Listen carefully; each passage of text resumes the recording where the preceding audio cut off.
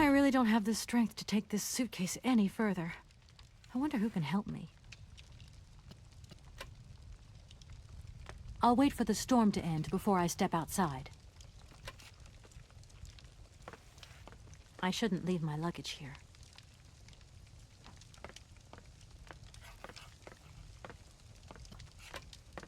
Hi there. Hey, hi there. What are you doing? Can I see? No, too difficult. Momo's work very difficult.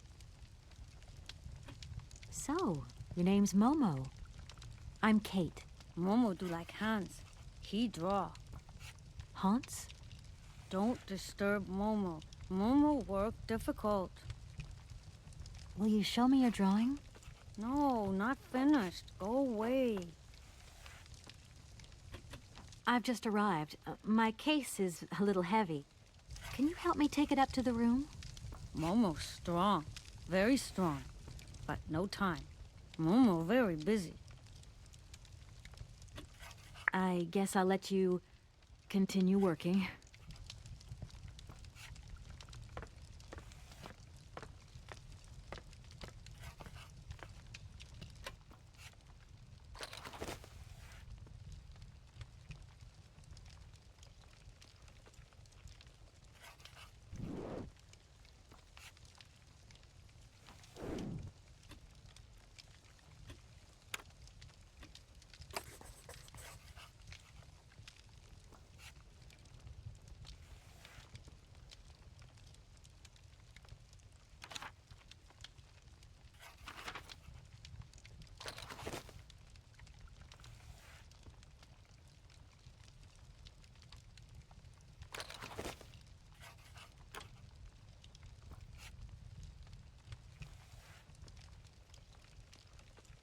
I need a key.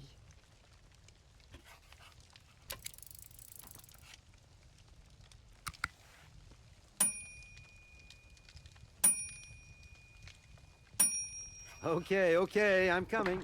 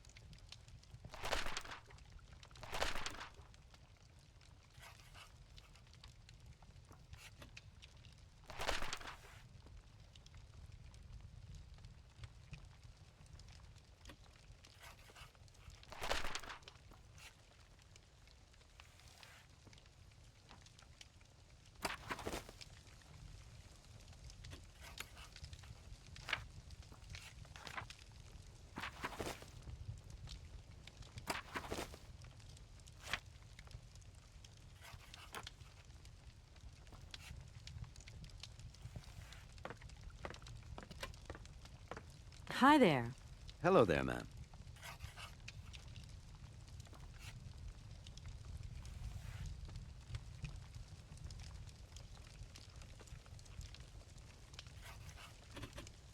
I would like a room. My company should have made a reservation in the name of Walker. The company is Marson and Lormont Associates. The name is Kate Walker. Of course, Miss Walker. You are in room 6 on the next floor up. Thank you. Could you possibly take my luggage up, please? Your luggage? Why, of course.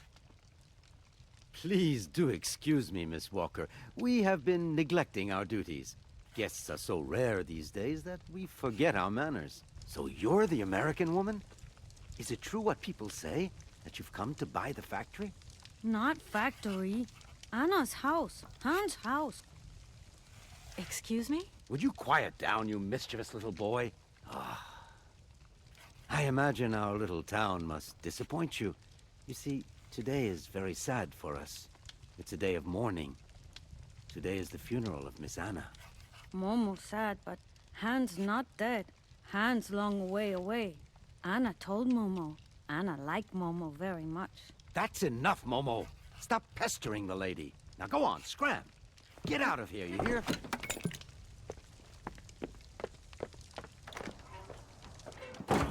What was I saying? Oh, yes, Miss Anna. Such a great loss for Valadilène, it really is. Because now that she's dead, the factory will close. But you're here to stop that happening, aren't you? Our future is in your hands, Miss Walker. What? Anna Voralberg is dead?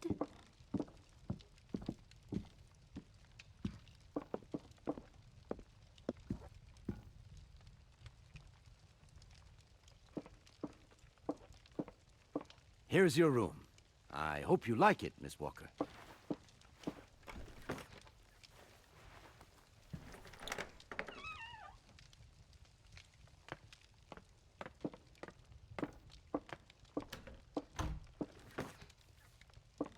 I'll leave you to rest for the time being. You must have a lot of work to do. You know, the takeover of the factory is very good news for us here. It would make us very happy to see life return to our valley. If only you had seen Valadilène before. It was delightful. People came from all over the world to buy Voralberg automatons. Ah, somebody has left you some mail, I see. Remember, if you need anything at all, we're not far away, Miss Walker.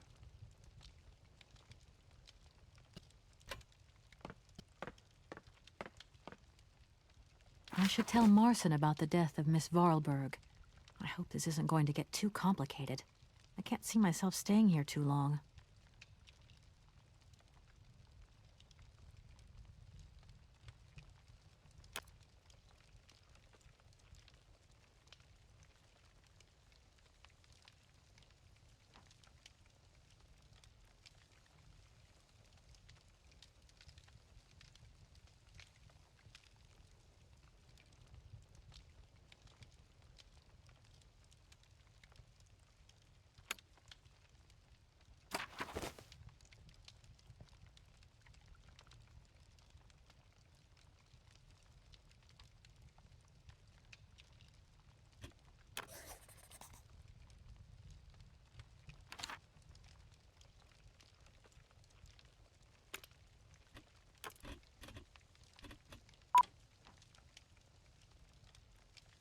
You have reached Olivia Parker. I'm sorry I cannot take your call. Please do call again soon. Ciao.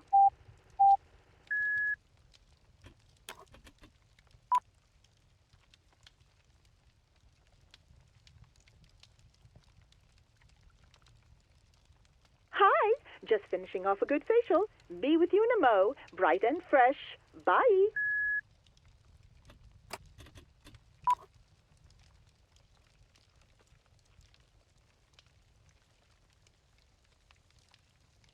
Dan Foster isn't around to take your call right now, so please leave your message after the tone.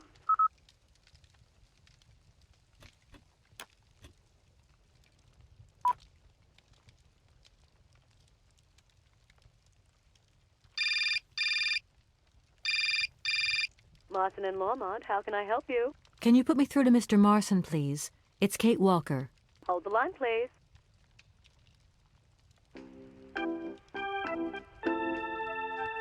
Hello, Kate. So tell me, how's the case going?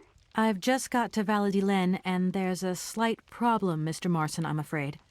Mrs. Voralberg is dead. Ah, that's most unfortunate. But I seem to remember we made provisions for just such a sad eventuality, and we know that there was no heir. Yes, That's right, but... So where's the problem, Kate? Contact the notary right away. I'll get my secretary to fax you his address and an introduction letter from the firm. Very good, Mr. Marson. Right, I gotta go, Kate. Keep me up to date, okay? I just...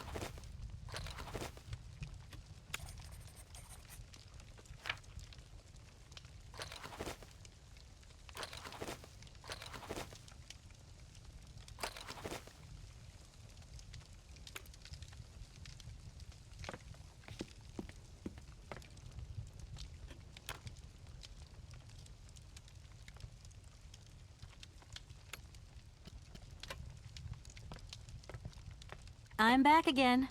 Miss Walker?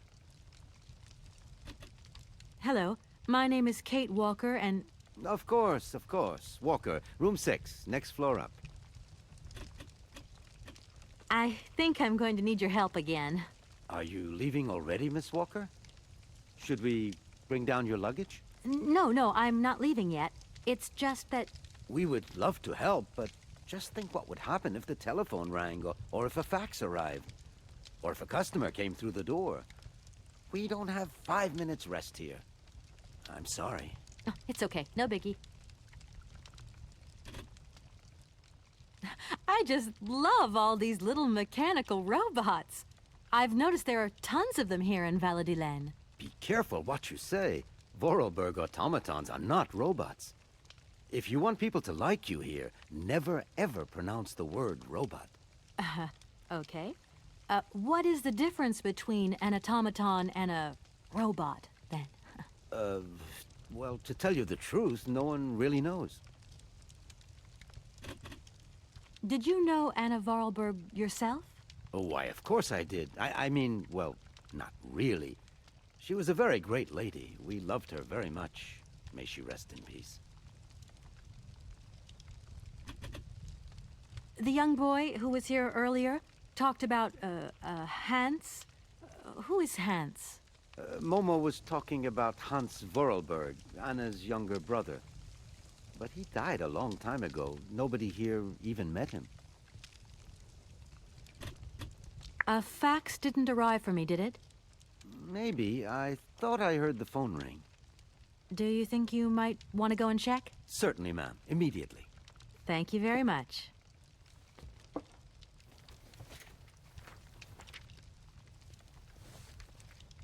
Thank you. At your service.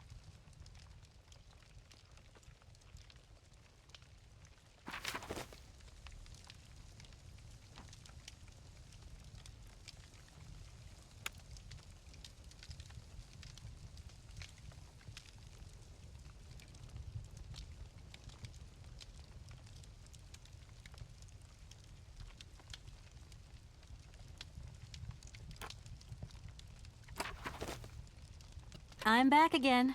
Miss Walker? Who is the boy who was drawing here earlier? Is he your son? Heaven forbid. No, not at all. He's not a bad boy, no. Momo is just a little simple, that's all. What is his connection with Anna Voralberg? Momo is what you'd call the village idiot, and Anna took him under her wing. He must have reminded her of her younger brother, no doubt. And birds of a feather stick together, don't they? You're implying that Anna Voralberg was a little bit slow as well? Heaven forbid. No, not at all. She was a real loner. She kept to herself, that's all. I'm gonna go look around Valadilène. See you later. As you like, miss.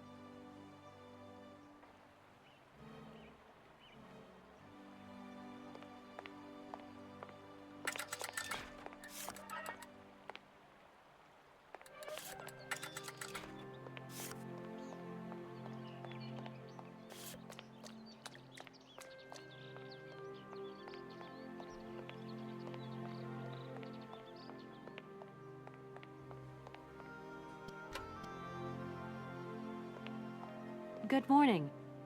Are you open? Can I buy something from your bakery? No, afraid not. Not possible. We're closed. I can wait a while. You can wait, but we're closed all day. Day of mourning. I'm sorry. Please accept my condolences. Don't worry about it. Because of Madame Voralberg's death, all the shops are closed. Mayor's decision. Try tomorrow. Tomorrow I won't be here. That's a pity. We're closed. Try tomorrow.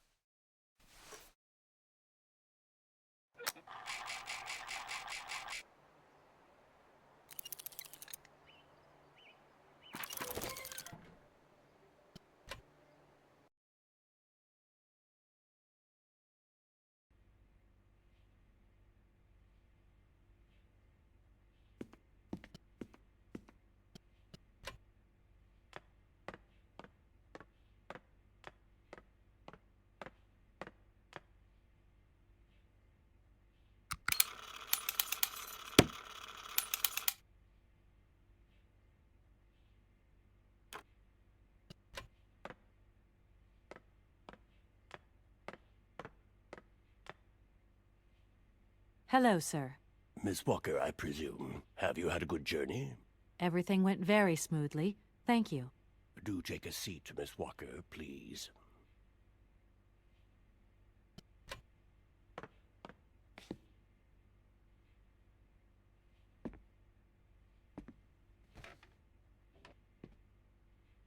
I imagine you are aware of the business that brings me here. Of course. I was waiting for you.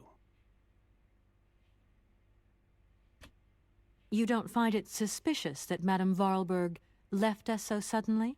I would have loved to have met her. Her death took us by surprise. She still seemed to have so much life left in her. Anna Voralberg was not only one of my most faithful clients, she was also a very dear friend. That is a magnificent automaton you have at your entrance. I'm very proud of it. And since my health problems, it has become absolutely indispensable for me. Yes, indispensable. It was Anna Voralberg who had the idea. She provided many houses with this kind of machinery.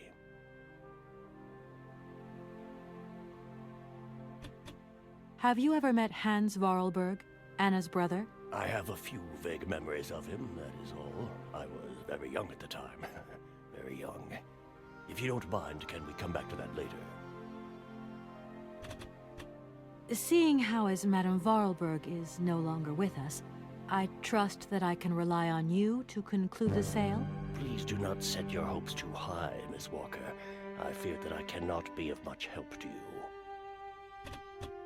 I am the legal representative for the Universal Toy Company. I'm responsible for... So I understood, Miss Walker.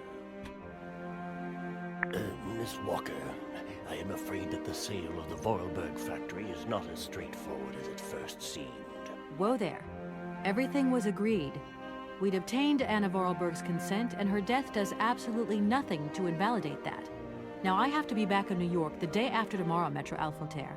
My client and I are impatient to seal this deal. I understand only too well, Miss Walker. There is an heir, Miss Walker. Excuse me? An heir? But Madame Voralberg never married, as far as I know. And in my last conversation with her, she absolutely never mentioned this detail. Miss Walker, believe me, I was more surprised than you are. Anna Voralberg sent me a letter 2 days before she died. Understand, Miss Walker, that had I known about this earlier, I would have informed you. I shall read you the document in my possession. I am so very old. It seems that today life is slipping away from me more quickly than I imagined, and I fear that I will not be of this world to sign the takeover contract for my dear factory. So, I must make this confession to you now. My brother Hans is still alive. It would not surprise me if you find this difficult to believe, but it is indeed the truth. You must remember his death, his funeral too. Even though you were very young at the time, it was but a sordid charade dreamt up by our father. To him, the very idea that his only son should wish to leave Valadilène and abandon the family business was unbearable. When Hans left, he preferred to think him dead and make everybody else believe this too. He obliged me to bear this terrible secret as well. I repeat that Hans is still alive. So when I die, it is he who becomes the sole and rightful heir of our factory. Okay, I see. If Hans Voralberg is not dead after all, then I just have to sign the contracts with him. I suppose you've already contacted him? Where can I reach him? The second half of the letter informs us that Hans Voralberg is somewhere in Syberia. I will leave the document in your hands to read at your leisure.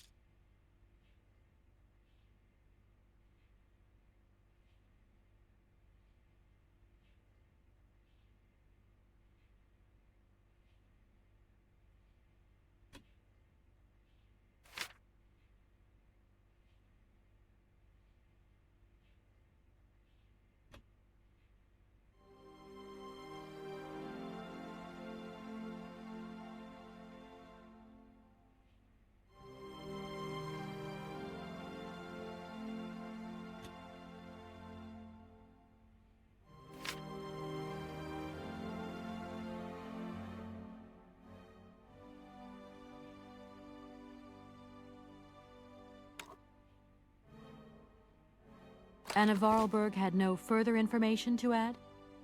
Unfortunately not, Miss Walker. I have told you as much as I know. The situation, in legal terms, is now clear. If you want to conclude this sale, you have to find Hans Voralberg. Apparently, there is a body lying in the town cemetery. There also seems to be some ghost wandering around Syberia. It seems you have your work cut out for you. Believe me, Miss Walker, when I say that I am most sorry for this regrettable setback. Most sorry. Great. What now, then? Perhaps you will find out more in the Voralberg factory archives. You will find the key in the waiting room. My role in this affair finishes here with the reading of this letter. And now, if you'll excuse me, I must rest. You see, my health is not excellent at the moment, and my doctor forbids me from working for too long. I will not detain you for any longer, Miss Walker. Do not forget to close the door as you go out.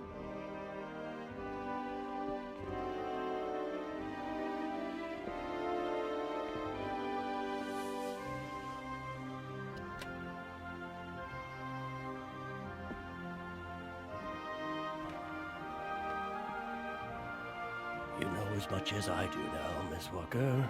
I wish you good luck.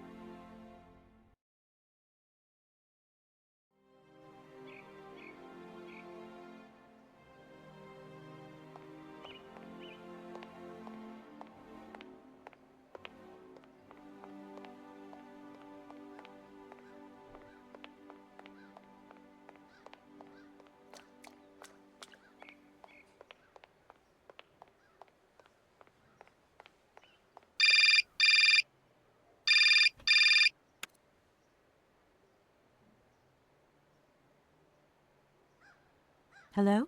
Kate? Dan, I'm so pleased to hear your voice. How are you, honey? Did you have a good journey? Have you settled in? It was long, tiring, damp especially, but I'm okay. Especially when you... Everything going as planned? Yeah, I mean, well, not really. It's not exactly what I thought it would be.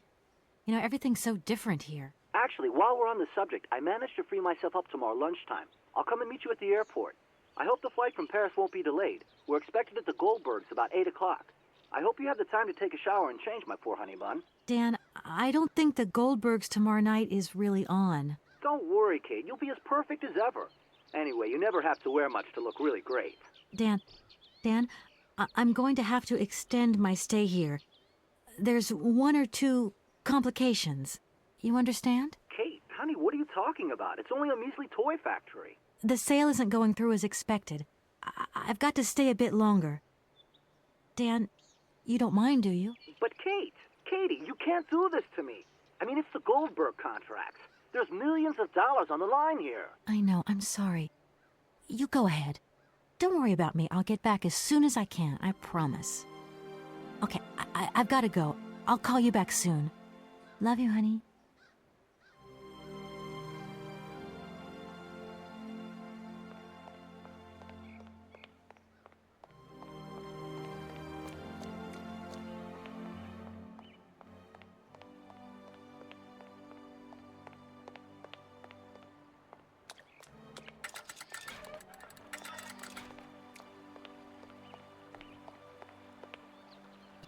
Good morning. Good morning.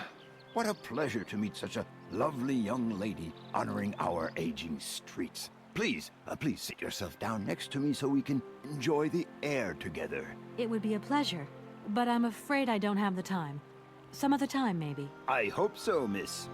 I remember when these streets were full of vibrant life. In those days, there was a charming encounter to be had round every corner. Our good little town of Valadilène is not what it used to be. It looks like things have changed a bit around here.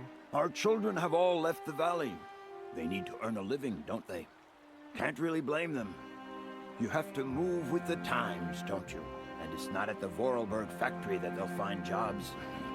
Being excluded from the world is not an easy burden to bear, believe you me, miss. But it's such a pretty little village. I can tell you're not from these parts.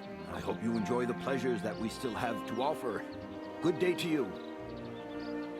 Hello again. If you have 5 minutes to sit and talk, I could tell you a thing or two about the olden days. I am sorry. I really am in a hurry. It is a pity.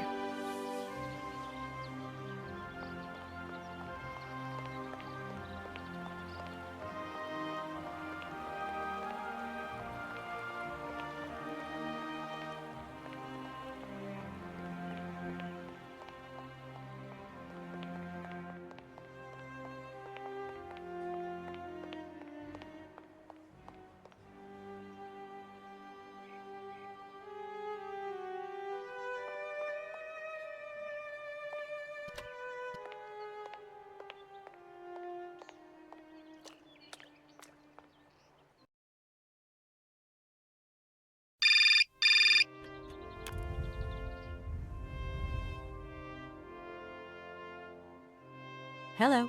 Kate, so what's new? We've got a problem, Mr. Marson.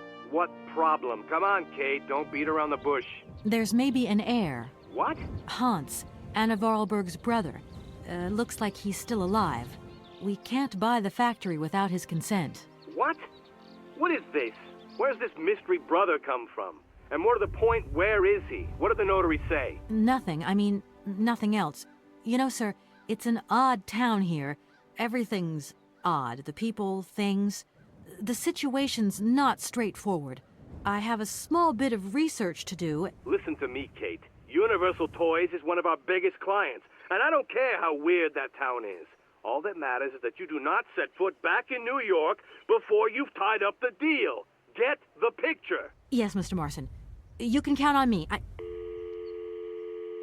Darn it!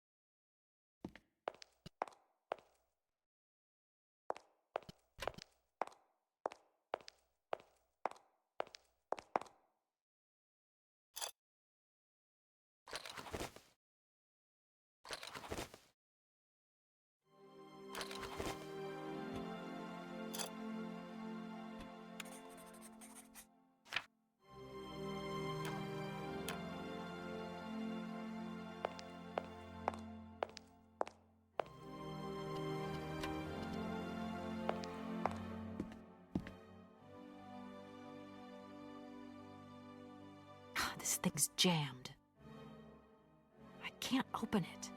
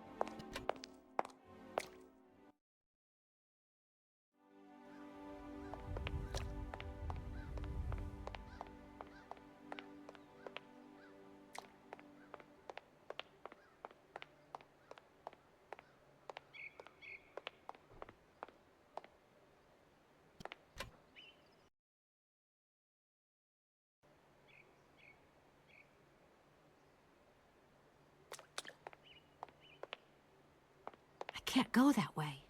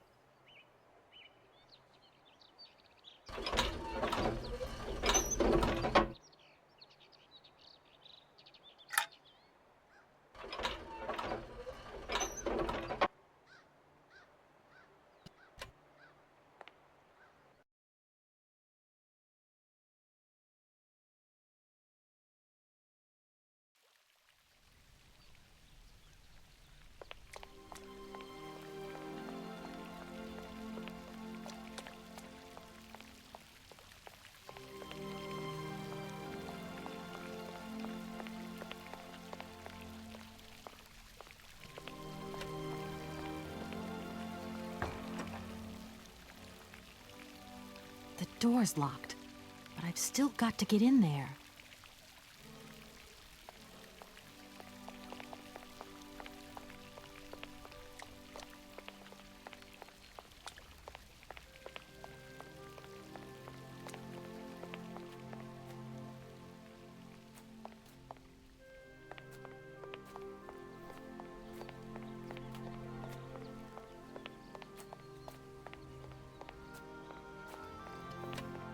Good morning.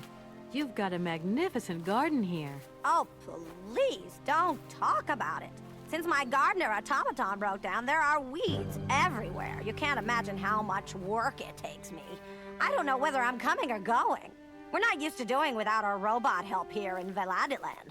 But everybody says that we're going to have to get used to it.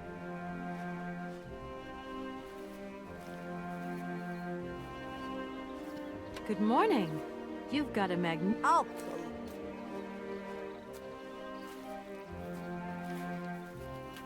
Good morning. You've got a magnificent garden here. oh, please don't talk about it. Since my gardener automaton broke down, there are weeds everywhere. You can't imagine how much work it takes me. I don't know whether I'm coming or going. We're not used to doing without our robot help here in Valadilène. But everybody says that we're going to have to get used to it.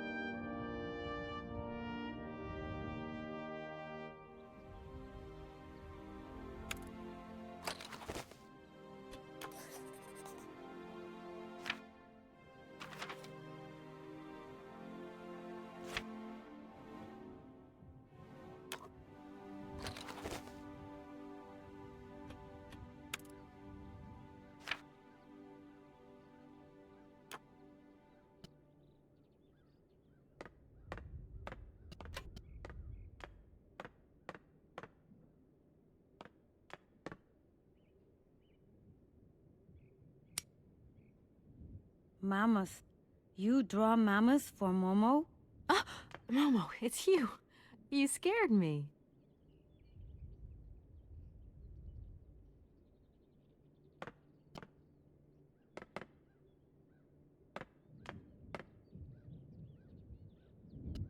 What are you doing in here?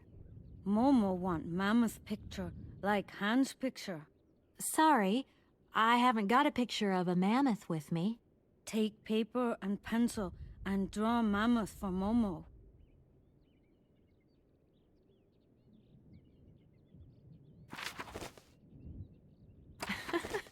You don't give up easily, do you? Momo, I've got something else I want to ask you. Momo listening. You remember me, don't you? I'm Kate. Draw mammoth for Momo, please. You must find me a bit rude turning up places uninvited where nobody knows. Momo not mind. Anna kind. Never angry. That's right. She won't be angry. Not now. You're a sweet kid, Momo. But I can't draw. Least of all, mammoths. Draw mammoth easy. Hans draw mammoth. Anna draw mammoth. Kate too. I mean, maybe I could do a quick squiggle of a box, say, that has a mammoth inside. No. Momo want a real mammoth. My goodness, you are one stubborn boy. There's something I'm looking for, but I don't quite know what. I need a clue, anything that might tell me where Hans is. You want to help me, don't you? First, you draw mammoth for Momo. And if I help you, you help me, right? Momo know Kate is kind. Kate draw mammoth for Momo. Then Momo tell Kate secret. You've got a secret? First, draw mammoth for Momo. Do you know if Anna came here often with Hans? Momo want mammoth picture, like Hans' picture. What's going to happen to you now that Anna is gone? Momo big now. They want Momo live at inn. Momo don't want. Momo take care of Momo. From what I've seen, you look pretty resourceful. It must be fascinating to live in a village full of automatons. Automatons made by hands. Difficult work. When Momo big, he do like hands. Momo friend of automatons. Tell me, Momo, did you come here a lot with Anna? Mm-hmm. Anna like Momo. Anna like Hans. Anna on journey. Momo, I've got to go now. But see you later, maybe.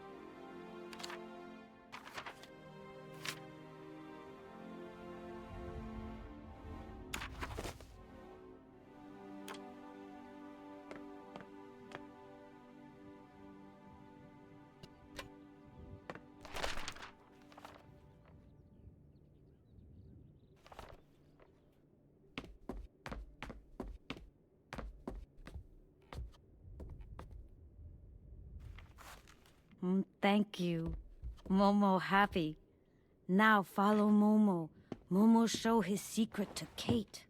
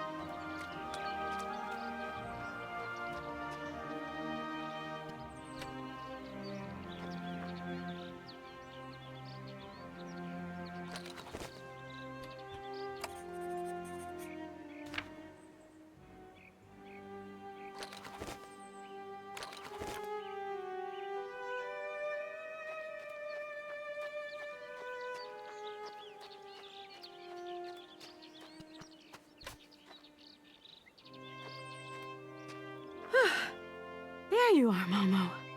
This is some walk you've taken me on.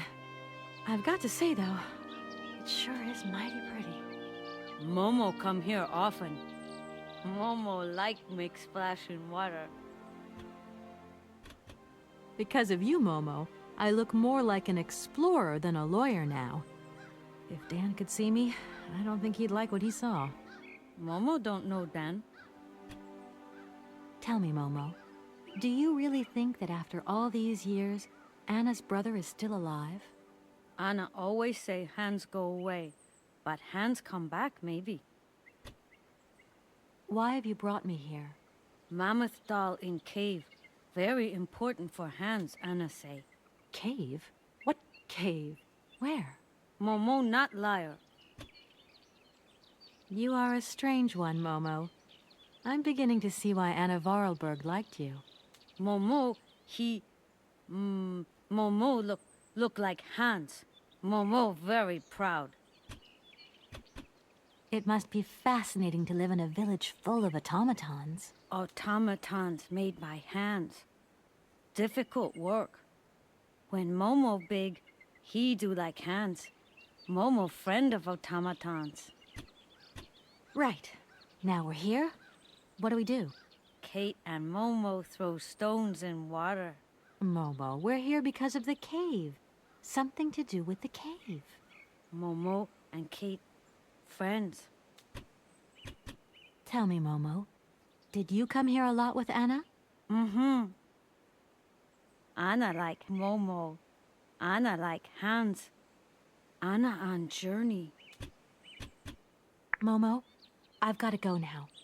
But see you later, maybe.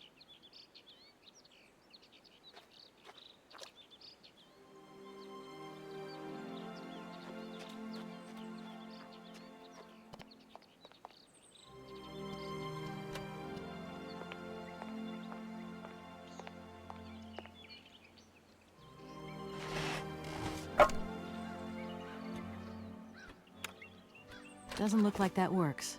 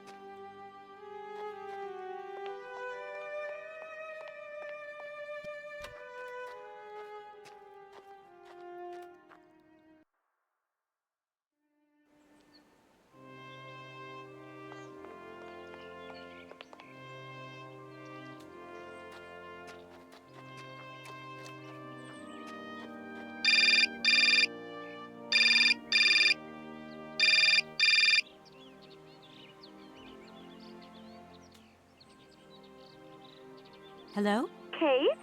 Is that you? Well, yeah, who did you think it was? I didn't recognize your voice, that's all. Must be the distance or something.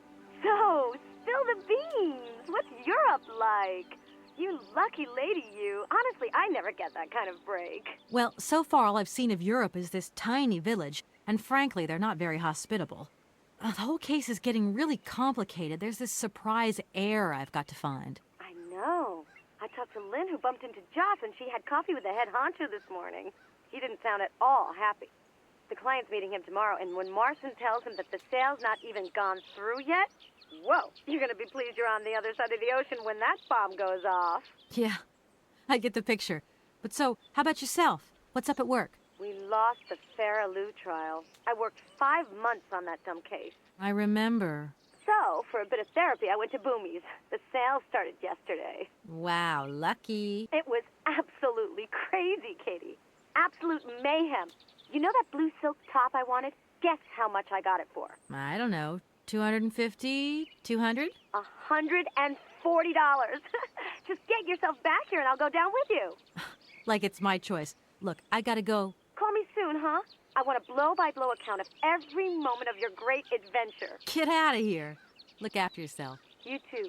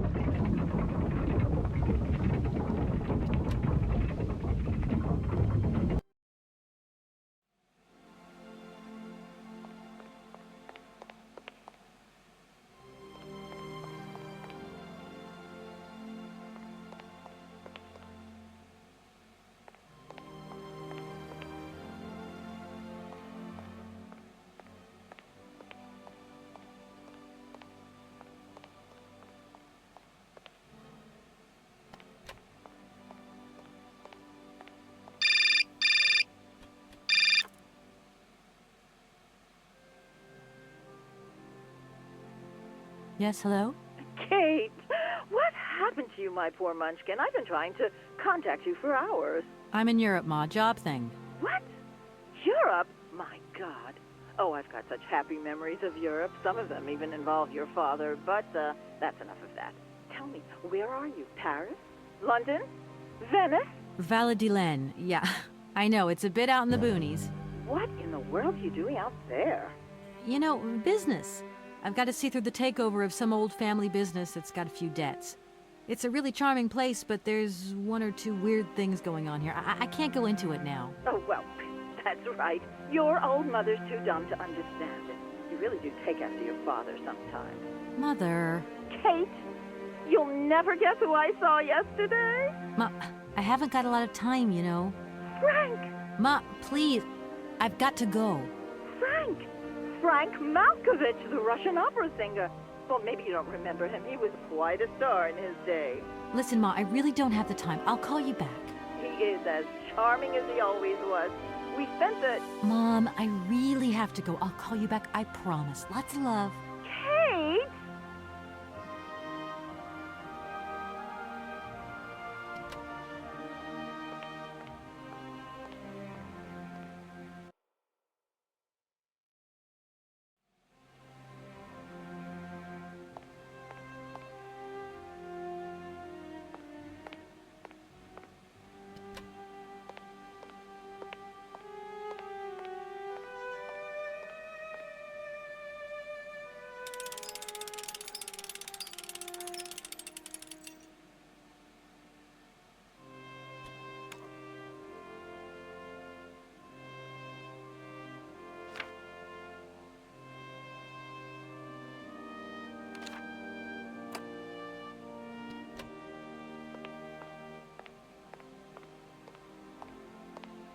Oh, many thanks indeed. I am most embarrassed for you to see me like this. I lack a certain completion. You see, nobody here found the time to polish off the finishing touches. Honestly, these days, we really have lost the art of good workmanship. Yeah, maybe. With whom do I have the honor of speaking? Could you please state your identity, articulating clearly? My name is Kate. Kate Walker. Allow me to introduce myself. I am Model XZ2000. My common name is Oscar. I represent the technological zenith of this factory's production. I have been designed to drive a locomotive. A touch messy, but an essential task. Have you logged my first and last name? Perfectly. Kate Walker. Pleased to meet you. Me too, Model XZ2000. Please, all my friends call me Oscar. This fad for cryptic names is such a bore. Could you imagine being called by your passport number? I suppose not, Mr. Oscar. Sir. Do you know where I could find the factory paperwork? I cannot reply to this question with precision. Try Anna Voralberg's office above the machine floor. As bizarre as it may seem, I have the impression you are the only person who can help me. I very much doubt it, Kate Walker. Why do you say that? What good am I without appendices, I ask you? Does the name Hans Voralberg mean something to you? Of course. He created me. But I'm sorry to say that I am yet to meet my maker. Have you any idea where he might be right now? No, Kate Walker. But I am sure I would experience great metaphysical satisfaction in his presence. You said you were a train engineer? What train would that be? But Kate Walker, you have not seen the magnificent train waiting at the station? And where is that train going, Mr. Oscar? The train is going far away. Very, very far away indeed. Are you taking any passengers? My duty is to drive the train. Above all, to avoid delays. An engineer prides himself on punctuality. I will agree with you, though, Kate Walker, that a train without passengers is hardly a train at all. You haven't answered my question. For further details, please consult Anna Voralberg. You are a very strange robot. Automaton, if you please. I'm sorry. I didn't mean to offend you. Automatons have an additional soul auxiliary, you understand? I think so. Has it been a long time since you last saw Anna Voralberg? 72 hours, 32 minutes, and 20 seconds to be precise. This regrettable absence explains the delay in my production process. Anna Voralberg is dead, Mr. Oscar. What do you mean by the notion of death, Kate Walker? Broken. Disactivated. Worn out. Damaged. Unplugged. Oh, that really is most bothersome. I'd rather counted on finishing my production. Can I be of use to you? Why, you certainly can. I absolutely must have my feet. My hands are Model XZ 2003. My feet are Model XZ 2005_B. Be careful. The Model XZ 2005_A has evidenced some rather embarrassing performance failures. Like bugs? Automatons do not have bugs, Kate Walker. They simply display functional idiosyncrasies. I'm sorry, I didn't know. What do I have to do to get you a pair of feet? Use the assembly line to construct them. You will need a production punch card, on which is recorded my body design data. Here is my own punch card. Okay, I'll give it a go. Thank you, Kate Walker.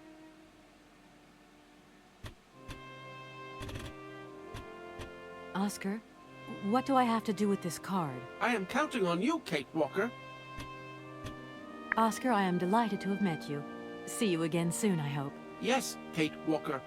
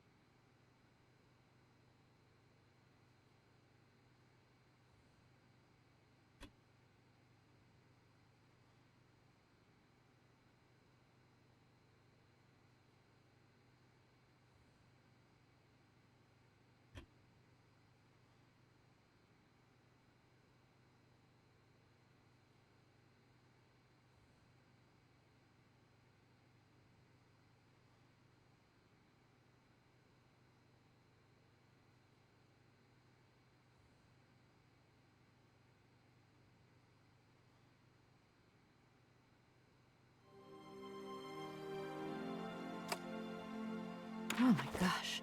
Invoices, invoices, more invoices. I never knew the factory was in such a bad way financially. These last 2 years must have been very hard for Anna Voralberg.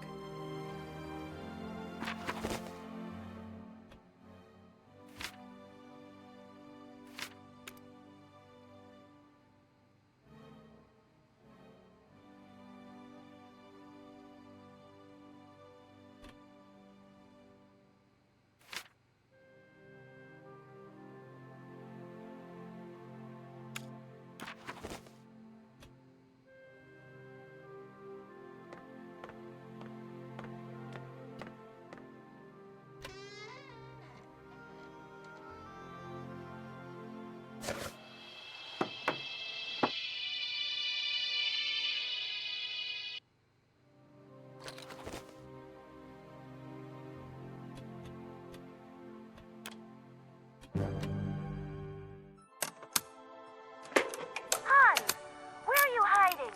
We've got to go home. We're late. Very late. Anna, over there. What do you mean, over there? Please, Hans, we've got to go. It's a secret. You've got to swear. Okay. I, Anna Voralberg, swear to my brother Hans to never ever mention this to anyone. It's right there! You see? But it's dark in there. Don't worry, I took a lantern. From the factory. Girls, honestly. You won't look so clever when Father notices you've stolen one of his lanterns. Oh, I'm all covered in mud because of you. Look, Anna. Look. I've seen paintings like this in a library book. They're like... You swore, Anna. It's a secret between you and me. Hey, look. There's something else up there. Oh, come on. It's like a toy. I have to have it. Give me some light. But Hans, it's much too high. Do be careful, Hans.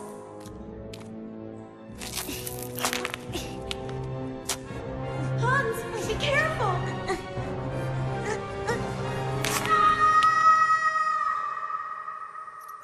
For weeks, my brother lay in a coma, hanging between life and death. And then one morning he opened his eyes, but I knew he would never be the same again. We never did return to the cave, and to this day, I have never ever betrayed our secret.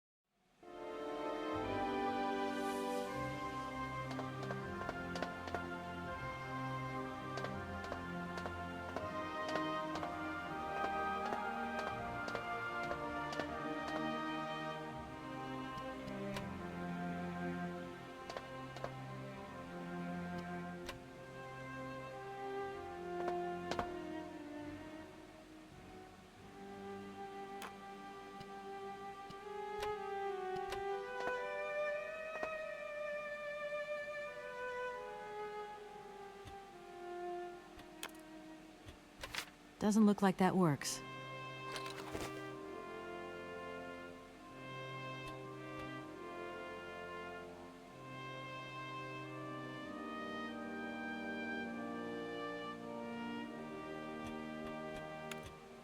Doesn't look like that works.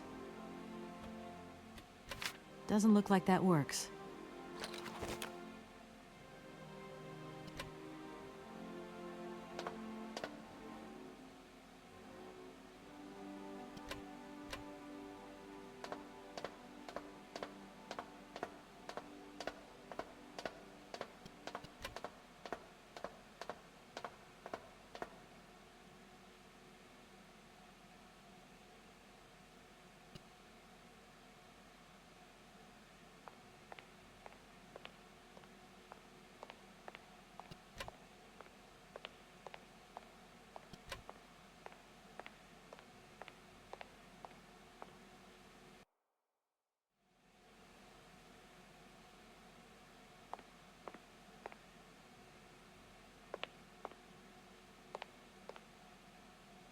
Hi, it's me again.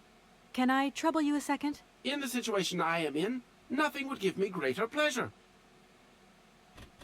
Did you hear Anna Voralberg talk about a mysterious cave? No, Kate Walker.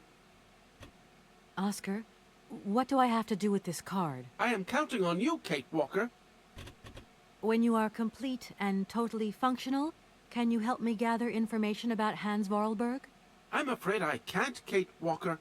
Duty calls. Once I've recovered my feet, I have to see to my post on the train. It's waiting for its engineer. Oscar, I am delighted to have met you. See you again soon, I hope. Yes, Kate Walker.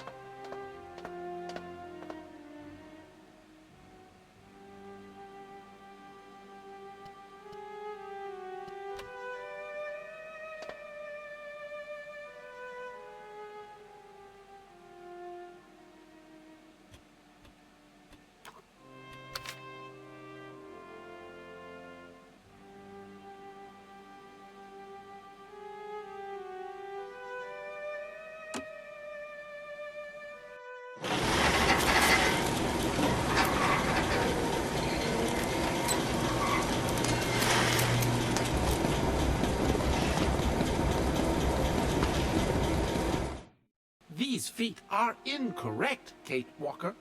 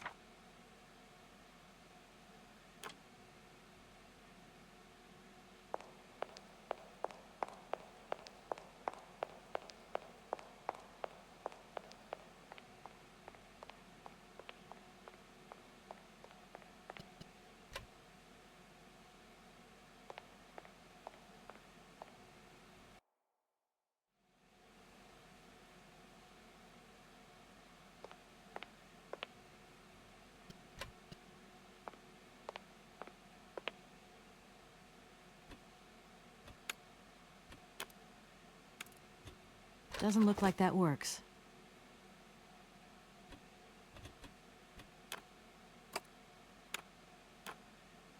Here are your feet, Oscar. I hope they fit. Kate Walker, I see you managed to produce 2 XZ2005_B models.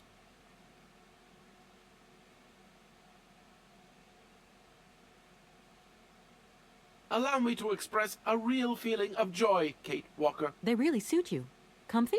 Very. You are very kind, Kate Walker. I am sorry to have to leave you. Where are you going? I must find my train. Its departure is imminent.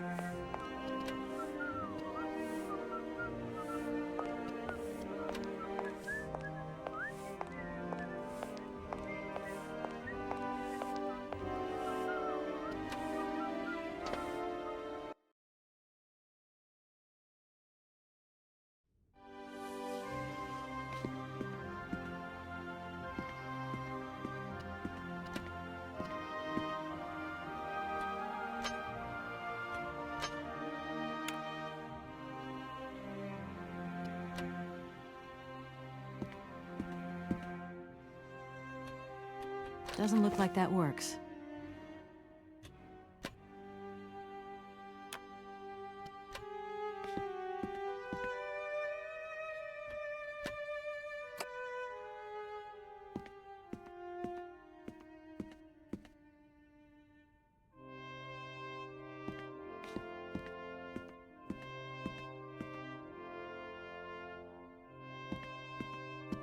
Hey there, Oscar. My functions do not permit me familiarity, Kate Walker. Even if you are my first and only passenger. Me? Your passenger? Yes, you, Kate Walker.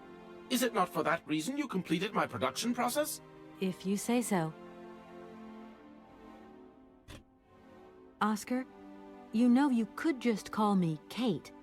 It would be so much nicer, especially as we're going on such a long journey together. I am sorry, Kate Walker, but I have already logged your name. I cannot modify this data, and my functions do not permit me familiarity, Kate Walker. Well, I hope your functions permit you to learn the difference between being familiar and quite simply nice. I have decided to come along for the ride, Oscar. Ready when you are. Your ticket, please? My ticket? What are you talking about? The rules clearly state, Kate Walker, every passenger of this train must possess a ticket. Okay. And where do I get hold of a ticket? Only the ticket vendor may issue tickets. You are in luck. The ticket office must be open now. You should go there immediately.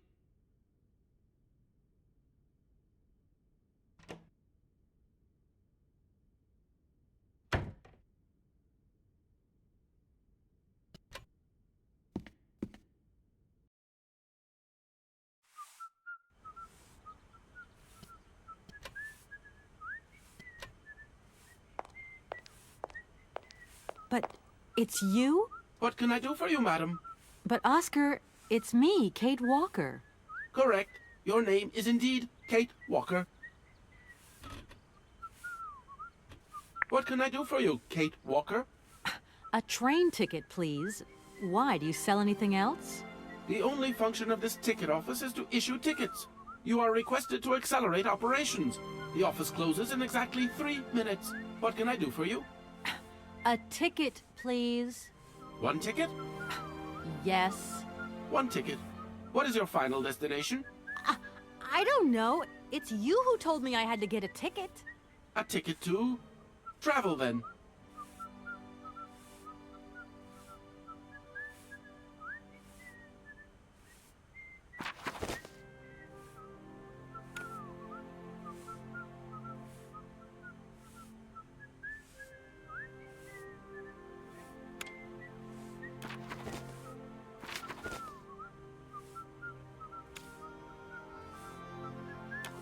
There you are. Do not lose it. This office is not entitled to produce duplicates. This advice also applies to the accompanying documentation. What's that? The authorization for the release of the train. The ticket officer may ask you for it at any time. But I mean, you are the... Attention! The exact moment has arrived to close this office.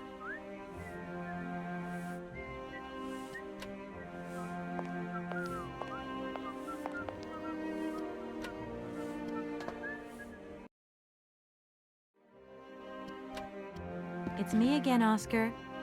Hello, Kate Walker. Oscar, if you were in my shoes right now, what would you do? My reasoning mechanism does not permit me to manage problems outside the mandate of my own functioning.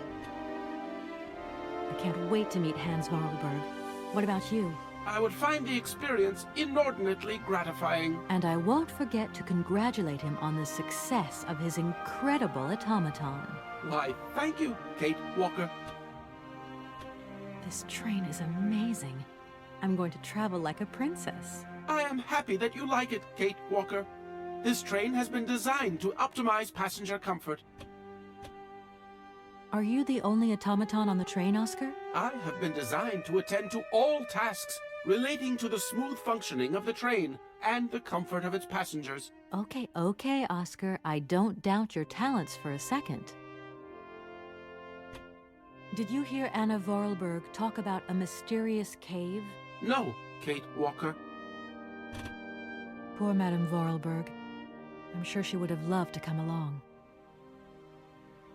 This train was designed for only one passenger, Kate Walker. So, it's like I've taken her seat.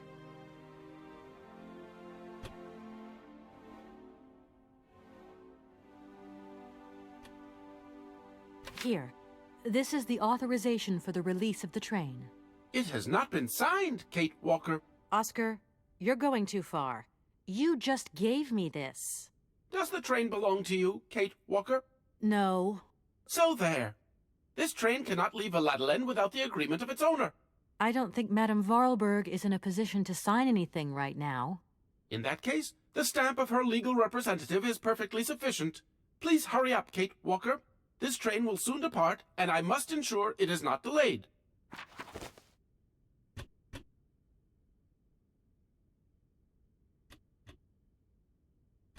There you are, Oscar. Does this mean we can leave now? I cannot accept this ticket for the moment, Kate Walker. Keep it. Why don't you want to take my ticket? I must abide by regulations, Kate Walker. Not all departure conditions have been fulfilled. I must confirm your departure release. You can be a real stickler for the rules, Oscar, my old fellow. Don't think for one moment that I'm bored of you, Oscar, but I have to go.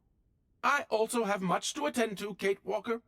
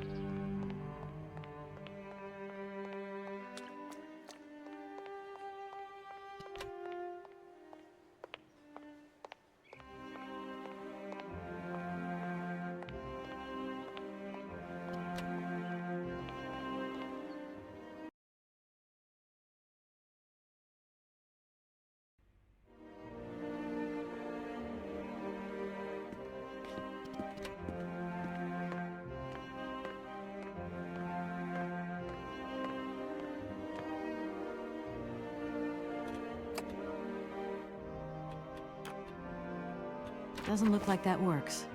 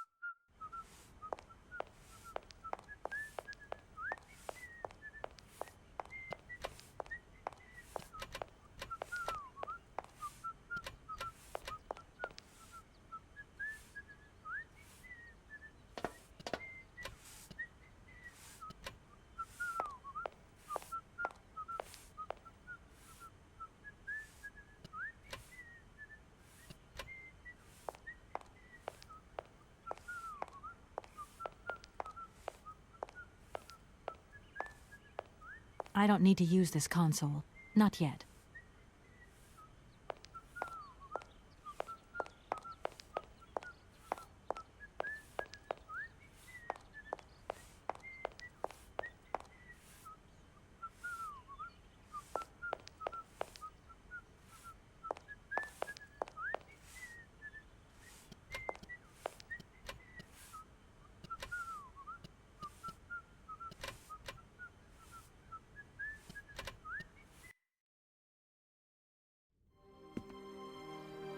It's me again, Oscar. Hello, Kate Walker.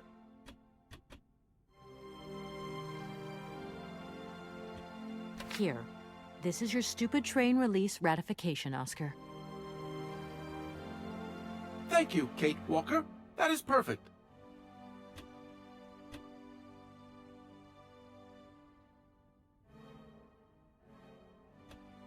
There you are, Oscar. Does this mean we can leave now? I cannot accept this ticket for the moment, Kate Walker. Keep it. I don't understand why you're still refusing to take this ticket. Everything is in order, and an engineer prides himself on punctuality. Yes, Oscar, I remember. But what now? But what's up, Oscar? Why haven't you returned to your engine room? If I may be so bold as to express a personal opinion on this matter, Kate Walker. I'm all ears, Oscar. I fear we have omitted to wind up the locomotive springs. Is that all? Then let's do it, for Christ's sake. I'm afraid I have no notion of how to implement this function, Kate Walker. It would seem that the makeshift completion of my production process is responsible for a lack of instruction on this matter. Okay, right. I'll see to that myself then. I mean, a wind-up train can't be that complicated. You wait there. I won't be long. Thank you, Kate Walker. Don't think for one moment that I'm bored of you, Oscar. But I have to go. I also have much to attend to, Kate Walker.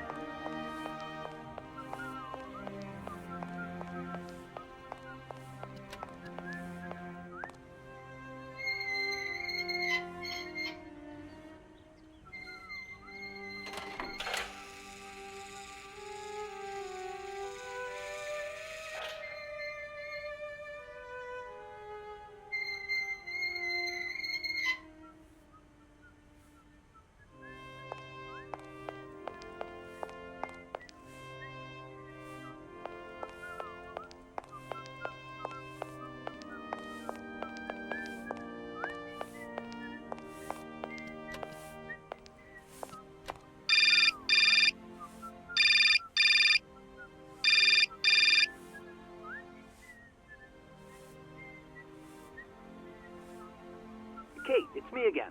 Dan, I was gonna call you. Yeah. Are you mad at me? I've just called Marson and Lormont. They told me you weren't expected to return this week. Oh, yeah. So when are you coming home? I don't know. There's nothing I can do about it. The situation is kind of tricky, you know. At the beginning of next week, I hope. Yeah, whenever. Dan, please. Just hang in there, okay? The stakes are higher than I thought, and you know how much I love this job.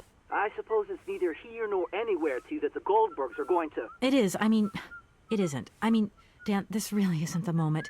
You know I'm thinking about you. I love you, sweetheart, and I'll give you a call when I have some news. Promise. I've got to go now. I've got kind of a train to catch. A train? Where are you off to now? This is crazy, Kate. To tell you the truth, I've no idea. Love you, honey. You know that. Kate!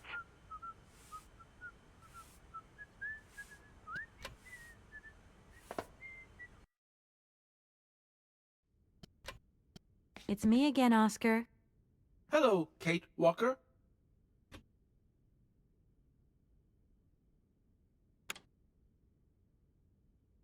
Don't think... I also...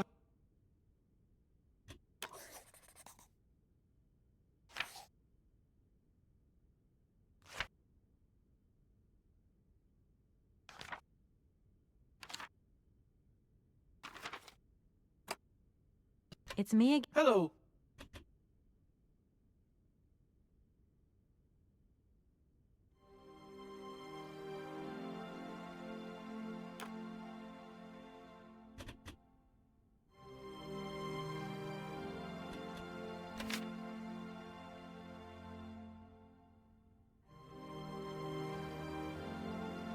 Right, everything is in order then. The train is finally ready to leave. I am most terribly embarrassed. Such ignorance on my part is inadmissible. I hope you still have confidence in my abilities, Kate Walker. Please, return to your seat and we can leave. Finally.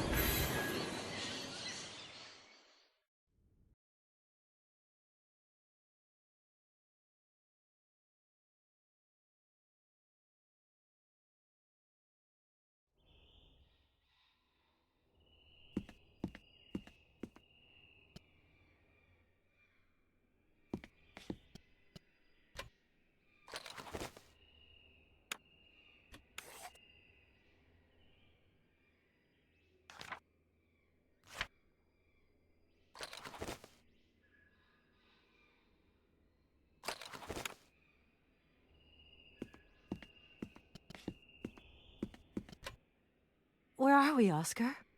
At the halls of residence of Barrockstadt University. And do we really have to stop here? The situation is incompatible with the pursuit of our journey. What are you waiting for, then? Wind them up. Find a way. There must be some sort of train winding thing just laying around in this weirdo station. I have seen nothing that fits that description, Kate Walker. I guess we'd better find out, then. I do not like this station. The atmospheric humidity is detrimental to my sophisticated wheel workings. I will wait for you inside the train. Wimp. Oscar, we have a serious problem. How can we carry on our journey if this train doesn't want to budge? What are our options? Every clock has its key, Kate Walker. Keep looking. Well, I hope you're right. I'm gonna go see what I can find. Oscar, there's no way you could help me find a way to wind the train back up again? Rust awaits my every movement if I leave this train, Kate Walker. And what would you do with a rusty engine driver? Not a lot, I suppose. Oscar, I think that Hans Voralberg once stayed in this town after he left Valadilène. Maybe this wasn't a chance stopover after all. Nothing is left to chance in a railroad network. You agree with me, then? We have no concrete proof to support your hypothesis. The train stopped because the clockwork mechanism is unwound. That is the only concrete evidence we have, Kate Walker. I was just hoping for a little imagination on your part, Oscar. No, Kate Walker. I am only an automaton, Kate Walker. And to think that when I first became a lawyer, I was worried I'd get stuck behind a desk. Is something wrong, Kate Walker? Is the restaurant car service not to your liking? Would you like another pillow? Don't worry, Oscar. Everything's just hunky-dory. And you are just hunky-dory, too. This train might be a wonder of technology, but the engine's limited autonomy is a liability. You got to admit that. I am afraid I refuse to entertain this consideration, Kate Walker. Oscar, see you later, alligator. In a while, Kate Walker.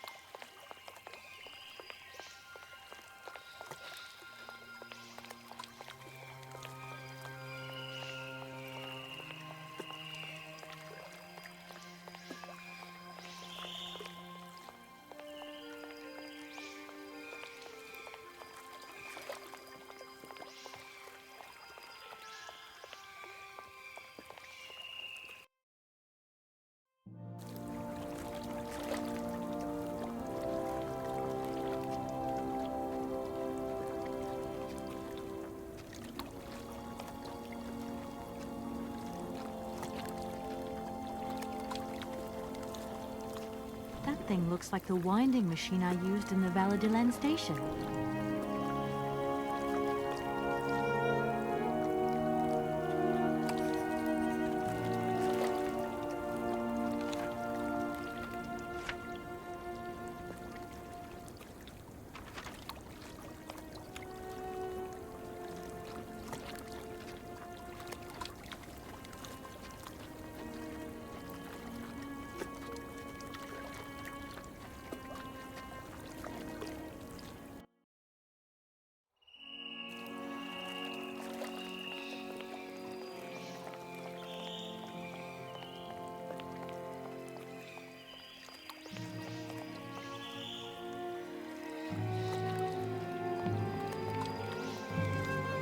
Kate Walker!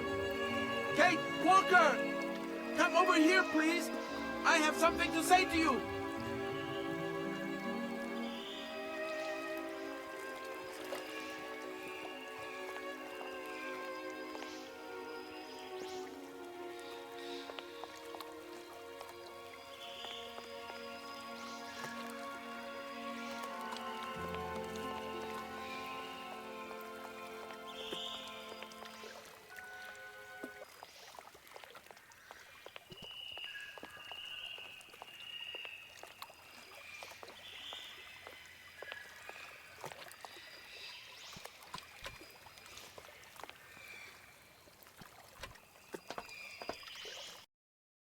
Yes, Oscar, what is it? A message has arrived for you. A message? You have been summoned to see the rectors. They are the highest authority at the university. They want to talk to you. Talk to me? Yes, to the person responsible for the train. So, I'm in charge now, sure, okay. But why would these gentlemen want to see me at all? They do not say why, just that it's very important.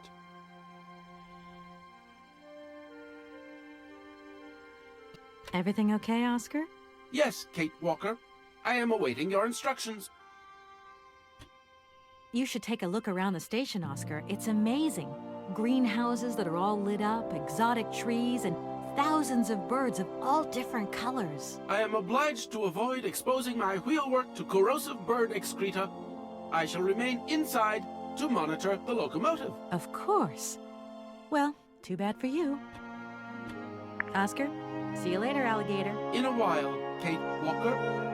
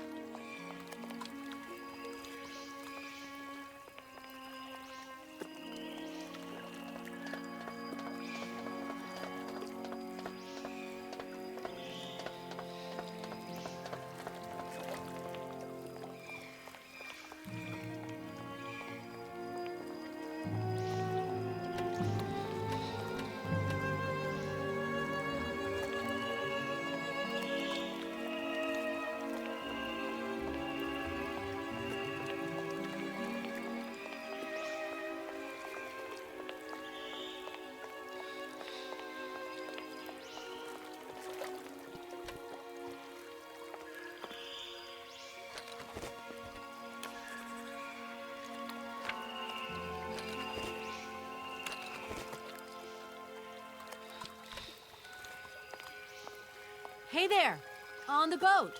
Guten Tag, schöne Mademoiselle. My husband say, hello, young lady. You want to talk to us?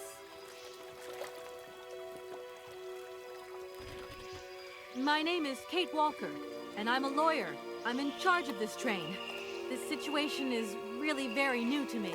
Lawyer, good job. Earn lot of money. A lot? A lot? No, I wouldn't go that far. But I can't really complain, I guess. There's worse. Lawyer always ask a lot of money. Can we change the subject, please? I really don't want to go down this road. Are you from Barrockstadt? Yes. So you're like me. Birds just passing through. I'm stuck here because of my train. Kleine Puschkereisen mit uns, no? What did he say? Train kaput. No luck for you. I have a little problem with my train. It's kind of broken.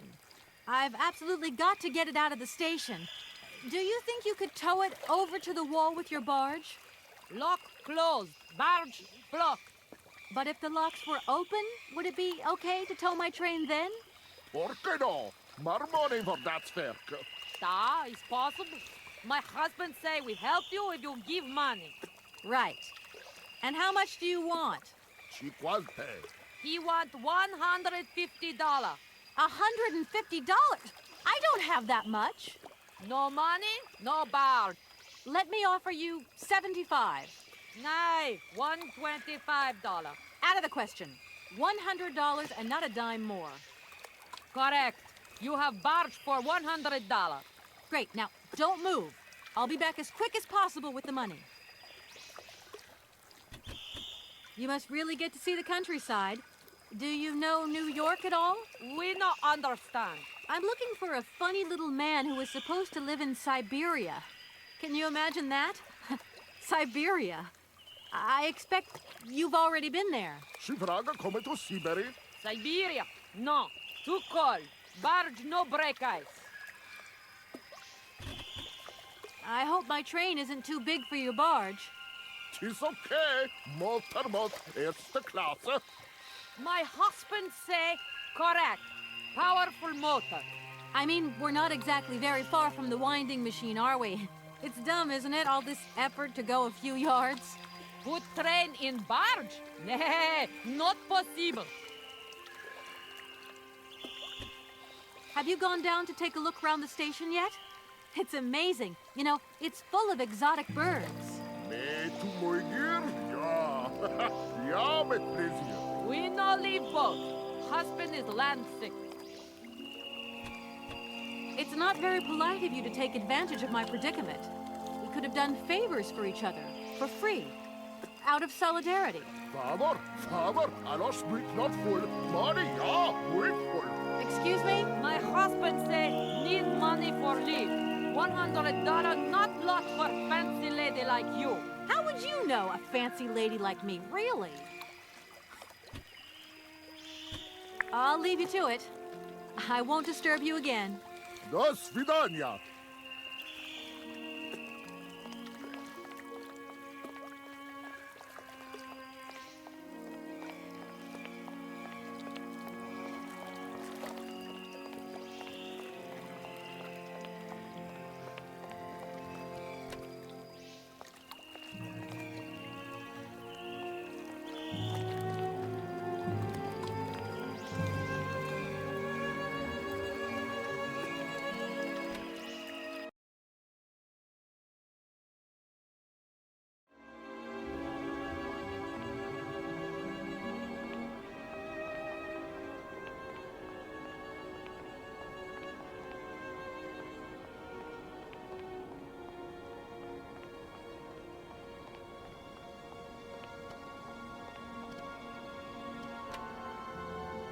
Hello.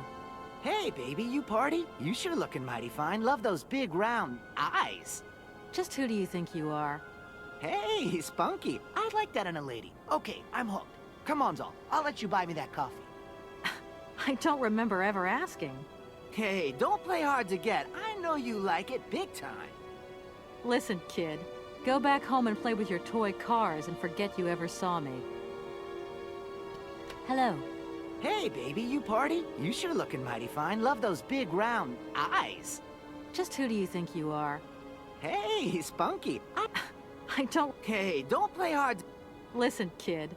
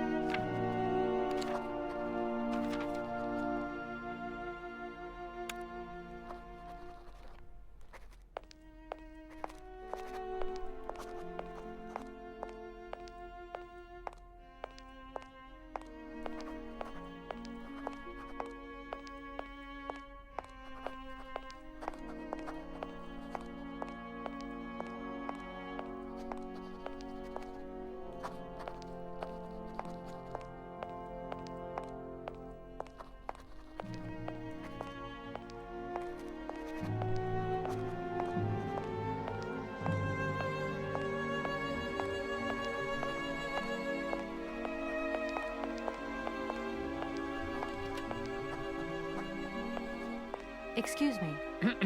Can I disturb you a second? No. You could be a little bit nicer about it. Keep quiet. In case you haven't noticed, we're somewhere that requires silence and tranquility.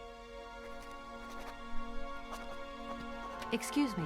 Can I disturb you a second?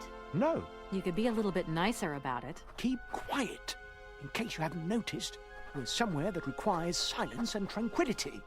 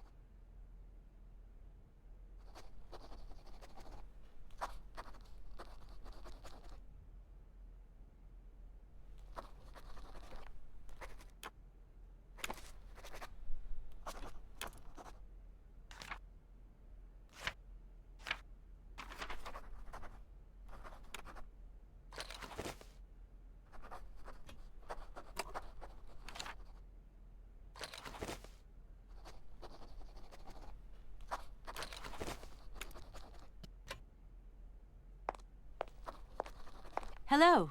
Shh! Don't talk so loud. I'm sorry, but I was wondering if you could help me. Can't you see I'm very busy? What are you looking for? None of your business. Now, if you don't mind, I am trying to concentrate. I haven't got a lot of time left before Professor Pons's next tutorial. Professor Pons, you say? Would you mind working elsewhere, please?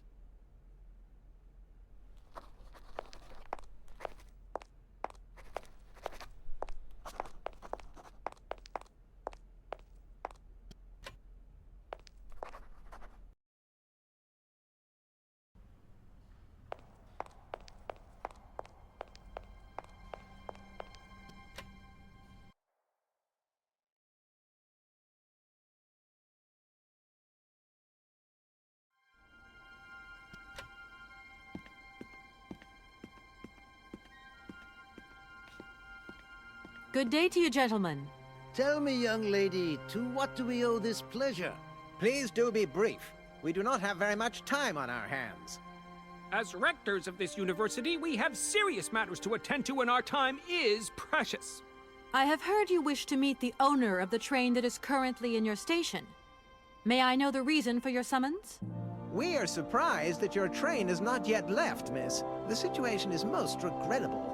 The rules do clearly state that trains are meant to come and go and not remain stationary at a platform. Trains should first stop, then subsequently leave. That is the rule. We agree then, dear colleagues, that what we're dealing with is deviant behavior. This matter really is cause for concern. It's a clockwork train, you see? So it needs winding up again. Unfortunately, there is no equipment in the station to do this. A clockwork train? That's strange. How very quaint. You mean it's some sort of mechanical toy?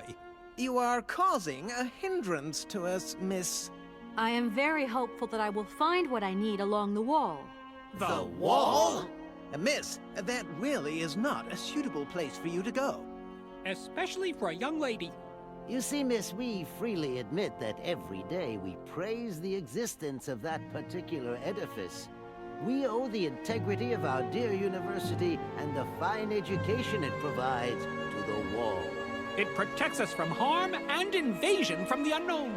May God protect us from what is beyond those ramparts, miss. Please believe me. I don't have any choice. I must continue my journey. Such a decision is a correct one since it's in line with regulations. Thus, your train will indeed be able to leave. And consequently cease to obstruct our station. Does the name Hans Voralberg mean anything to you by chance? Ah, one of the brightest, most idealistic intellects to have graced our university. Hans Voralberg. I remember speaking to him once. I was still a student at the time. He just stared at me, lost in thought for a while. He scarcely ever said a word. But how can one forget him? Idealistic? I'll grant you that. But bright? Oh, don't go too far. He was completely incapable of passing any exams. All he ever did was to sit in on lessons, and not many of them either. Paleontology, mainly. He had an unhealthy passion for mammoths, which matched the state of his intellect perfectly. That is to say, prehistoric. Prehistoric? How dare you? A little far-fetched, maybe. But he did have flashes of intellectual brilliance, comprehensible only to high-minded scholars who hold no score by appearances. My dear colleague, your hasty conclusions are somewhat cavalier. My assessment is wholly accurate. The boy was a little odd. You must concur if my father, who was rector of the university at the time, had not shown great indulgence towards him. Hans Voralberg would have never attended this establishment. What about the bandstand, then? Is that the work of a deranged mind? Even after all these years, you are still jealous of it. My dear colleagues, I beseech you, let's show some decorum. We have a visitor. What do you want with Hans Voralberg, miss? Are you a member of his family? No, not at all. I'm looking for him to clear up an inheritance matter. Is he still here? What? Here? At the university? No, not at all. He left a long time ago. Yes, a very long time ago.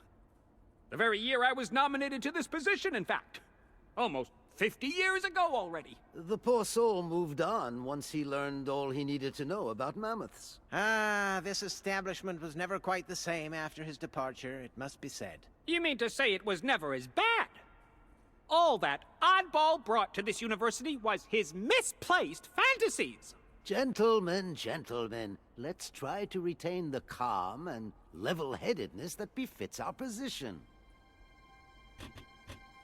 Can you possibly help me out here? Miss, your insistence is almost verging on indecency. We cannot constantly be at your disposal. We have many other requests to attend to. If you don't mind, could you not disturb us all the time? Thank you. I haven't introduced myself. My name is Kate Walker. Walker. Haven't we already had a Miss Walker? Ethnology Masters, September 1953, if my memory serves me correctly. Perfectly well, my dear colleague. But if I may be so bold, it was a Mr. Walker and not a Miss. It was Bill Walker, sat this June 68 exams. The impudent fool turned up for the oral assessment in G's, flouting strict internal regulations which explicitly state the required uniform for the occasion. Pure incitement. It was scandalous. Sadly, we have seen worse since. Young people lack all respect of traditional values. Tradition, young lady. One must always uphold tradition. You see, I didn't actually intend to stop here, but the springs of my train gave up, you see? No, not really. You mean to say you're not a student? You have arrived a little late in the term, miss. Enrollment for this year has already terminated. But as rectors of this university, and therefore representatives of its highest authority, we could bend the rules a little, if you like. You don't understand. I'm a lawyer from New York, or rather Valadilène more precisely. My client wants to buy out an old mechanical toy factory, but its heir isn't actually dead and is living somewhere in Syberia. I've got to get to him to sign the sales contract. You see? Not really. This is a most peculiar tale. A kerfuffle of the highest order. We have an excellent law school, if you should ever change your mind. I have heard you wish to meet the owner of the train that is currently in your station. May I know the reason for your summons? We are surprised that your train has not yet left, miss. The situation is most regrettable. The rules do clearly state that trains are meant to come and go and not remain stationary at a platform. Trains should first stop, then subsequently leave. That is the rule. That idea of the station aviary is really very original. It's the pride of our university. One of the specialties taught here is zoology, you see, and more particularly, ornithology. Proper study and instruction should not be limited to books. Observation of living matter is indissociable from theoretical questions. It contains some very rare specimens that have been brought back from far away exotic countries, especially for our university, by the world's most intrepid explorers. Do you remember Alexander Valembois and his peculiar bird? Absolutely. His gift produced some very embarrassing long-term consequences. A poison chalice indeed. It must be said, the situation could have been much worse, however. Oh, yes, it could have been terribly problematic. You wouldn't know if there is any Forest Sauvignon here in Barrockstadt, would you? Absolutely. When he says absolutely, he means, of course, absolutely none. What we mean, of course, is that we are absolutely positive there is no Forest Sauvignon here in Barrockstadt. Really? Are you sure? Because I read in a book that Barrockstadt possesses a number of plants. I wouldn't mind getting a hold of some if possible. Out of the question, miss. The assistant rector means to say that our priority is for you to remove your train from our station. Your research will have to wait until your next stop. Yes, that's right. Your train must leave the station immediately, so please refrain from wasting our time in needless visitations. Don't forget the regulations, miss. Don't forget them. Trains should first stop, then subsequently leave. And quickly! Some sailors have agreed to tow the train, but I don't have enough money to pay them. I was wondering if you could help me out. For a while. I could work for the money. Please wait, miss. We have certain confibulations to attend to. That is right. We must confibulate between ourselves. A collegiate decision must be taken. I hope that we are not indisposing you in any way. Why not?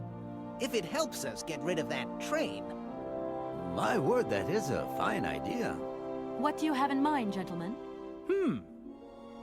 When you arrived here, you must have noticed a splendid bandstand which honors the main university courtyard. A unique piece of mechanical craftsmanship which no longer works, alas. Why, yes, we have very moving memories of its melodies. We're prepared to offer you a financial reward if you can set it working again. With pleasure.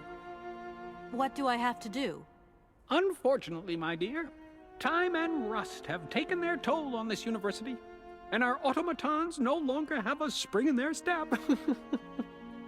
You are going to have to be resourceful. To tell you the truth, there are a number of complex mechanisms here in Barrockstadt, and it would appear that we have unfortunately lost their operating instructions. Your train, however, is an extremely ingenious invention, so you should be no stranger to complex mechanisms, should you? We are therefore counting on your ingenuity, miss. I hope that I can show myself worthy of your faith in me, gentlemen. Well, my dear colleagues, one more university matter nicely tied up.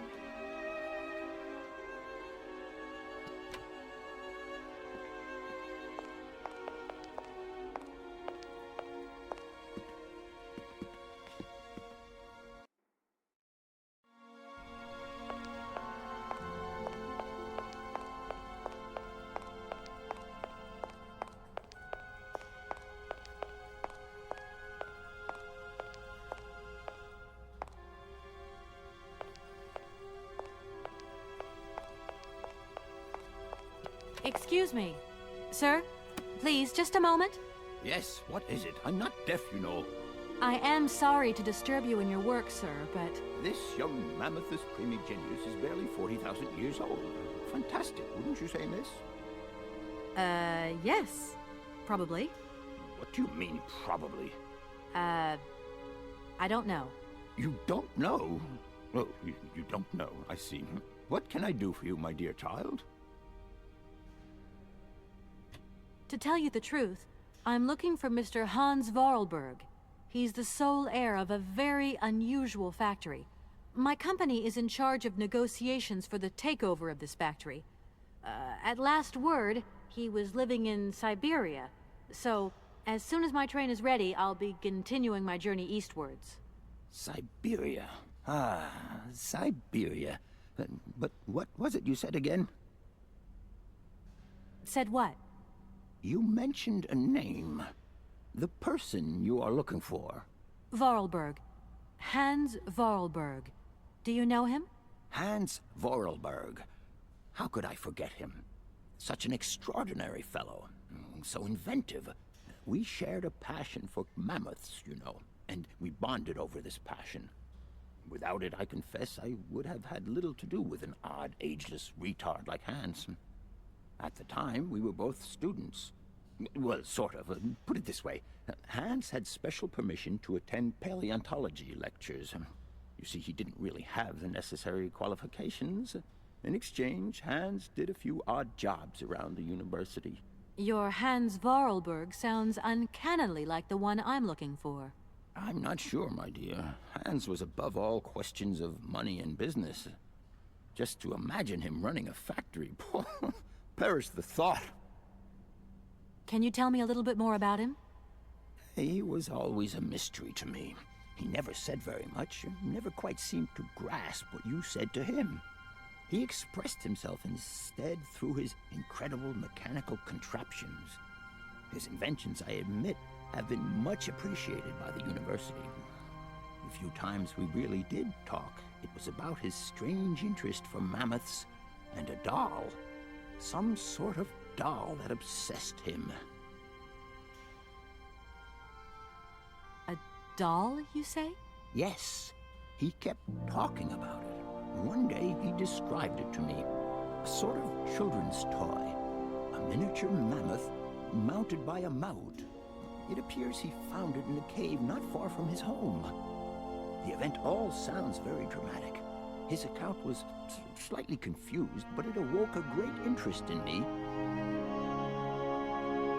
What do you mean? To my knowledge, there is only one tribe who made figurines featuring a mount, and that tribe is the Yukols. They live in the farthest reaches of Syberia, and for them, the dolls constituted a sacred object, illustrating one of their central legends. How such a doll made the journey from the frozen Siberian north to a cave in the French Alps is a mystery to me. Even today, it is beyond my comprehension. Have you considered that Hans Voralberg was maybe making it up?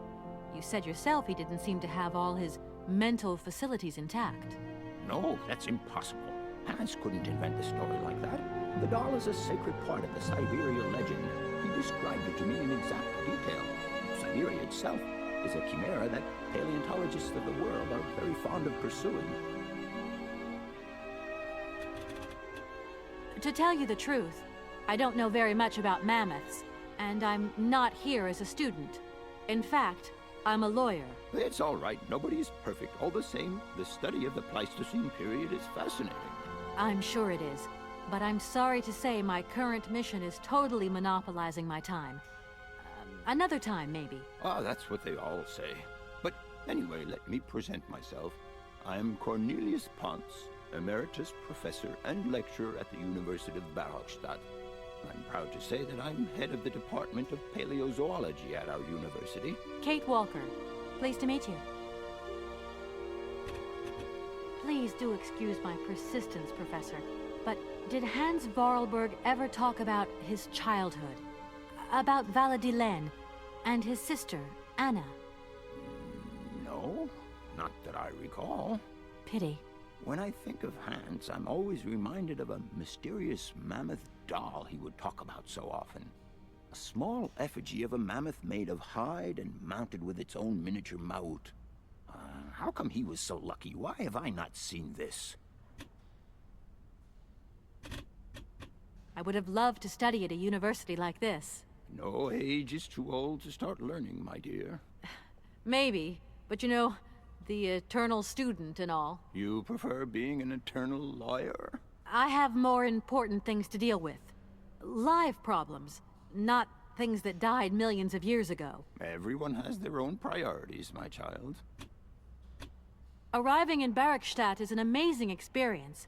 I've never seen such a station. You came by train? Yes, in a kind of clockwork train with a spring mechanism that winds down regularly. You mean you drive a train?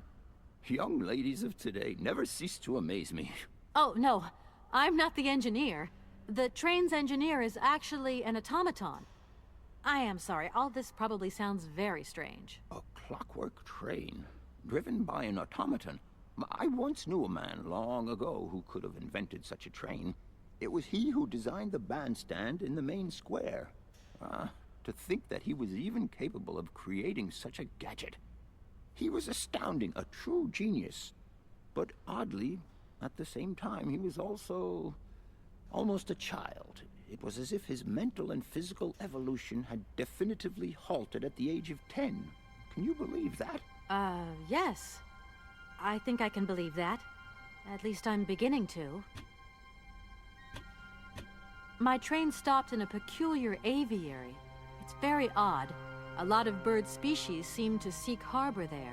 Ornithology is far from being my favorite subject, but I must concede that the station is the pride of the university. It was initially intended for teaching purposes, but then birds started arriving from all around the world. It seems that there are still rare species breeding there and flourishing. Are there? Can you give me an example? I have been told about a kind of bird with peculiar habits. Let's see now, the Amazon cuckoo, that's right. But, oh, I'm so foolish, I can't remember what was so special about it. Just that its behavior is very peculiar. The Amazon? Where's the Amazon? What is the Amazon? I'm sorry, my dear, but one cannot Visualization is the key to real knowledge. Why don't you pay a visit to our library? Thank you very much. If I were to say Forest Sauvignon to you, what would you say? Oh, let's see. Sauvignon. Sauvignon? I would say it's some kind of tropical shrub, don't you think?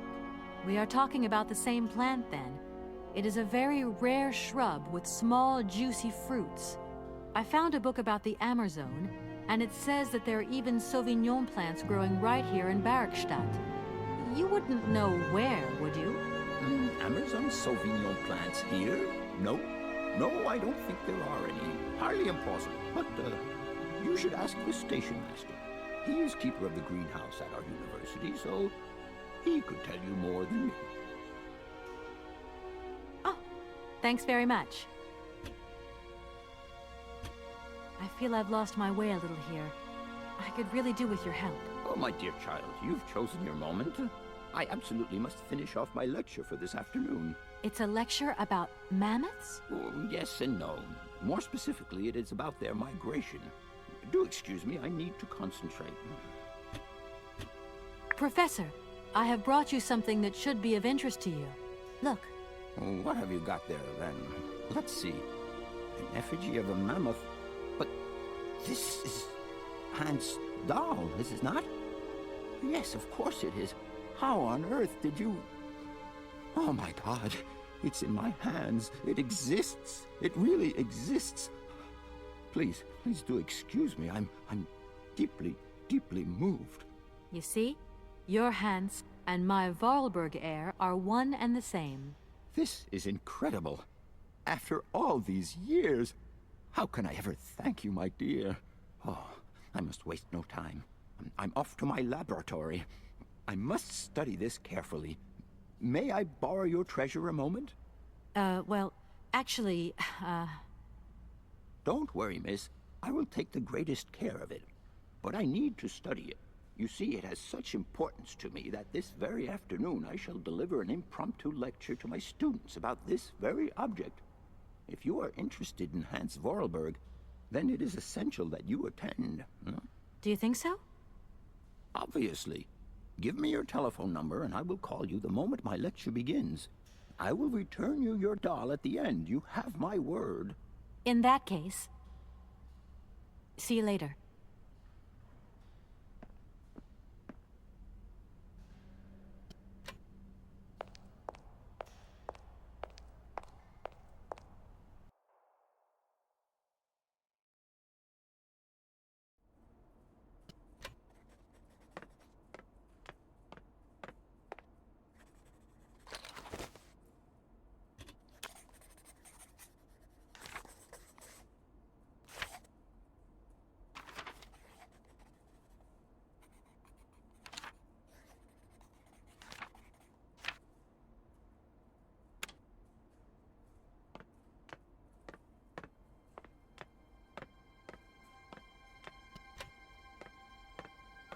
Do excuse me, Professor. Professor, sorry to disturb you again. What is it you want to know, miss? I would have loved to study at a university like this. No age is too old to start learning, my dear. Maybe, but you know, the eternal student and all. You prefer being an eternal lawyer? I have more important things to deal with. Live problems, not things that died millions of years ago. Everyone has their own priorities, my child. I'll leave you in peace. I hope I haven't disturbed you too much. Sorry? No, not at all, my dear child.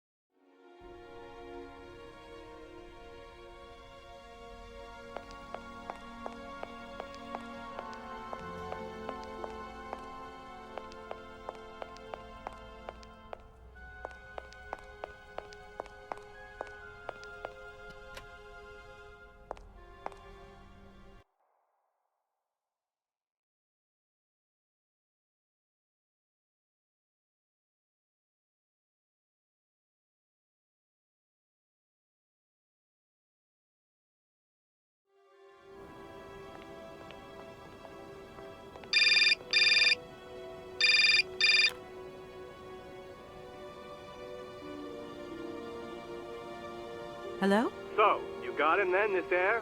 Ah, it's you, Mr. Marson. Good day, and how are you, sir? I'll feel a whole lot better when this whole business is over and the sales contract is signed. Where the hell are you? I'm in Barrockstadt. Bollocks, what? What in God's name are you doing there? It's a magnificent university town. It would appear Hans Voralberg once passed by here several years ago. So if he isn't there anymore, then there's no point hanging around. I hear what you're saying, sir, but I have good reason to believe that Hans Voralberg is still alive. For the time being, I'm trying to gather extra information from people who have known him. What's your next destination? I'm not exactly sure yet. Doesn't sound like you know too much, Kate.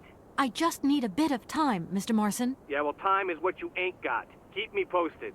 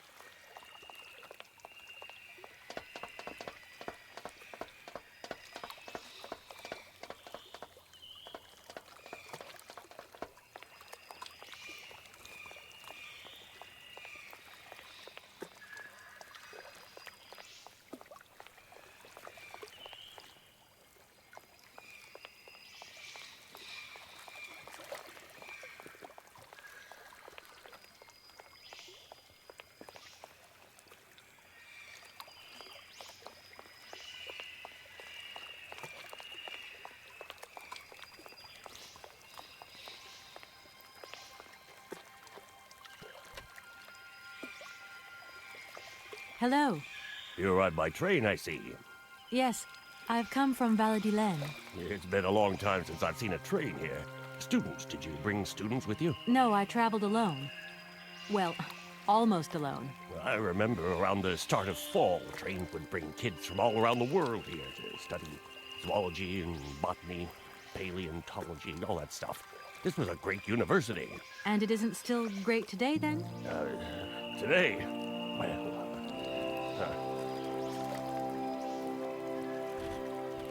The name Hans Voralberg doesn't mean anything to you by chance, does it?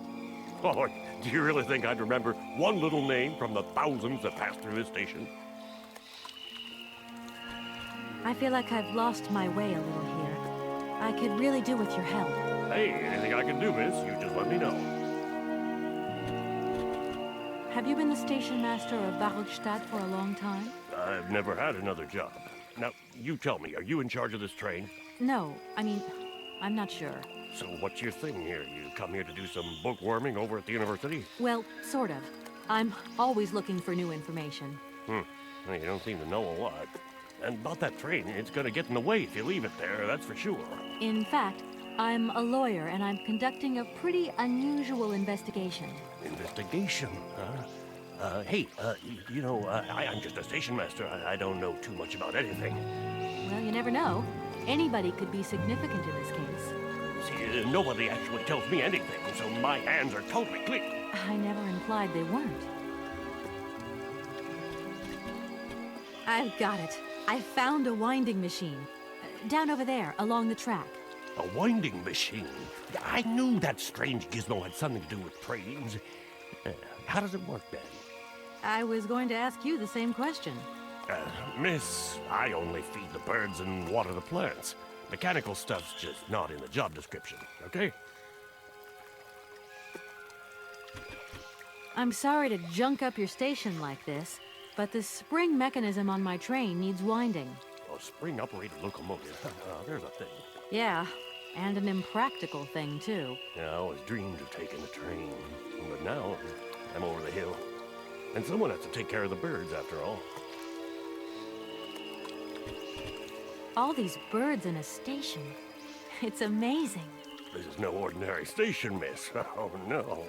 These birds are part of the prestigious University of Barrockstadt Ornithological Collection. Over the years, this aviary has housed some of the most fantastic species from all over the world. And I am not exactly your typical station master either. This little world is my responsibility, and that is no easy task. I can well believe you. And you know what's the hardest? The hardest thing is to keep interspecial harmony. One day some explorer introduced a couple of cuckoos from the Amazon. Whoa! It wasn't a good idea? A nightmare. You know, cuckoos lay their eggs in the nests of other species, right? Now, what's more, they also push the host's eggs out of the nest so that they receive all the mother's attention, right? Accursed cuckoos. Nightmare. I see what you mean. That's one tricky bird. And there was nothing you could do to stop it? The faculty declared the bird a protected species. If it wasn't for our mechanical eagle, we were sitting on a major ornithological catastrophe. You have an automaton here? A wonder of technology. It's an eagle that's mounted on rails in the air. It passes through and it swoops down to collect parasite eggs. But heck, the dang eagle's been out of order for several years. Impossible to collect the eggs myself. Why not? I can't climb up the gangway. I fell off it several months back and I still have a pain in my spine. Not to mention the vertigo I've been getting. I only have to look up in the air. Whoa. You poor soul. That must be very hard. Worst thing is, cuckoo eggs piling up in the nests. Soon the rectors are gonna notice. There's trouble in store, big trouble. Well, I'm worried. Yep, worried. Where might I find some forest Sauvignon plants, please? No place around here, that's for sure. I don't know what you're talking about. That stuff's from the Amazon.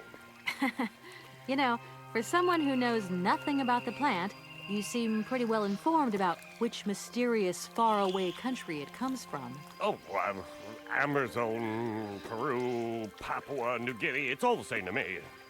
Gotta go. Gotta work. Wait, don't go. You know what? I don't think he was being totally straight with me.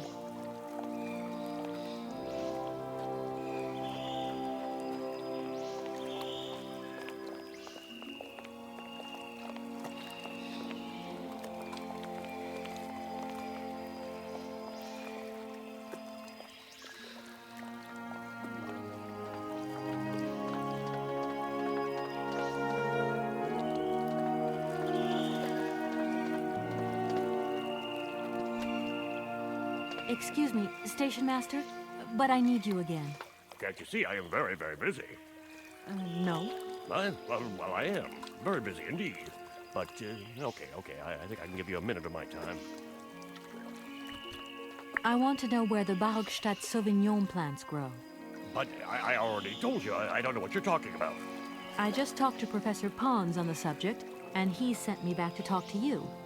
Strange, don't you think? The professor told you to come and see me about Sauvignon berries, but you can't do that. I mean, I don't know anything about them. All your questions get on my nerves, and please leave me alone. As you wish, but I really do have the impression you're hiding something from me.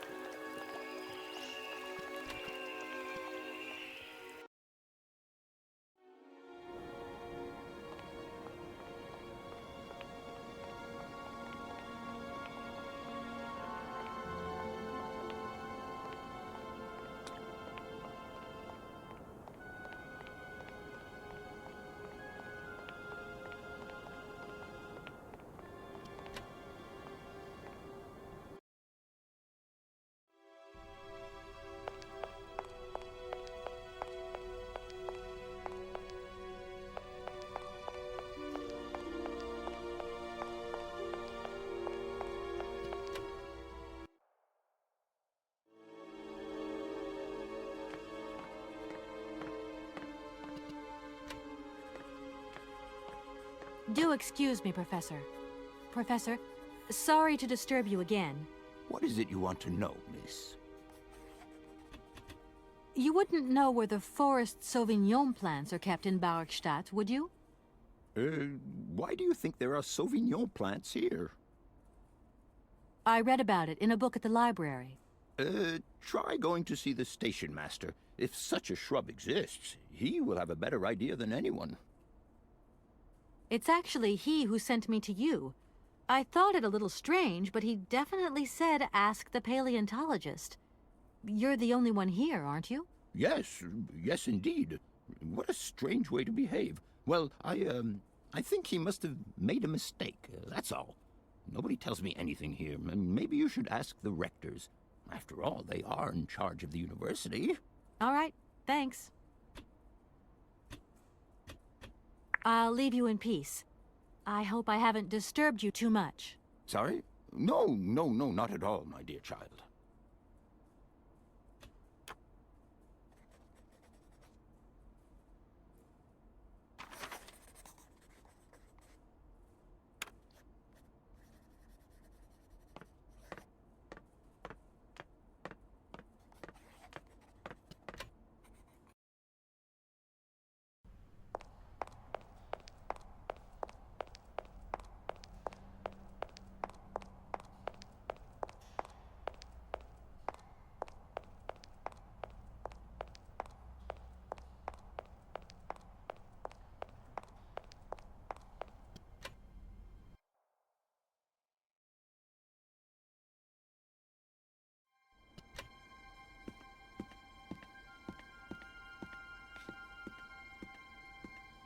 Gentlemen, forgive me for disturbing you again, but I have a little problem. A little problem, a little problem. Everyone has little problems now, you know. They are kept to oneself, and they don't stop the world from turning. Nor trains from leaving stations. Are you sure there are no Amazon Sauvignon plants in Barrockstadt? Because I have just interviewed the station master and the paleontologist, and what they said really didn't convince me that there wasn't any here. We are quite definite on this point. There are no Sauvignon plants growing in Barrockstadt. You see, miss, the Amazon Forest Sauvignon is a rare shrub that requires very special conditions for growth. That's right. Conditions that are very hard to reproduce, believe you me. Difficult, but not impossible. Fortunately, our garden has proved very successful. Your garden? So, there is a garden in Barrockstadt? Oh, the garden. Well, if there was one, it would be only a little garden hidden behind the station. But our station master would be very proud of it. He would take very good care of it, too. Everything would grow marvelously if we were able to cultivate it at all, and it would be all down to his gardening prowess. And we would be proud as punch. And we wouldn't forget the role the paleontologist might play in this. What's the paleontologist got to do with it all? Without him and without his laboratory, how would we make the wine, do you think? And it would be good wine indeed, my dear colleagues, would it not? Oh, yes, a delightful balm to soothe away our long hours of toil and our heavy responsibilities. We would wait impatiently every year for the arrival of the year's produce.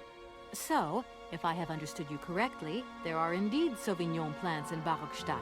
They are cultivated in a garden behind the station, then turned into wine by the paleontologist's loving care. And finally, the pleasure of tasting is yours. If I'm not very much mistaken, gentlemen, you have a minor racket operating here. Miss, you do go jumping to some hasty conclusions. We never said that. That's not what we said at all. We were talking in the conditional. You know, with ifs and woulds. So, what would happen if I had such a hunch? You would have to keep it to yourself, of course. Yes, if you would be so kind as to keep it a secret. It would only be a small local concern, producing barely a few bottles every year. That's right. Nothing so grandiose as a business. Otherwise, we'd be liable to be fined. So, we can't count on your discretion, can't we? Don't worry, I have no intention at all of getting messed up in anything. Are you sure you want me to mend your bandstand? You don't have some other service I could perform for you that is less complicated? It appears to me that you are in no position to make demands, miss. So please, keep up with the good work and good luck. Don't think for a moment that our university is falling apart around our ears.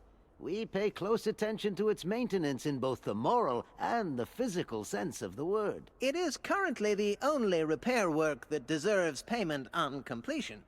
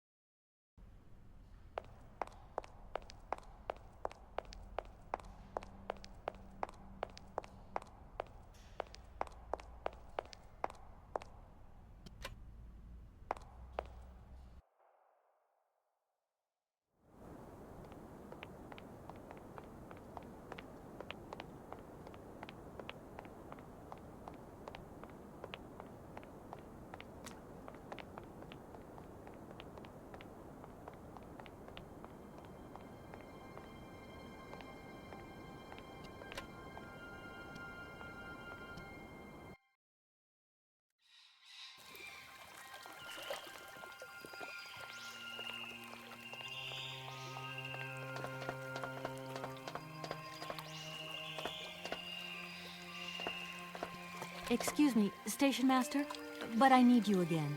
Can't you see I am very, very busy? No. Well, I am. Very busy indeed. But, okay, I think I can give you a minute of my time. You have been playing with me, haven't you? You knew very well there were forest Sauvignon berries in the station garden. No, not at all. I've never seen your Sauvignon things. You don't have to lie to me. I know all about it. You and the rectors are in cahoots, and the professor's lab has been turned into a distillery. You've all got a nice little smuggling racket on the side. Smuggling racket? Hey, lady, you're going a bit far there. It's just a little on-the-side thing we got going, that's all. It's just for ourselves. Hey, honest. You should be ashamed of yourselves. Aren't you worried about the reputation of this fine university? The authorities should be informed of this. But we haven't done anything wrong. It's not a crime. Can you open the gate to the garden, please? Sure. No problemo. Right away, miss.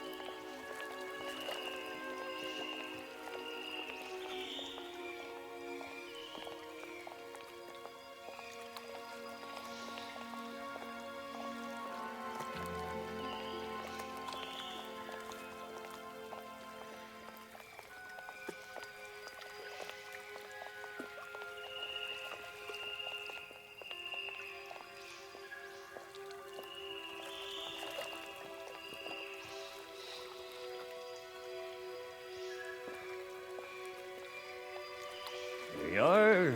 Please feel free to visit the garden. That's your leisure. And there was just one thing. I'm not a liar. Not really. Just mum's the word. There is the reputation of the university to think about. And I have superiors. And I have to do what I can. I understand. Don't you worry. Thank you, miss.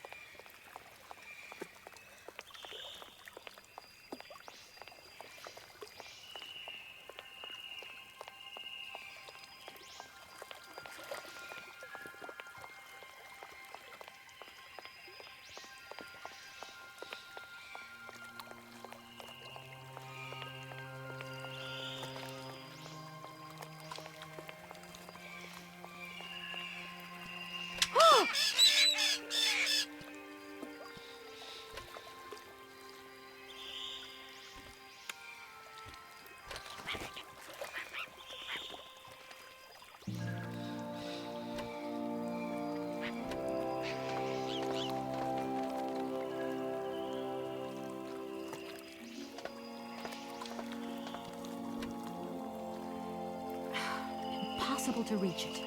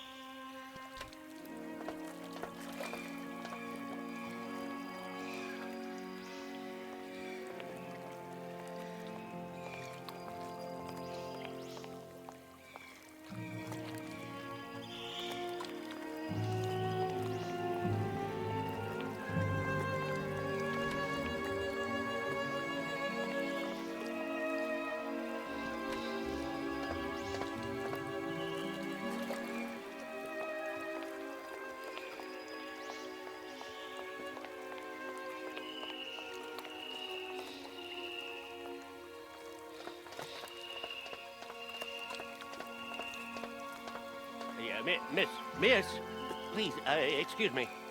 Ah, Mr. Station Master. Rest assured, my train will no longer be cluttering up your station. You must be happy. Oh, yes, very happy, of course. There was just one thing I wanted to... Yes? You know, I want to apologize for our little misunderstanding. I brought you a bottle of wine. Barrockstadt Sauvignon. Very good year. Let me know what you think. I'm very touched. Thank you. Good luck on your journey, lady. Thank you.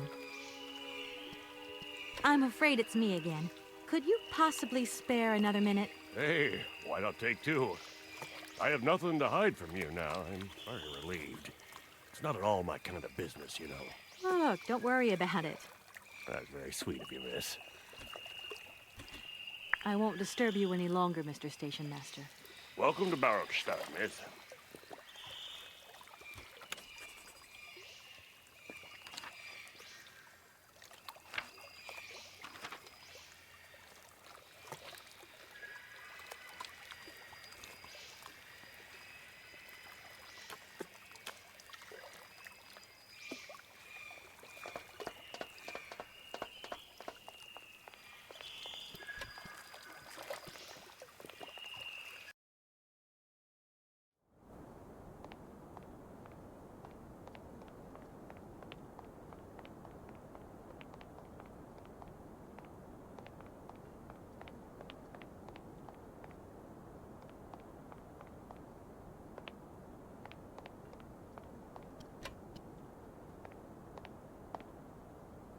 This thing's jammed.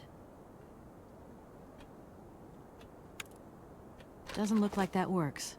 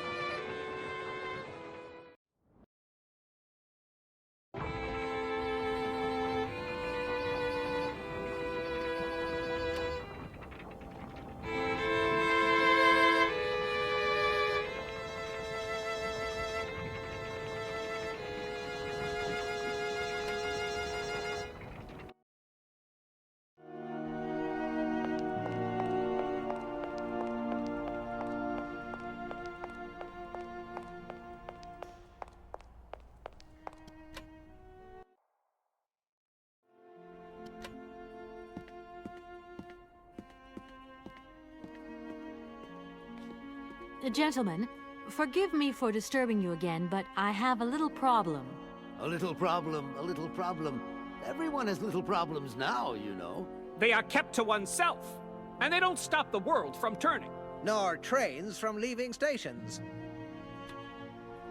Gentlemen, I have managed to repair your university bandstand. The bandstand is playing again. This is marvelous news. We are really very grateful indeed. Yes, very grateful indeed. We will look back on your visit with much fondness in our hearts. And now let us in turn honor our word.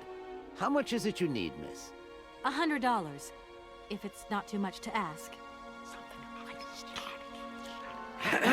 We agree to grant you the aforementioned sum, miss. You may now leave with your train. And while we're on the subject, when will you be leaving? Yes, because now you should relocate your train as quickly as possible.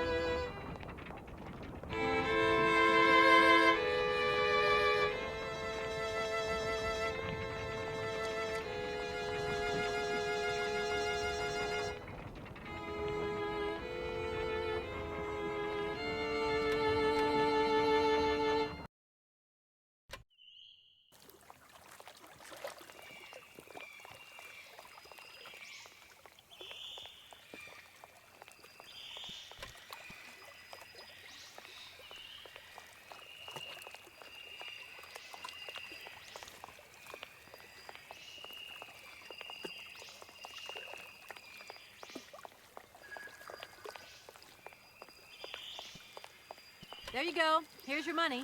I've checked it. It's all there. Ah, thank you. Not difficult get dollar. See? You are a real businesswoman. I'm not the only one around here. We pleased to do deal with you.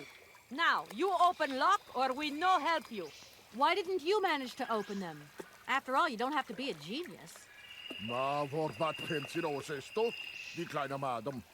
No se sei mar alles non comprendo, en allora kaput en andere bordel. Zils war moi. On boom telefonieren, kaput. My husband say instructions complicated. No understand manual. My husband angry. Very angry. Oh, now telephone broke. Kaput. Now that is annoying. What are you gonna do next? We wait repairman. Well, I don't have the time to wait. I'll have to go have a look. There must be some way of releasing the opening mechanism. Take key. Sailor always need key for lock. Okay, thanks.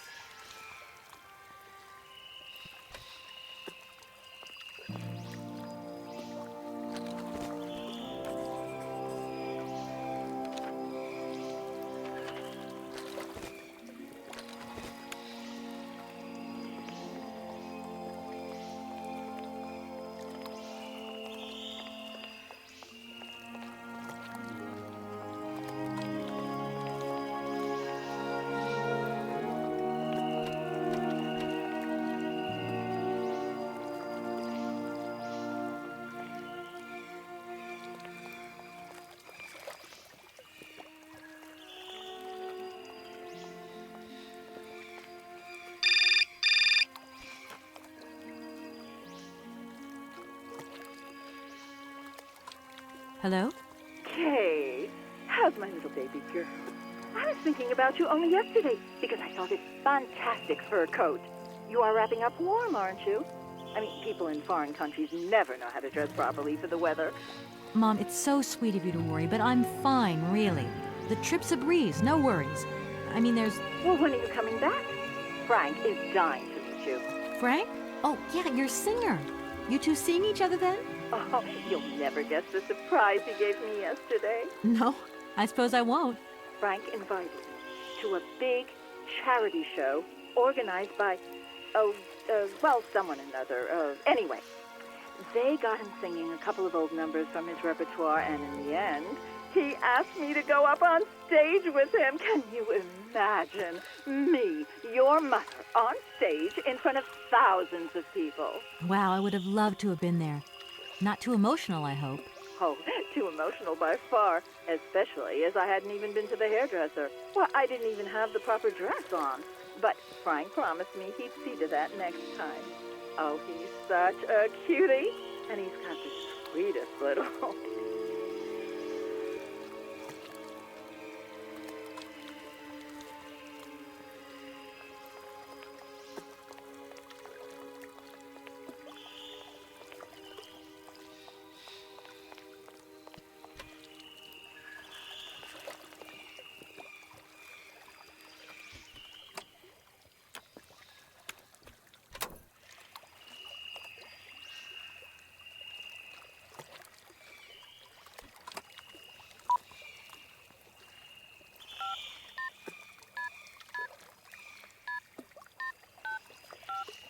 Welcome to the East Lock Control Center. To start, press the number sign. If you are using the Haltenberg lock, press 1. If you are using the Morloff lock, press 2. If you are using the Koningpass lock, press 3. If you are using the Barrockstadt lock, press 4. To return to the last command, press the number sign. If you want to raise the water level, press 1. If you want to lower the water level, press 2. To return to the last command, press the number sign. You want to lower the water level in the Haltenberg lock? To confirm your choice, press star. To return to the previous command, press the number sign. Your request has been logged. Unfortunately, our regional technician is currently on holiday, and no replacement is available. We will reply to your request within 48 hours. In case of an emergency, please operate the lock system manually. We apologize for delays to our service.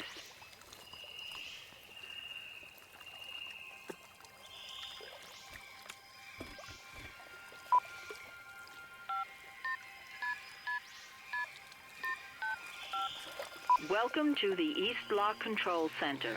To start, press the number sign. Your combination number is not valid. Welcome to the East Lock Control Center. To start, press the number sign. If you are using the Haltenberg lock, press 1. If you are using the Morloff lock, press 2. If you are using the Koningpass lock, press 3. If you are using the Barrockstadt lock, press 4. To return to the last command, press the number sign. If you want to raise the water level, press 1. If you want to lower the water level, press 2. To return to the last command, press the number sign. You want to lower the water level in the Barrockstadt lock? To confirm your choice, press star. To return to the previous command, press the number sign. Your request has been logged. Unfortunately, our regional technician is currently on holiday, and no replacement is available.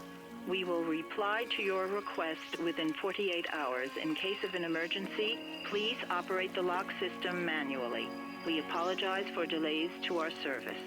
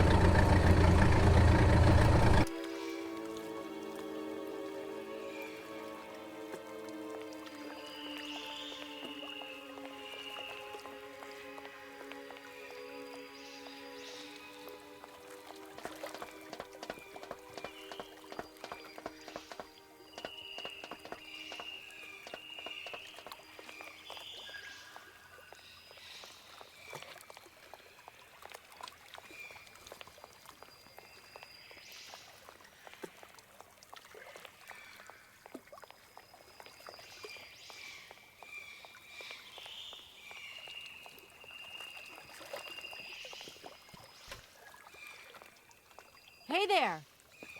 On the boat! Da, barge on other side. You still need us?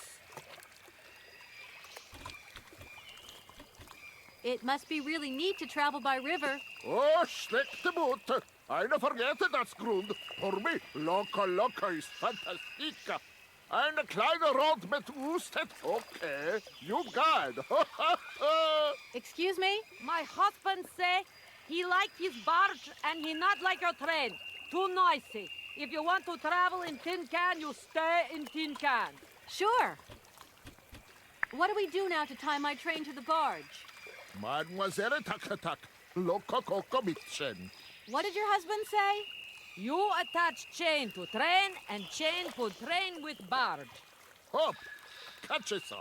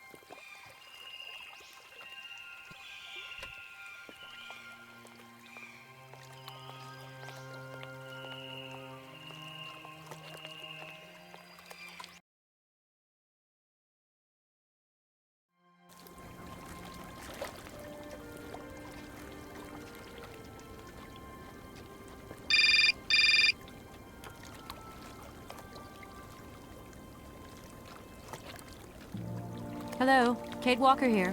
Miss Walker, this is Professor Ponce. I'm about to start my lecture on the Yukol at any moment. Please make haste to come. Okay, I'll give it my best. Excellent. We'll be in the main lecture hall. See you soon.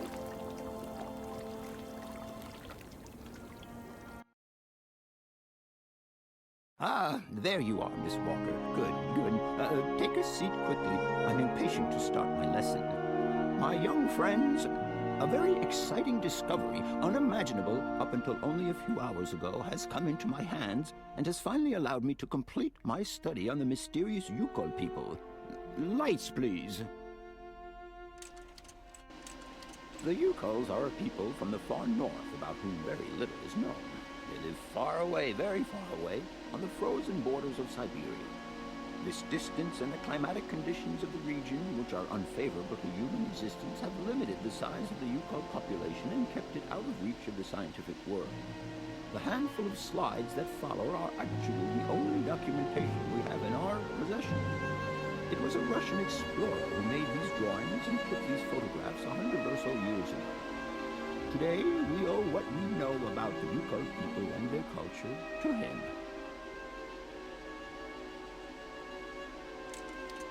We know that the origins of the Yukols date back to the last Ice Age. And curiously, evidence of their presence has been found in Western Europe, and more precisely in the prehistoric caves at the heart of the Alps.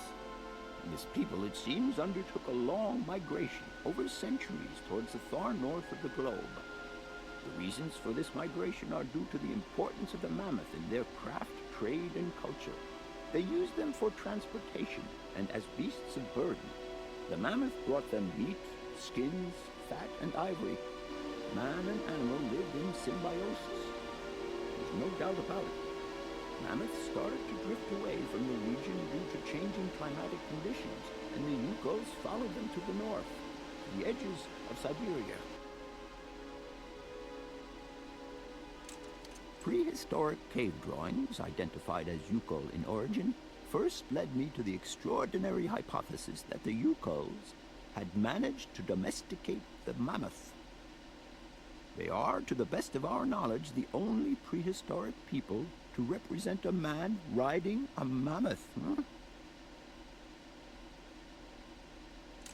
Today, because of this genuine mammoth skin effigy, identified by myself as an authentic Neolithic object, I can confirm this hypothesis. Yukol forebears managed to tame mammoths. Prehistoric man uses little imagination. He draws what he sees and represents scenes from real life. This familiar day-to-day object is actually a children's toy. As we have seen, Yukol existence was inextricably linked to that of the mammoth. They used its skin for clothing and to make the roofs and walls of their houses. They used the tusks to build the frameworks of their homes, as well as weapons, tools, and jewelry. Curiously, the disappearance of the mammoth 12,000 years ago had no immediate effect on the Yukol's way of life. It seemed that for a long time after, the people maintained their strong bond with the mammoth through the centuries. As incredible as it may seem, the Yukol people have continued right up until the start of this century to feed themselves on mammoth meat and to use the skin for clothing and shelter. Their ivory craftwork industry is still flourishing. It would appear that to preserve ancestral customs, the Yukols learned how to exploit through the centuries the large number of frozen mammoth carcasses that were perfectly preserved in the ice of the Siberian tundra. They have been able to live mainly off this enormous freezer stock for almost 30 centuries. As plausible as this explanation may seem, it seems it is not enough for the scientific community who, I will confess, is greatly perplexed by the question. In the absence of acceptable scientific evidence, we have to make do with Yukol shaman artifacts. The research department that I have the honor to represent today lends no credence to the myths and legends that these tribal charlatans peddle. We have to take their stories at face value, mere tales to while away the long Siberian winter. The legend of the Siberian Ice Ark is a very good example. You are invited to find out for yourselves from the pamphlet that I had passed around to you. This legend would have us believe that today, somewhere on a lost island to the north of Syberia, there are living mammoths still in existence, a sort of hangover from the Ice Age. This small herd has been miraculously preserved for more than 120 centuries by the Yukol's tender care. The island on which the pachyderms are said to live is called Syberia. My friends, I advise you to resist the temptation you may have to believe in this pish and tish. The island of Syberia is not charted on any map, and the idea that mammoths have survived to the 21st century is an idle scientist's pipe dream. The Yukols were sadly among the first victims of the colonization of continental Syberia led by the Russians in the 20th century.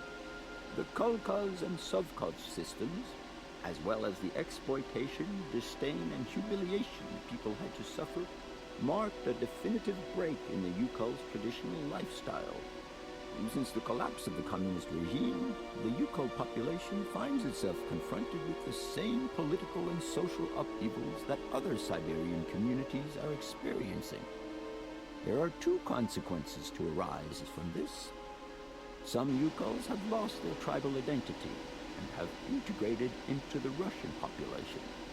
Others, however, have sought long and hard to re-establish links with their ancestral culture that was lost under the Soviet regime. Now, at the start of the 21st century, the last true surviving Yukols have gone to live on the vast territories of their ancestors. Nobody knows today where they live or how they survive. Their very existence would be a matter for speculation if they did not turn up periodically at the tundra's most isolated fur trading posts to exchange mammoth tusks for essential items. There ends my lecture for today. Thank you for being among us today, Miss Walker. Please make your way to the laboratory where you will find your mammoth doll. There are also photocopies of my lectures should you so require them.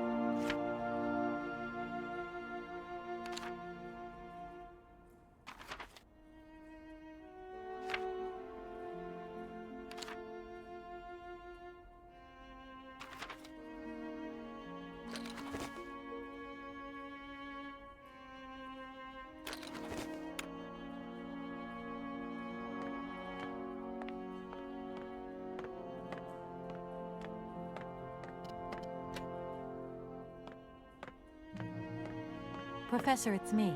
I've come to pick up the mammoth doll. The doll is waiting for you there, Miss Walker. Please take good care of it. Don't worry. I'm beginning to get quite attached to it myself. Can I trouble you just a little longer? With pleasure, Kate. I'm all ears. I would have loved to study at a university like this. No, you prefer... I have more... Everyone has their own...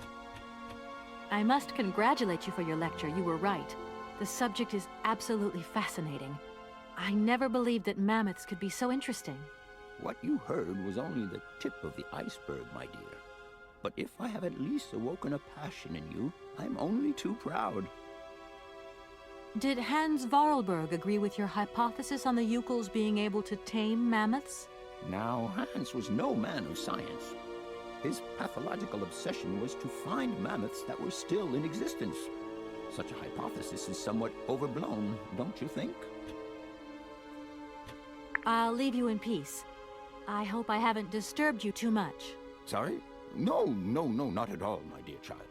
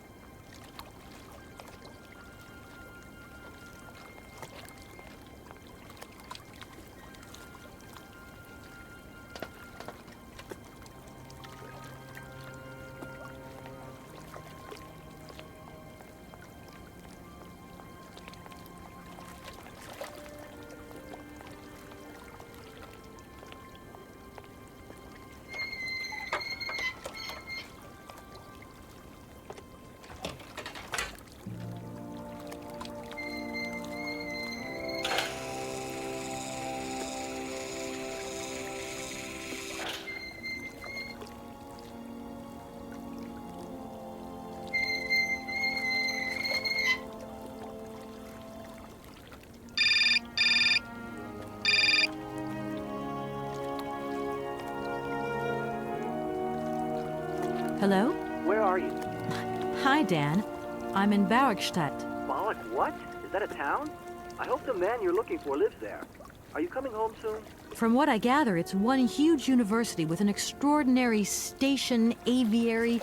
If you could only see it, there are trees and birds everywhere. It's so weird here.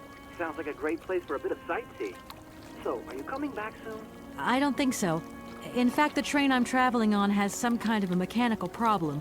We've been forced to stop here. Us? I thought you were alone. Who's with you? Oscar, the train engineer. You're messing around with mechanics now, are you? Don't be so stupid, Dan, please. Oscar's an automaton created by Mr. Voralberg, the man I'm looking for. And he's not any old robot. He's a sophisticated butler type, if you see what I mean. He's a bit obsessive as well. Kate, I don't know what they're feeding you in Europe, but don't you think it's time that you came home? But my mission still isn't finished. To hell with your mission. I don't know why you accepted it in the first place. If you just stuck to the middle of the road, then we wouldn't be in this mess. We? If there's any mess, it's me who's in it. And while I'm trying to come to grips with strange towns, you, my darling, are sitting at home on your butt. I seem to remember we had nothing against my departure. It was only going to be 2 or 3 days, Kate. Please, try to put yourself in my shoes. Your shoes. Not only do I have to fit myself into your diary, but I've got to get myself into your shoes as well? Is there anywhere else Sir would like me to put myself while we're on this subject? Look, I don't want to talk about it now. Call me back when you've calmed down. I was perfectly calm before I picked up your call. I only wanted a few words of encouragement, not your disdain. Was that too much to ask? You can be such a selfish... Takes one to know one, sweetheart.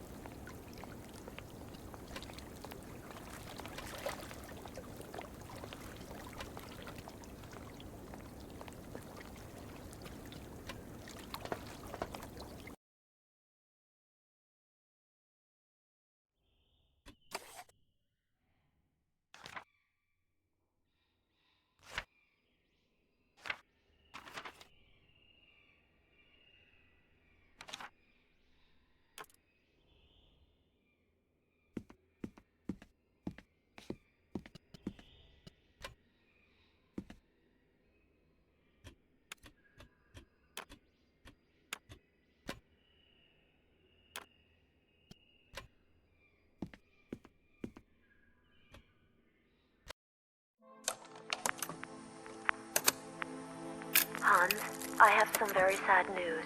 Our father is dead. He passed away peacefully last Sunday in his sleep. I feel so lonely now. Father had been but a shadow of himself since your departure. I had to take care of everything for him. Housework, factory paperwork, the workforce, clients, everything. And now, today, well, I really don't know who or what I'm fighting for. Times are so hard, and this terrible war is destroying everything. Nobody cares for our automatons anymore. I just think about you returning. And when you do return, I will have turned this factory into a palace worthy of your genius. Please take care of yourself. I love you so much, Anna.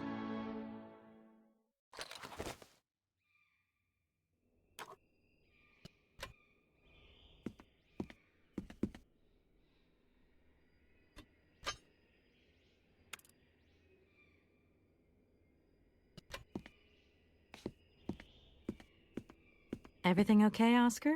Yes, Kate Walker. I am awaiting your instructions. Oscar, if you tell me one more time something's missing, I'll... Everything is ready. Take your seat, Kate Walker. We are leaving. I'll... Okay...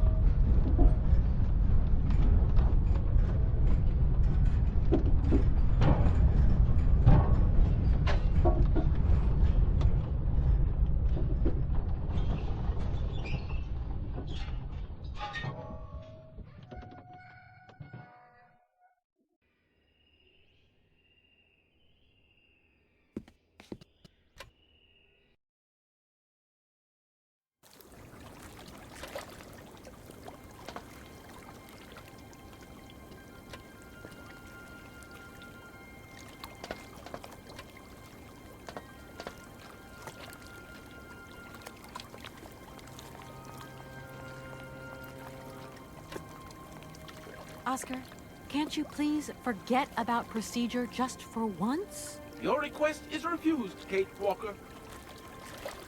Oscar, don't you think we've wasted enough time already? You neglected to find the clockwork winding mechanism for the train with sufficient haste, Kate Walker. What nerve!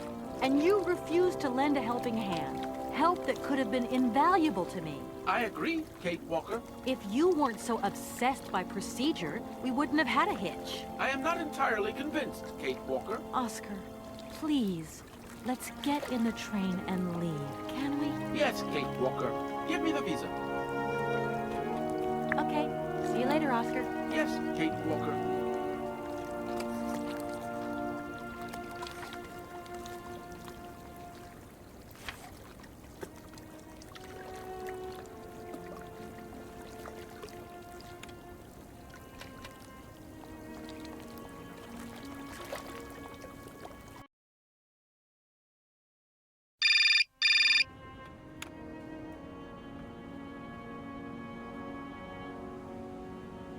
Hello? Kate! Oh, is that you? What's going on? Well, I finally got the mechanical train wound, and I hope it's going to take me to Hans Voralberg. I had to sort things out with a couple of weirdo sailors, and they probably ripped me off. But now I'm blocked behind this massive wall. You should see it, it's huge. I'm not talking about that. I want to know what's going on with Dan. What do you mean? I bumped into him at Maggie's do, and he said you'd argued. That's a bit over the top. Things got a bit heated the last time we called, that's all. No need to go overboard. I don't mean to be Miss Melodramatic, but he didn't seem in such great shape. He had his down-in-the-dumps head on. Like Dan has a down-in-the-dumps head. Well, yeah, when that shock of hair flops over his forehead, and his eyes mist up, and his eyebrows kind of crease together. I'd never noticed. Maybe I did go a bit too far, but he's got such a goody two-shoes image of me that sometimes I just lose it. And this case is taking up a lot of headspace. I was just looking for a bit of compassion. Well, you sure got mine. So, what's going down? Like I said before, I'm kind of getting somewhere, but it's slow. This Hans Voralberg guy is getting more and more fascinating by the day.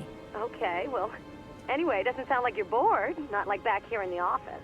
Every day is boredom day. Just no fun without you. When are you coming back? Shouldn't be long, I hope. Look, I've got to go. See you soon. Well, call us again real soon. And be easier on Dan next time, huh? I'll try.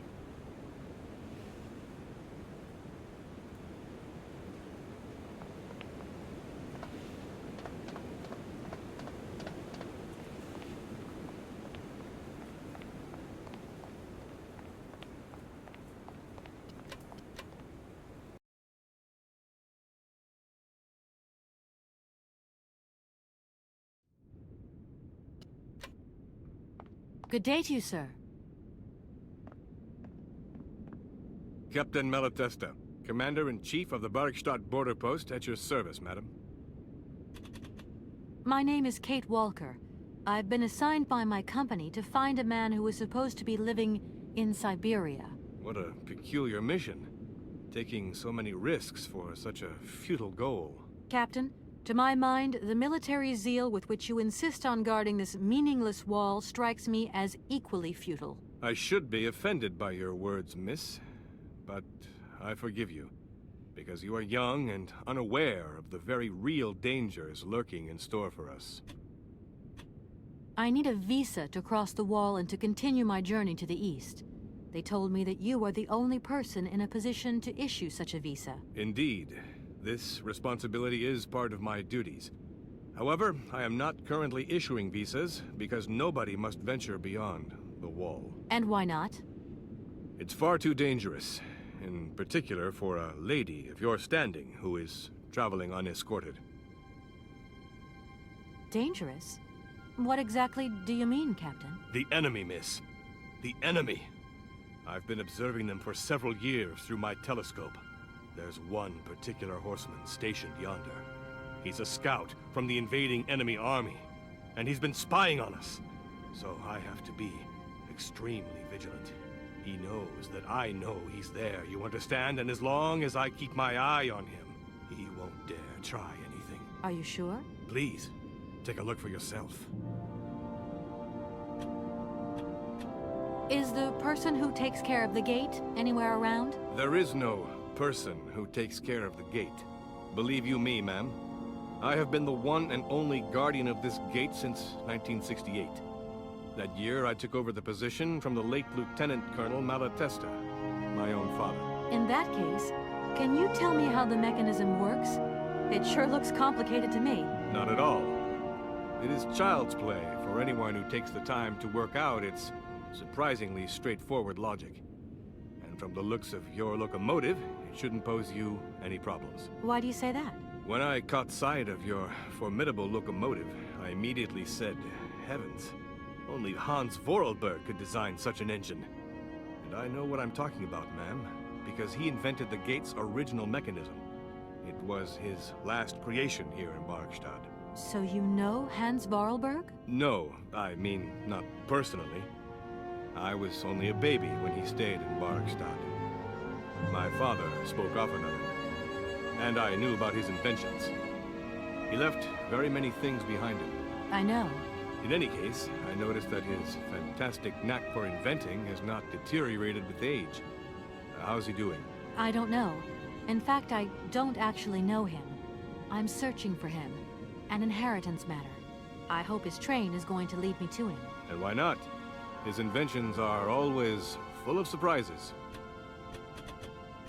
You claim that Hans invented the gate mechanism? Affirmative, miss. He has such fine talent, don't you think? And from what I see of your train, his know-how hasn't diminished with time. The most remarkable thing has got to be his automaton engineer. A marvel of mechanical engineering. And a personality that is larger than life. If I had known the man, I would have asked him to create me a unit of automaton sentries.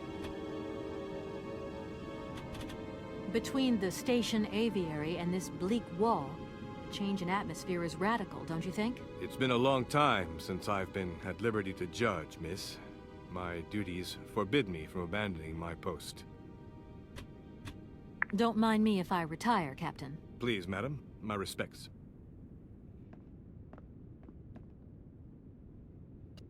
Good day to you, sir. Captain Malatesta, Commander-in-Chief of the Barrockstadt border post, at your service, madam. Don't mind me if I retire, Captain. Please, madam. My respects.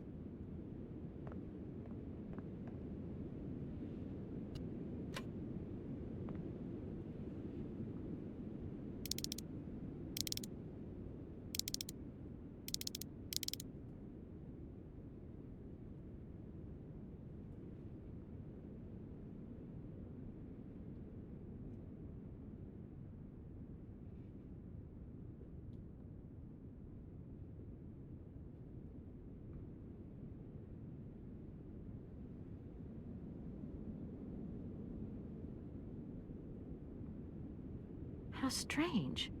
I can't see a Cossack horseman at all. There's just a dead tree in the middle of an empty plain. That poor captain must have really bad eyesight.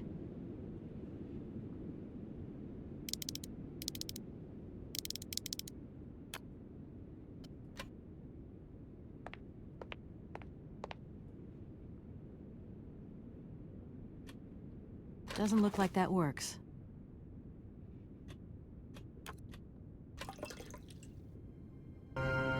Look, broken glasses. If they belong to the captain, then he sure has eye problems going by those lenses. Colonel, sir. Captain, miss. But you have the air of a great officer. You flatter me, miss. Unfortunately, I am afraid that we frontier soldiers are often forgotten by the military administration. There's no justice. I sympathize with you, Captain. Let us forget our worries for a moment and have a little drink together in the name of friendship. It would be my pleasure, miss, but the regulations strictly forbid it. Come on. A little glass of wine never hurt anybody, and nobody need know. Wine, miss? You are putting me in a very delicate situation. Don't deny yourself, Captain. Just a little glass. I assure you, it is excellent. Well, perhaps just a drop.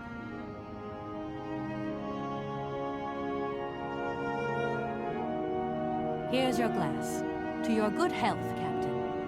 And to yours, miss.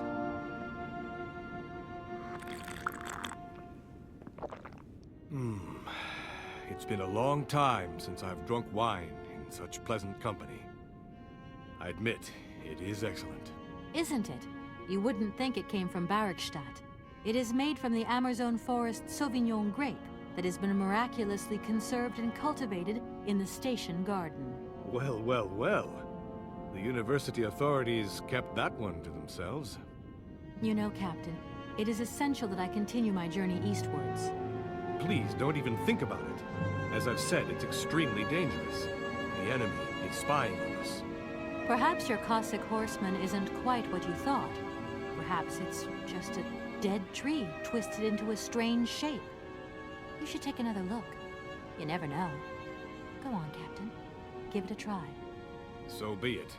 I will make this concession to the fairer sex, miss.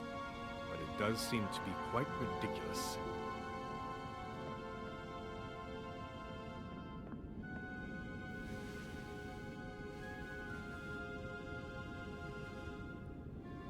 incredible. How is this possible? By what strange magic? How could I have been so wrong for so long?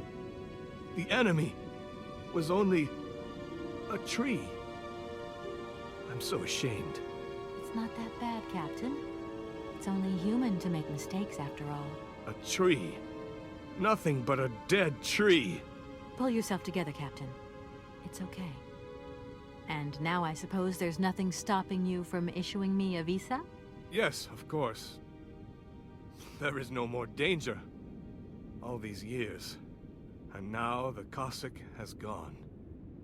There is nothing left to watch. Captain, you should be delighted. From now on, you don't have to stay pinned to your watchtower. Travel can start up again normally. You will be able to resume your regular duties like issuing entrance and exit visas. You are right. I will sign you a visa to cross the wall frontier immediately. 1,000 apologies. Here, miss.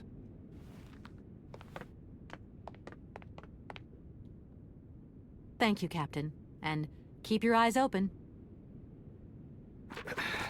Miss, if we could keep this between ourselves, please. For the sake of my honor, you understand? You have my promise, Captain.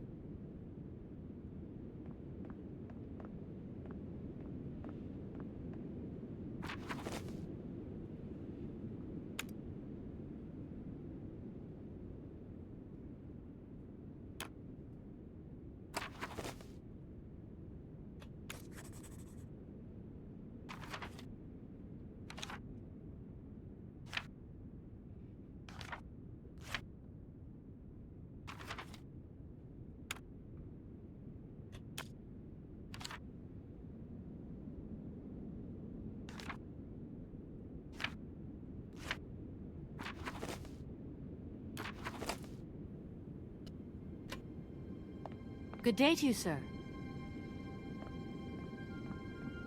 Captain Malatesta, Commander-in-Chief of the Barrockstadt border post, at your service, madam. Don't mind me if I retire, Captain. Please, madam. My respects.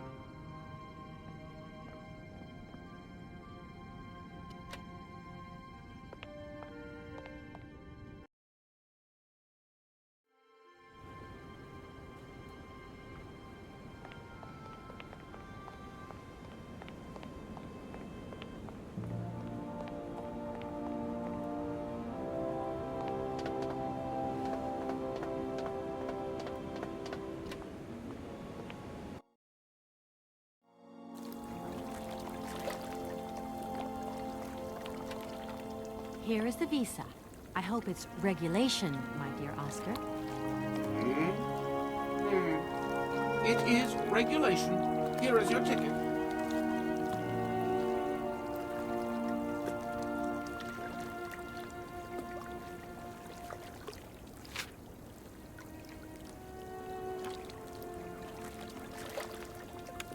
Have a good journey, Kate Walker. So, can we go now? Indeed. We are already very late, Kate Walker.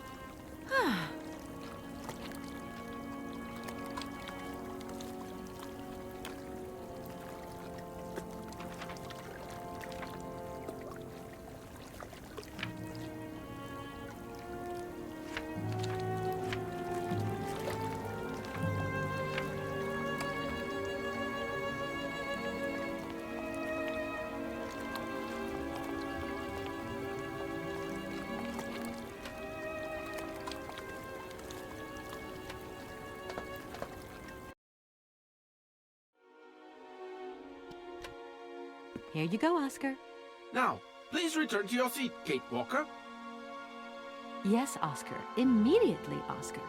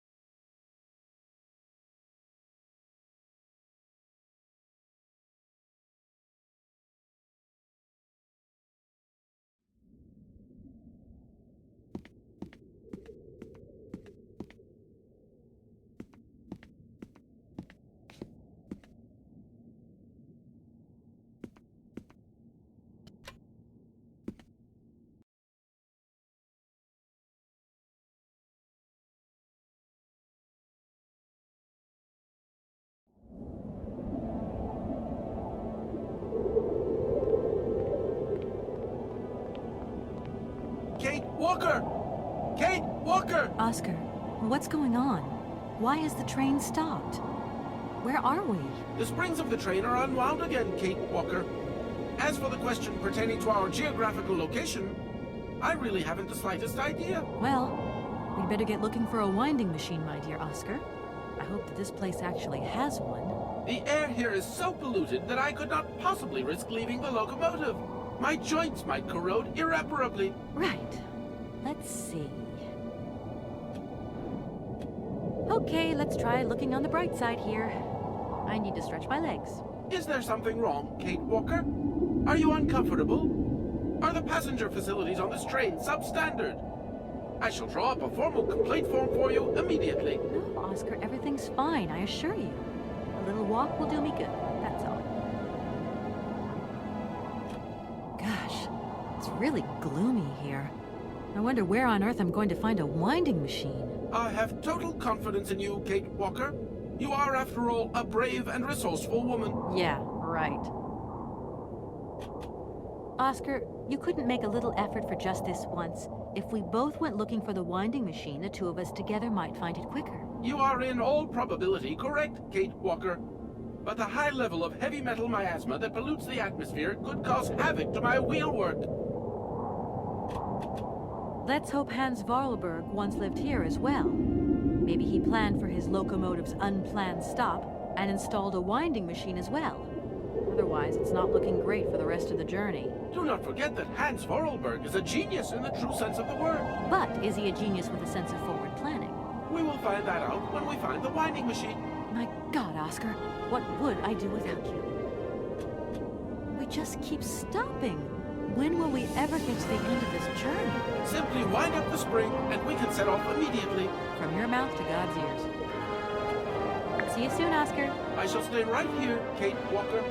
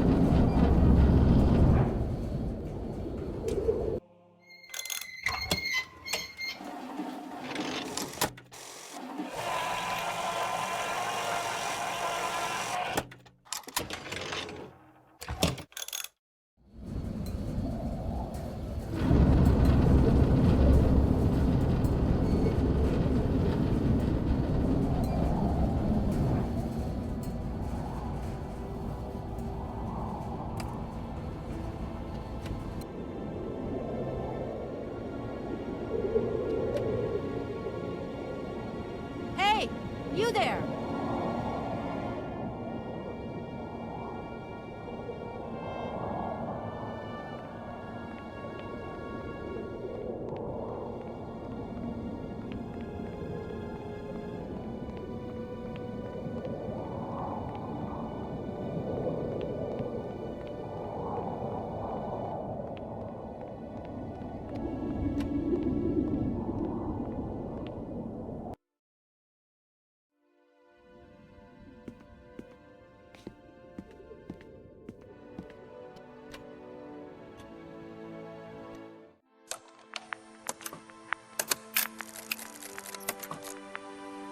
My dear brother, what joy to have news of you after your long silence during the war years. So, you're working for the Russians now. I tell you, we've been hearing some worrying stories about them here. Just your description of that dingy factory makes me cough. But it's so good to hear that your talent is being recognized for its true value, and that your automaton creations are taking the place of workers for all those menial jobs.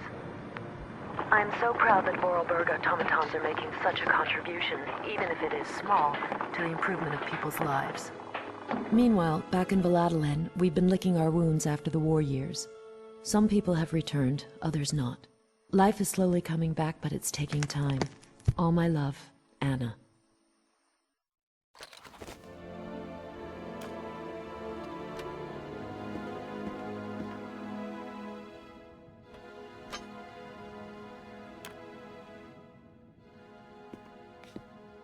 My God, Oscar!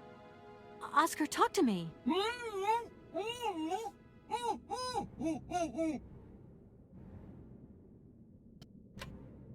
Are you okay? Why, it is absolutely inadmissible, intolerable, and indescribable. I have been attacked. What do you mean you've been attacked? My hands! I no longer have them! They have been stolen! My God, you haven't got your hands! But who did this? What's going on here? We can be sure of one thing, Kate Walker. That this heinous crime was committed by a barbarian, a dysfunctional individual whose behavior lacks all finesse. Did you get a look at your attacker? Tell me exactly how it happened. I was standing here polishing up my metalwork. I was just thinking that with all the dust in the air, it would be a good idea to... Oscar! I was very busy, and I suddenly felt two powerful arms grab me from behind and tie me up before I had the chance to defend myself. I wanted to call out, but my attacker gagged me before I could emit the slightest sound. Then he dismantled my hands with a terrifying pair of pliers. It was horrible. I can believe it, my poor Oscar, but did you see him? He was a real barbarian, I tell you. He had bloodshot eyes, steel teeth, and brown scaly skin, and he emitted foul odors. He was a monster, Kate Walker, a real monster, and he had a weapon. Oscar, please calm down. Everything's going to be all right. Right, Oscar. Let's go find this hand bandit. And this time, we're not going to be such a pushover. Kate Walker, please do not think that this problem does not concern me. But if it's all the same to you, I would so much prefer to stay here, just to be on the safe side. An engineer never abandons his train, after all. Yeah, sure. Another good reason not to lend a... not to help me out. Kate Walker, even an automaton deserves a little compassion. I have just been savagely assaulted. Oh, I can feel one of my spasms coming on. I am on the verge of a clockwork breakdown. And all you do is accuse me of being selfish. Okay, take a rest, Oscar. You're not much use without your hands anyway. See you soon, Oscar. I shall stay right here, Kate Walker.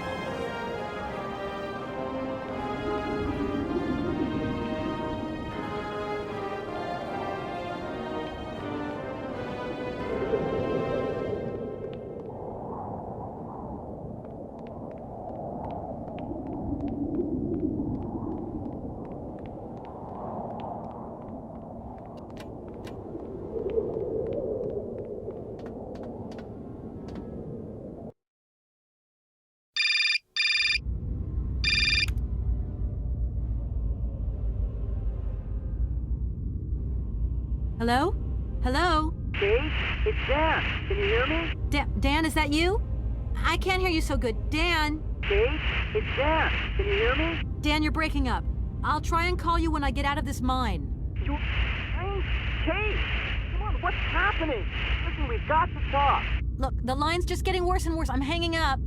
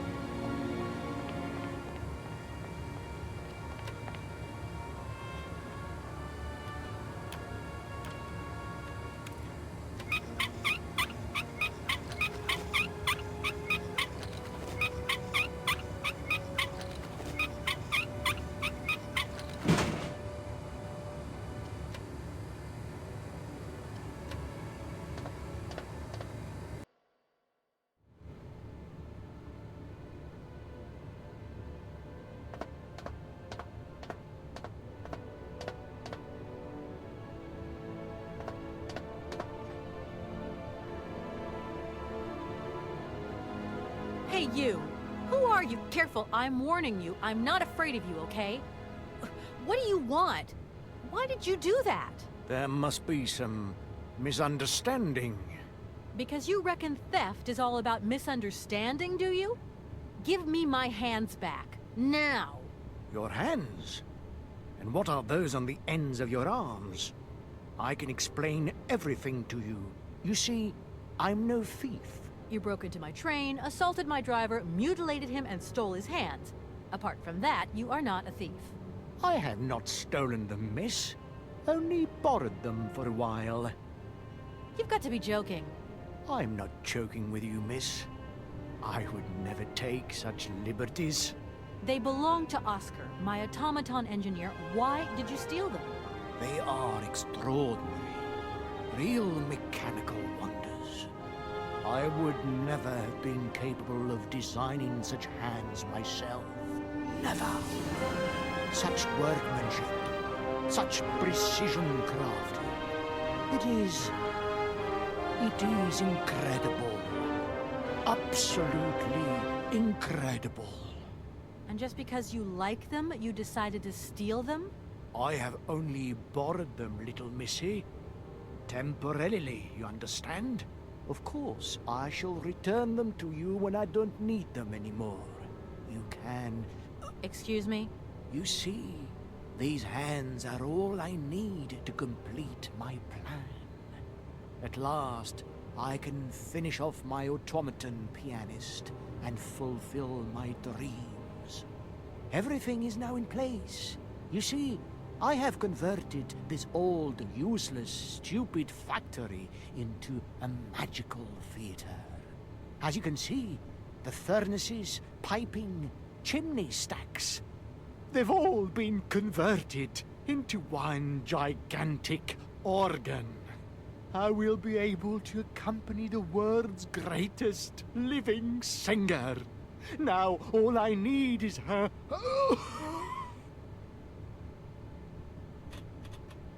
You mentioned an automaton pianist, didn't you? Where did you find it? I pieced it together myself, my dear. Except for the hands, that is. I admit that I underestimated the intricacy of this part of the design. A pianist's hands are very important, after all. But enough. Now he has a perfect set of hands. Your passion amazes me. Have you designed any other automatons here? No. Clockwork mechanisms do not interest me as such. I simply needed a robot capable of accompanying Helena Romansky on my huge organ. I adapted an existing model, a reject automaton secretary. I reconstructed it and adapted it to this new function. An existing model, you say? Did you ever know Hans Voralberg? He was a kind of mechanical genius, like yourself. Hans Voralberg? Yes. Or maybe... I don't know. No. Sure, I understand. The number of automatons still functioning in this abandoned complex is amazing, though. My dear, one thing is for sure. For many years, I have been totally alone here. If that man ever came to this city, he left long, long ago.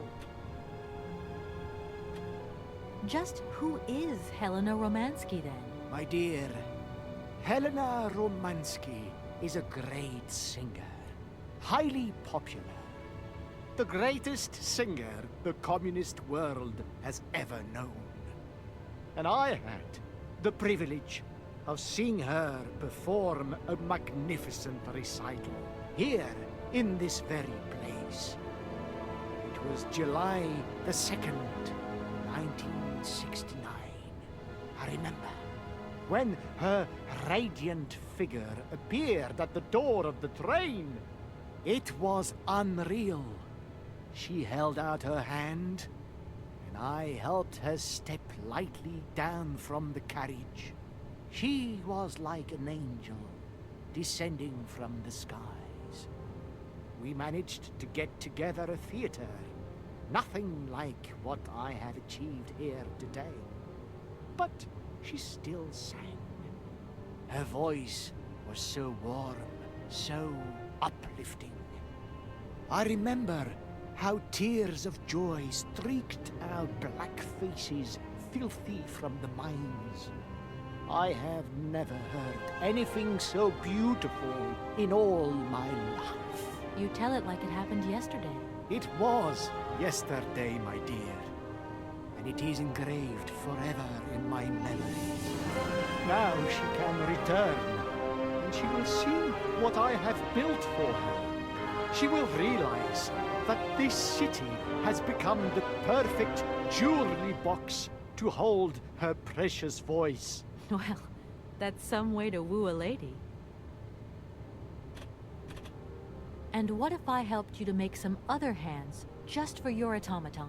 Why should life be complicated when I already have what I need?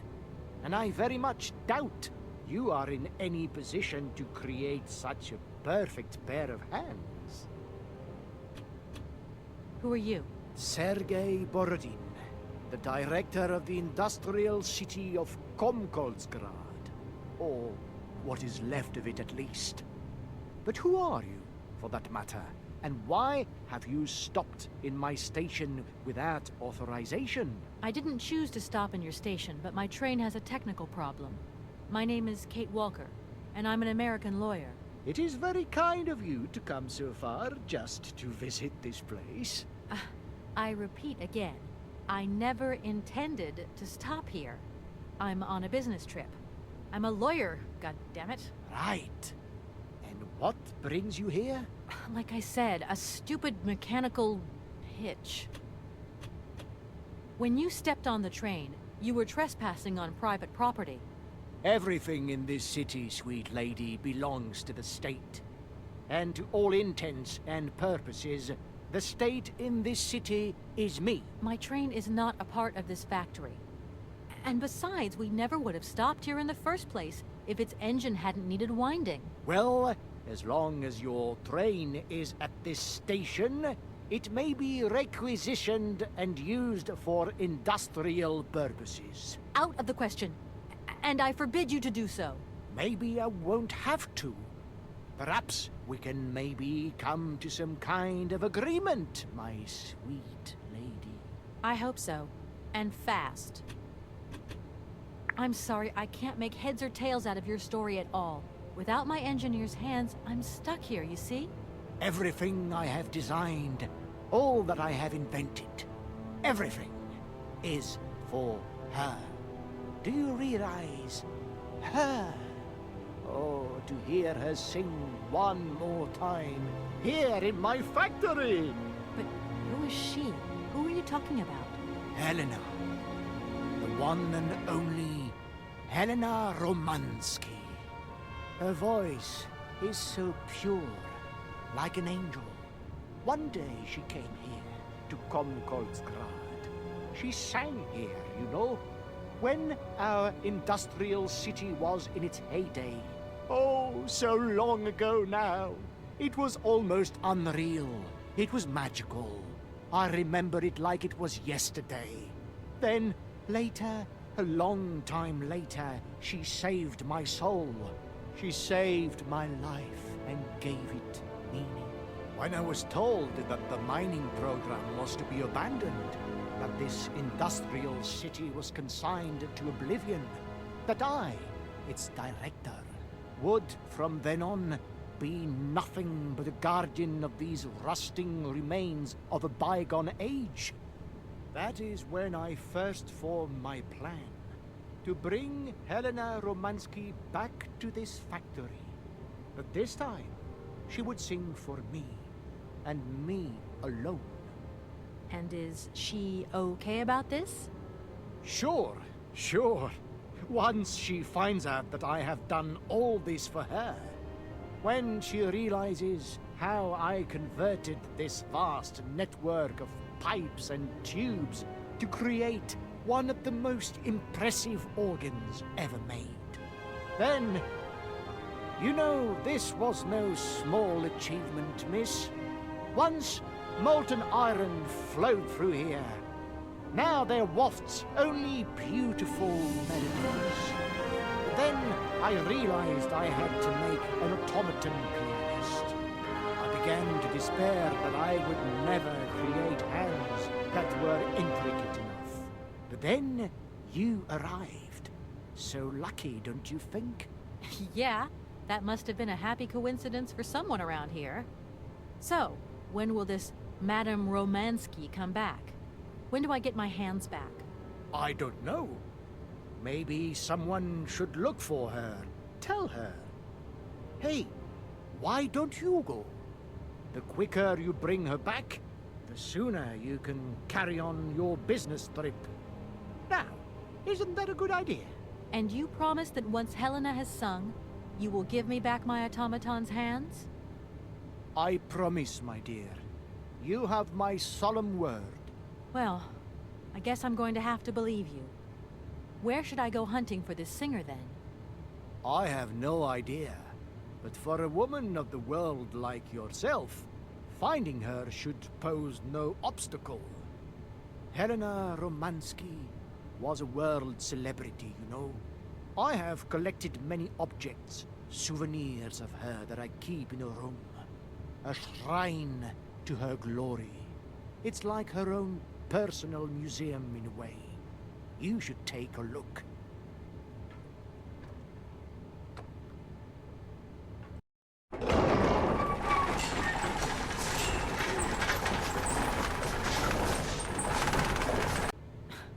This whole story is completely nuts. Listen, obviously all this has been just one big misunderstanding. So you're going to give me Oscar's hands back, and we're going to get out of your city immediately. Out of the question. I must have these hands. That is all. I'm sorry, I can't make heads or tails out of your story at all. Without my engineer's hands, I'm stuck here, you see? Everything I have designed. All that I have invented. But who is she? Helena, when I was told. And is she? Sure. Yeah? I don't know. And you promised that... I promise, my... Well... I have no idea. This whole...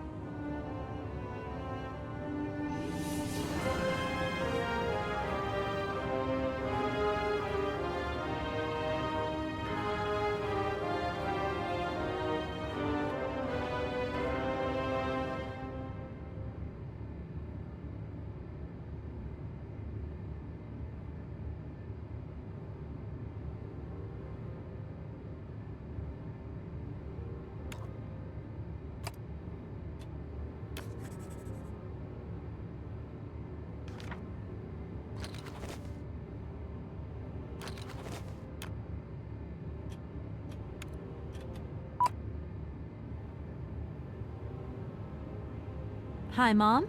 Kate! What? Have you seen the time? Why are you phoning me in the middle of the night? Sorry, Mom. I forgot about the time zones. Did I wake you? Well, of course you woke me up. I was sleeping deeply, too. I've simply got to get my beauty sleep. I've got an absolutely crazy day tomorrow. I'm sorry. It's just that it's real important and urgent. I haven't got a lot of time. Well, if it really can't wait till tomorrow, Munchkin, come on, tell your mommy what's up. No way I'm calling Dan for you, if that's what you want. Mom, listen, please. I seem to remember you're seeing a Marovich or something like that at the moment? No. Malkovich, Munchkin. Frank Malkovich. Yeah, right. So, but he's an opera singer, right? That's right. They say he had the finest voice of his time, my dear. Imagine that. That's just great. So then he must have known a famous singer called Helena Romansky. She's Russian, too. Please, if you can ask him if...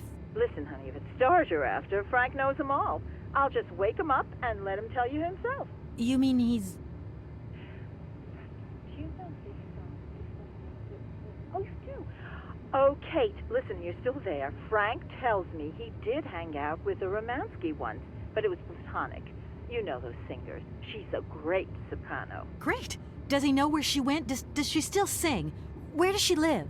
1 second, Munchkin. Do you know? Oh. Frank says she was very ill and she withdrew from circulation. Really? She went to rest in some spa somewhere. He thinks it was called Arabald, but it was 15 years ago and he's not sure. And well, honey, when Frank wakes up, he always takes a little bit of time to get going, you know. Thanks a bundle, Mom. And Frank, too. You're both fantastic. Love you both. Thanks again. Catch you later.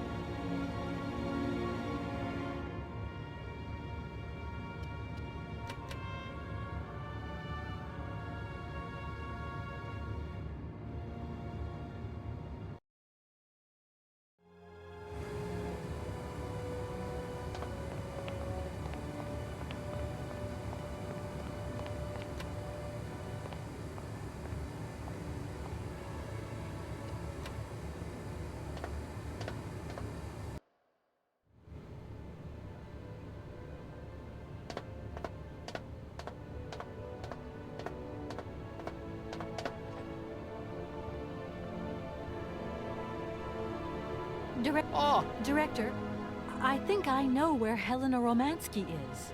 My God, you have found Helena? That is fantastic. Okay, I'm going. Wish me luck. I am counting on you, Miss Walker. Director. It is you, Miss Walker. Director, I think I know where Helena Romansky is. My God, you have found Helena? That is fantastic. From my research, Helena Romansky is living in Arabald. Arabald? Helena Romansky is in Arabald? You know the town, then? You know where it is? Of course. It was a famous spa resort. In its heyday, Arabald welcomed all the big wigs of the regime. To be granted a stay there was a real honor. Today, the honor is gone, along with all the generals and colonels, all washed away with the sea. It sounds like a good place if you need to take it easy, convalesce. I think Madame Romansky would be happier here. I think she'll prefer the peace and quiet here. The perfect tranquility of our little town. I remember you saying that you didn't know Hans Voralberg. It's strange because there's a photo in your museum with a man accompanied by Helena Romansky and yourself. And that man looks just like Hans Voralberg. And so, does this prove that I know him? I think you have forgotten that only several years ago, this city was swarming with people. Do you think I actually knew every employee by their first name? No, of course not. But the man is holding hands with Helena, so I just imagined that maybe... Just imagined? Yes, you were. Imagining things, my dear. You have a mission in hand, Miss Walker. Pray, concentrate on it. You don't think that Madame Romansky could be a little too old or too sick now for such a journey? She is beyond the clutches of time, my dear. That is impossible. Why don't you come with me? After all, you're the person in the best position to convince Helena Romansky. Unfortunately, since my accident, I seldom leave my office if I can avoid it. And it is not wise for a director to leave his city now, is it? What makes you think this lady is going to come back with me? You're a lawyer, are you not? No doubt you will be able to plead my cause brilliantly to her. How can I get to Arabald? Out of the question that I tamper with my pianist now. Please understand, there are still 1 or 2 finer adjustments that I must make before Helena arrives. How can I get to Arabald? There is one way that you can. Here in the city, there are no suitable vehicles left. But that drunk old fool living up there, he'll have something. What drunken old fool? You mean you're not alone? What's up there? You mean you haven't noticed the space compound on the plateau?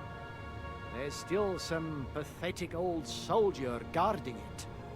But he's more interested these days in reaching for another bottle than reaching for the stars. And you think this gentleman could have a vehicle for me? I haven't the slightest idea. If you catch him on a good day, then maybe. But good days for him are far and few between. I wish you luck. How do I get up to the space compound then? There is a monorail that leads up to the Cosmodrome. When you are inside, I will activate the automatic pilot.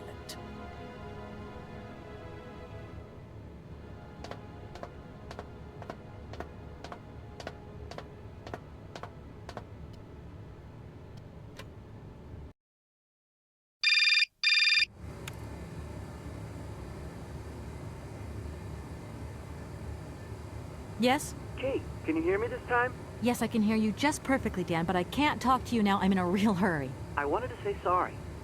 I know I wasn't very understanding last time. I've been feeling a bit bad about it. Okay, you're a real sweetheart, but I've got to leave you now. I'm not angry with you, so don't worry. I've just got to catch up to someone, and quick. But Kate, this is really important. I'll call you back, Dan. I'm sorry.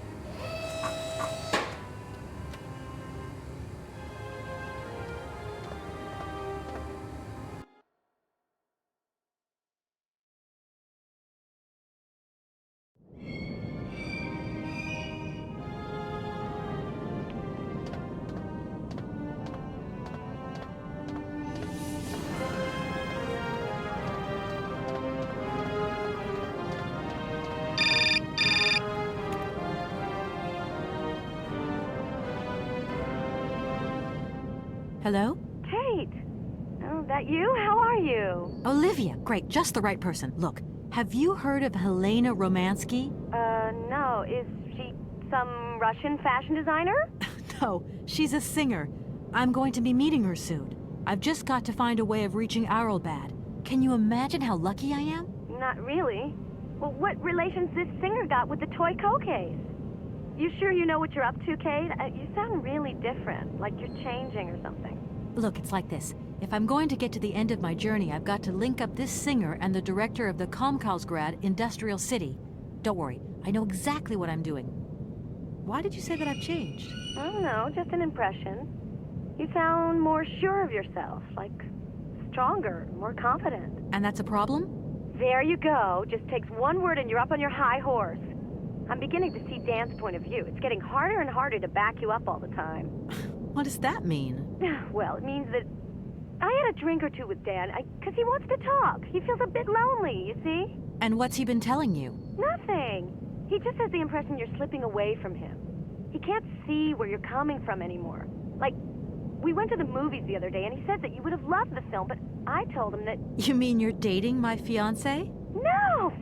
No, not dating, Kate. Just propping him up while you're away. All in a good cause. I can keep an eye on him for you at the same time. What would I do without you? Oh, you're jealous. Well, that's a good sign. That means you want him. Now, that he'll be pleased to hear. You seeing each other again soon? Tomorrow night. He invited me to dinner at the Goldbergs. You don't mind, do you, Kate? No worries. Look, I've got to go, Olivia. Take care.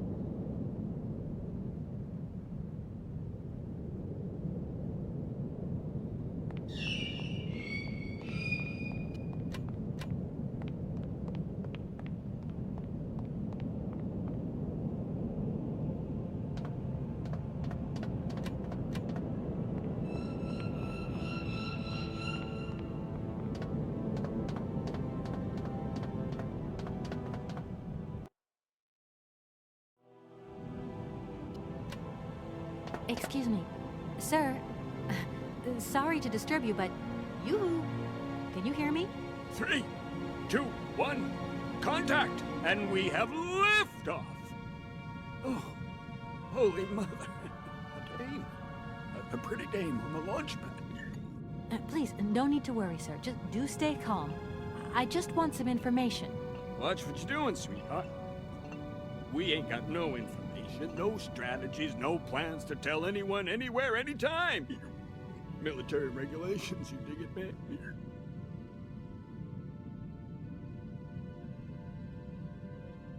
My name's Kate Walker. I'm a lawyer from... I'm a bit lost. And I guess you know this place. Boris Charles, at your service, madam. Can I offer you something from the bar? No, thank you. Tell me, how long have you been here? For as long as it took for you to come along, Sweet Pea. Don't think I've been lonely. I got a bottle or two here. Keep me company? You're a soldier, aren't you? Ex-cosmonaut? Hey, honey, that's all in the past. Hell, let's talk about today. Let's have a drink. That's an order, soldier. Please, can you try and get a grip? I must absolutely find a way out of this industrial complex. Jeez, me too. I've really got to get out of this dump, but not before I've had a little drink. Here, get your pretty little lips around this. Vodka. Tell me what you think. Do you have a vehicle to lend me? I think I'd even test one of your rockets right now if I had to. Toast my rockets. Hey, pretty dame, I'll drink to that. Now, just a minute, we gotta need a special... something to blow you away. 3, 2, 1, contact, and have liftoff! Okay, that's enough. What was that? Did you say something? Are our female comrades revolting, or what? Oh, trouble on its way. Bottoms up! Power to the babushkas! I heard that maybe you could lend me a vehicle or something? A vehicle? All our vehicles were picked up and shipped out to the borders years ago. General's orders. I say, let us raise our glass to this finest soldier this country's ever known, little lady. I don't mean to offend you, but I'm not in the mood for a drink right now. And you'll live to regret it to your dying days, sweetheart. To your health, while you have it. Does the name Hans Voralberg mean anything to you? Karlsberg. Of course I know that name. But sorry, it's been a long time since I've seen something like that around here. Voralberg. He's a person. I'm looking for him, and I think he might have come by here a few years ago. Well, in that case, let us raise our glasses to this brave man and his very good health. I came here by train, but I've got this mechanical problem. I had to leave the train down in the industrial zone. The director down there told me you were here. Ah, Borodine, that dumb traitor. I tell you, he's gone over to the enemy, over to the dark side.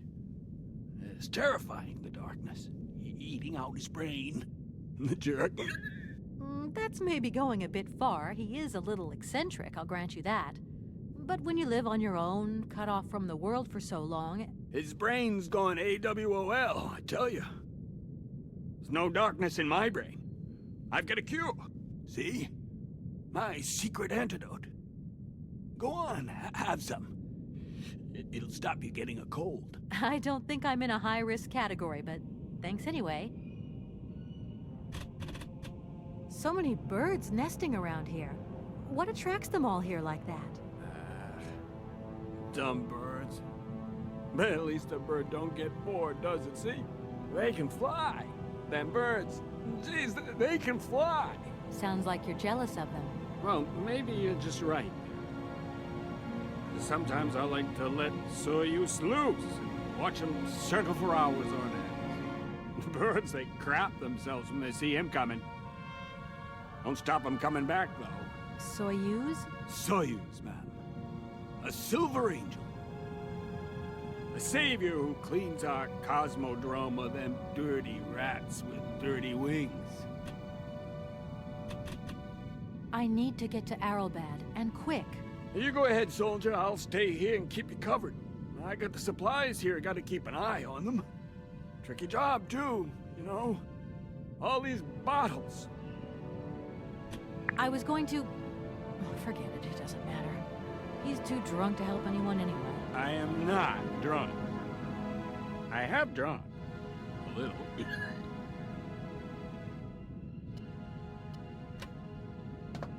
Strange. sure I left a bottle or two around here.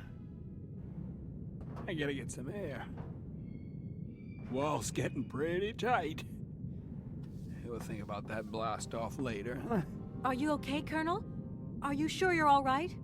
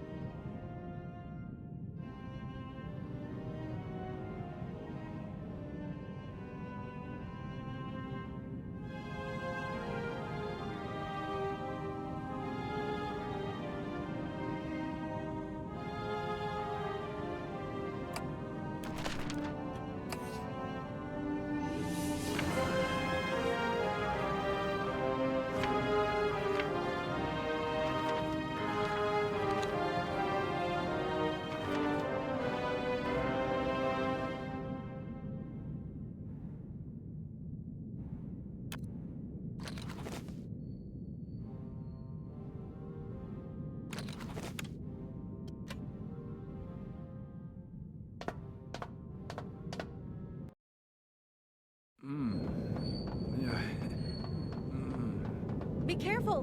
Don't lean out too far or you'll...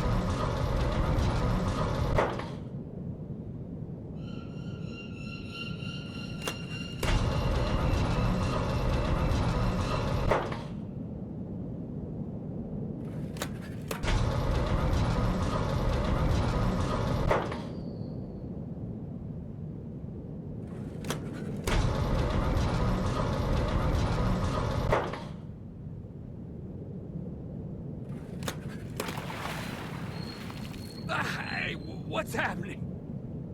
That's water you got there. Stop it! Now! You want me to drown?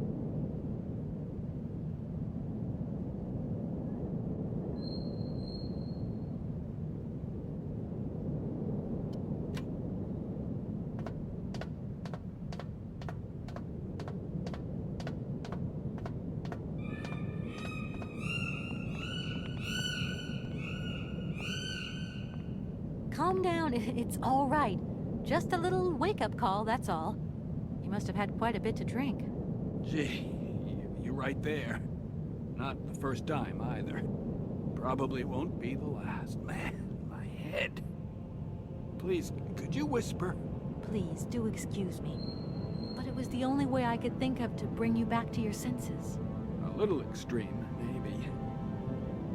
But I get the impression you're a lady who likes to see results. Sir? Sir? My head. Oh, my poor head. I need some quiet. Please, can I have some quiet?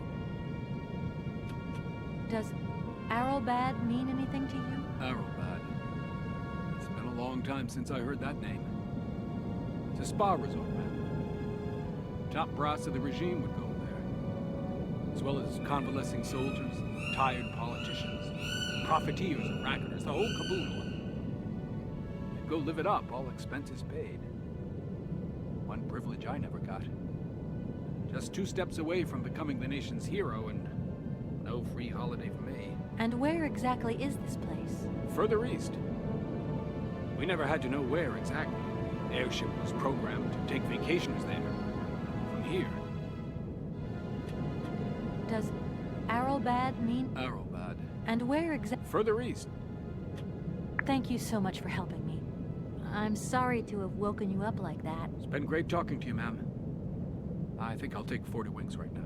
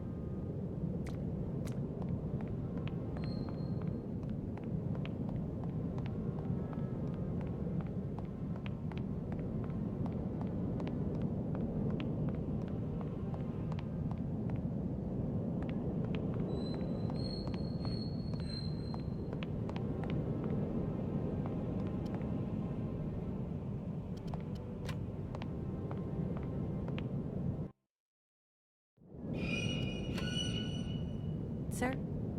Sir? My head. Oh, my poor head.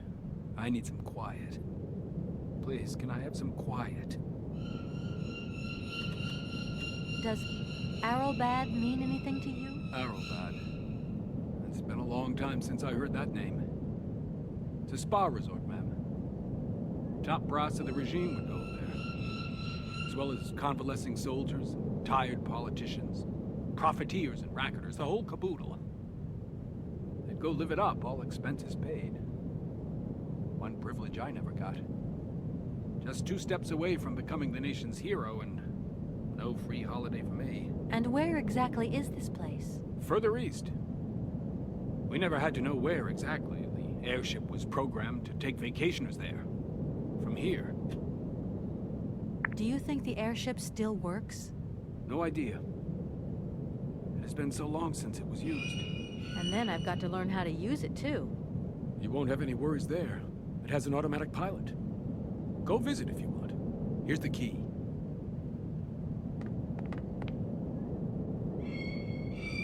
Thanks.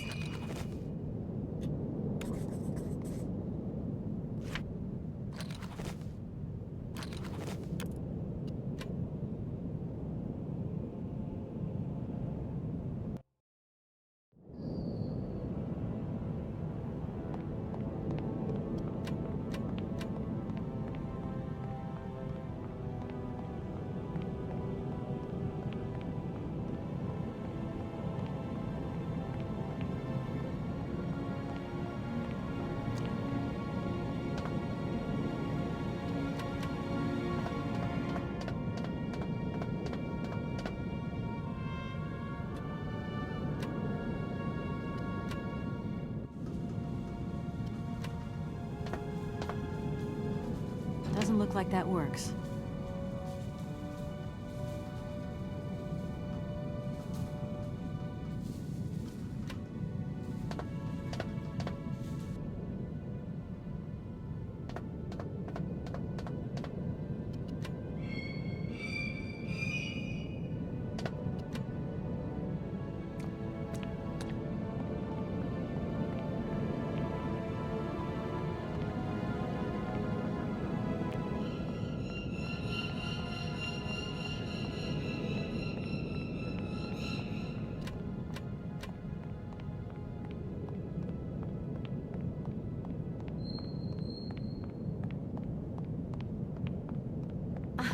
There you are. I was looking for you. I've managed to trigger the autopilot mechanism, but the airship still won't take off. Do you know why? Maybe. I've got some idea. But you look like you're a pretty good mechanic. Let's just say that since the start of the journey, I've managed to get by and get to know Hans Voralberg's strange contraptions. Okay. I have a deal to make with you. I've been living in this dumb launcher site for years. And I've always said that one of these days I'm going to the stars on that flying wheel. And I better make that trip before vodka stews my brain. But I gotta know how it works. You look like you might have some clue at least. If you could help me get to the stars, I'll tell you how the airship works. What do you say? A deal? Why not? I'll see what I can do for you.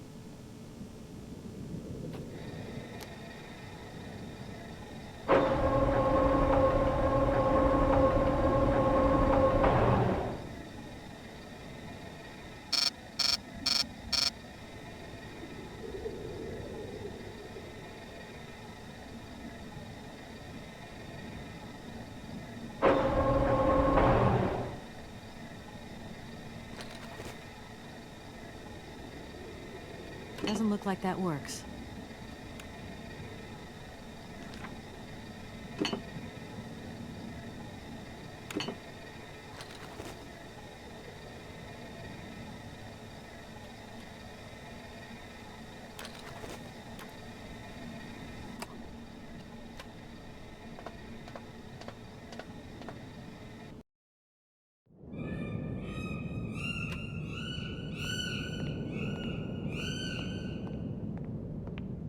Comrade Boris, I need a few drops of your blood. Excuse me? To get the centrifuge going, we'll need to analyze the pilot's blood. If you're going to the stars, you've got to be in good health, you see? That's why I need a blood sample. It won't hurt. There's two things a good soldier is always ready to do. Drop his pants and spill his blood. Go ahead. I'll only be needing your blood. My pleasure, ma'am. Ow!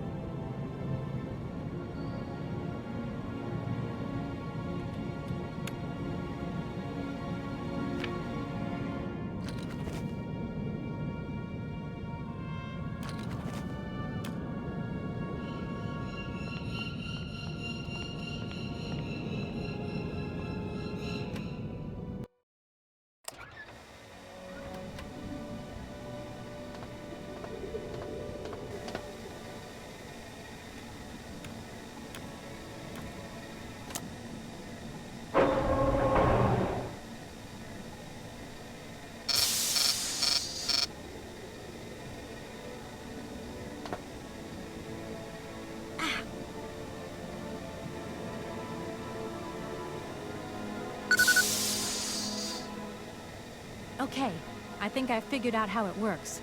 Get settled in and let's go.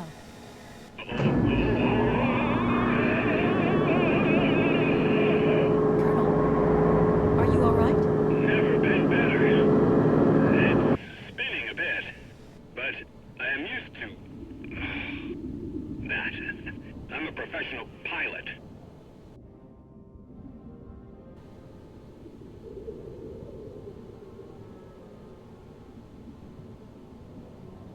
Miss Walker! Come in, Miss Walker! Are you receiving me? Clear as smog. Can you speak up? I'm ready. Press the launch button. Okay, here we go. Good luck.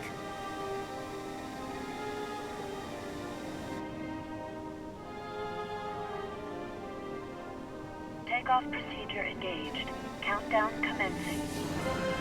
Colonel, you've forgotten to tell me the secret of the airship. What do I have to do? The airship will need to be pressed up.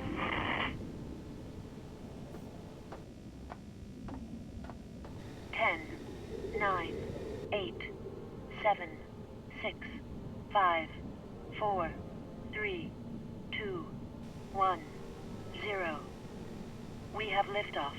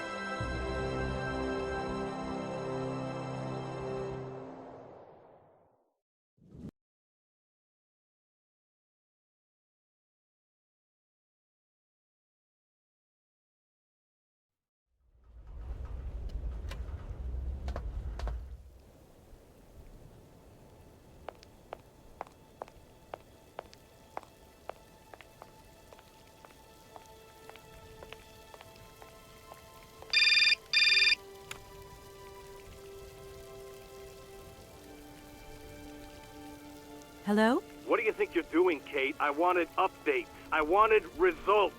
Certainly, Mr. Marson. We all do.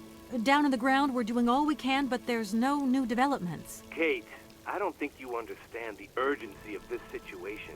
Universal Toys are on my back and digging in.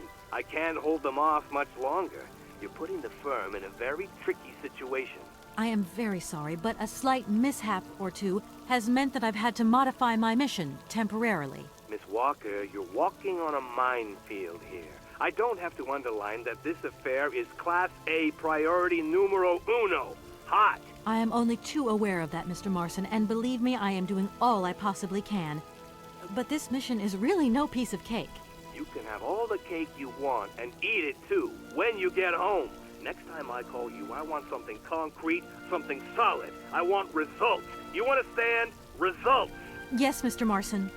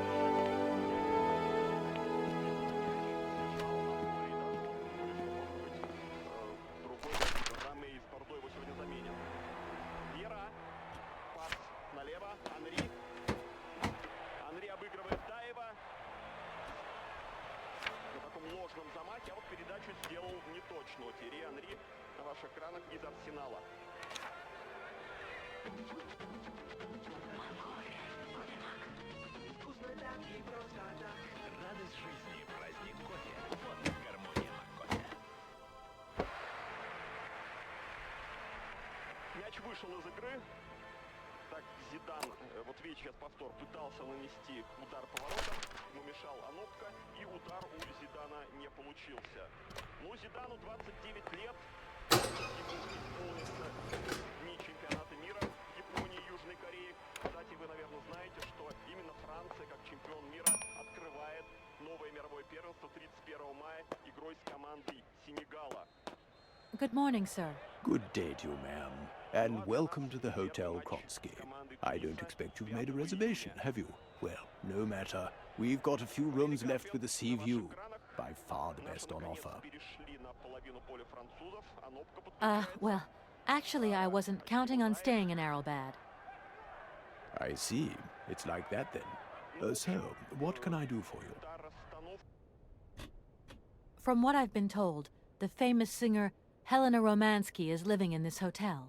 And? If you could possibly tell her I'm here, I must speak with her. It's urgent. Are you a member of the family? What is your relationship to that lady? None. I don't even know her. But please, can you inform her that I must see her? Did you not hear me right? Madame Romansky is a privileged member of our clientele, and I very much doubt if she wants to talk to a total stranger who's just washed up off the beach. I just need to speak with her for just a moment. Then I'll leave. I promise. I'm sorry. I can't let anybody just come and go here. Guests only. An establishment like our own has to think of the well-being of its guests. We like to think of ourselves as a stronghold, resisting enemy invasion and unwanted callers. The world is a strange and changing place, ma'am, and its roads are full of undesirables and indespicables just waiting to abuse generous hospitality. Could you tell me if a certain Hans Voralberg has ever been here? On a spa holiday? Yes, that's it. I'm sorry, but our hotel register is strictly confidential. Come on, please. It's not like it's a state secret you're telling me here. And if I just let you consult our register, what am I going to get out of it? My eternal gratitude? That's just what I was expecting. Adieu, as the French say, madame. Sir, I really could use your help. I'm sorry, ma'am. but my helping hand only serves my hotel guests. Well, let me just say that by helping me out, you'd also be helping out one of your very own guests. Ma'am, I'm not to be wound around anyone's little finger. You hear? Let me introduce myself. I'm Kate Walker. I'm a lawyer sent by a major American law firm to take care of a delicate inheritance case. Ah, very pleased to meet you, Miss Walker. Felix Smetana at your service. I'm the receptionist of this establishment. Between you and me and the brick wall, I often play the role of general manager here, too. Ah, these days the place ain't what it used to be. This hotel is truly incredible, though. It's kind of sumptuous in an old-fashioned way. You should see how sumptuous our suites are. For more than a whole century, they have accommodated some of the world's greats. Would you like to take one? No, it's okay, thank you. I'm not staying. I've got to get away. I'm expected. Right. Well, in that case, I don't see what I can do for you. I want to meet someone who lives here. That's very inconvenient. None of my customers say they're expecting someone. You can't just turn up like that. We've got a very strict policy. In this day and age, the hotel ain't too open to, impromptu visits from any Tom, Dick, or Harry. Please, I absolutely must speak with her. It's very important. If it was that important, all you had to do was ring the hotel. People come here to rest, you see, to get away from the world, which ain't turning so good these days. Don't let me keep you. Good day to you, ma'am. Honestly, if I could have called, I would have called, but I couldn't. So please, can you bend the rules just a little, sir? Ma'am, in this hotel, we don't bend nothing for no one. With respect. Usually I travel on this fantastic mechanical train. Haven't I seen some kind of a station here? Is it possible to arrive here by train, then? Of course it is. What were you suggesting? If I'm not very much mistaken, that's your air balloon I see getting blown to shreds in the hotel garden. Oh, yeah, the airship. That's a bit different. I just borrowed that to make the round-trip journey to Arabald. Whatever. You better think about getting it off there, and quick. With that contraption on my lawn, some of my clientele might have a relapse. Well, thanks anyway. At your service, ma'am.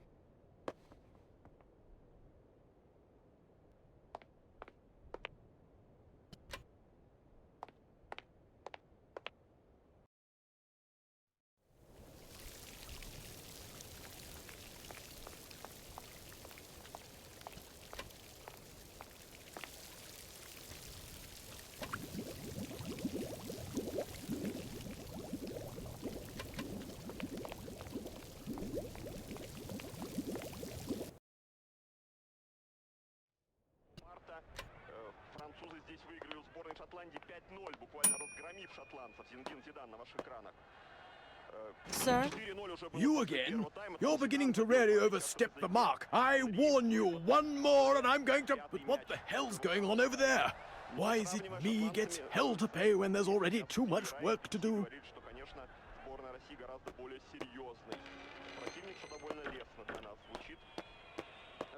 Сказал, что Россия сложный соперник, поскольку ее футбольная культура близка нашей, близка французской. Это мнение Юрия Джаркаева. В очередной раз хорошо сыграл головой Анопка, Никифоров. На штрафную Юрию Джаркаеву, игрок английского Болтона на ваших экранах. Ну, Джаркаев, вы знаете, Doesn't look like that works. играл в Кайзерслаутерне, не все там ему удавалось, и вот сейчас он отдан в аренду в не самый сильный английский клуб Болтон. Зидан, молодец, Нигматуллин. Смертин не успевал перекрыть Зидана, по центру в штрафную врывались и НЛК, и Пяти, но смотрим повтор. Четко действует Руслан Нигматуллин. В запасе у нас Дмитрий Гончаров, сегодня из московского «Спартака». Французы усиливают давление. Повторяю, для них этот матч не просто контрольный перед чемпионатом мира, а еще и очень-очень принципиальный. Об этом сегодня писали газеты, и в газетных интервью говорили сами футболисты. Очень очень высоко оцениваем российскую сборную. Сравнивали нас много с шотландцами, потому что 27 марта французы здесь выиграли у сборной Шотландии 5-0, буквально разгромив шотландцев. Зиндин Зидан на ваших экранах. 4-0 уже было после первого тайма, там Зидан забил 2 мяча в высоте,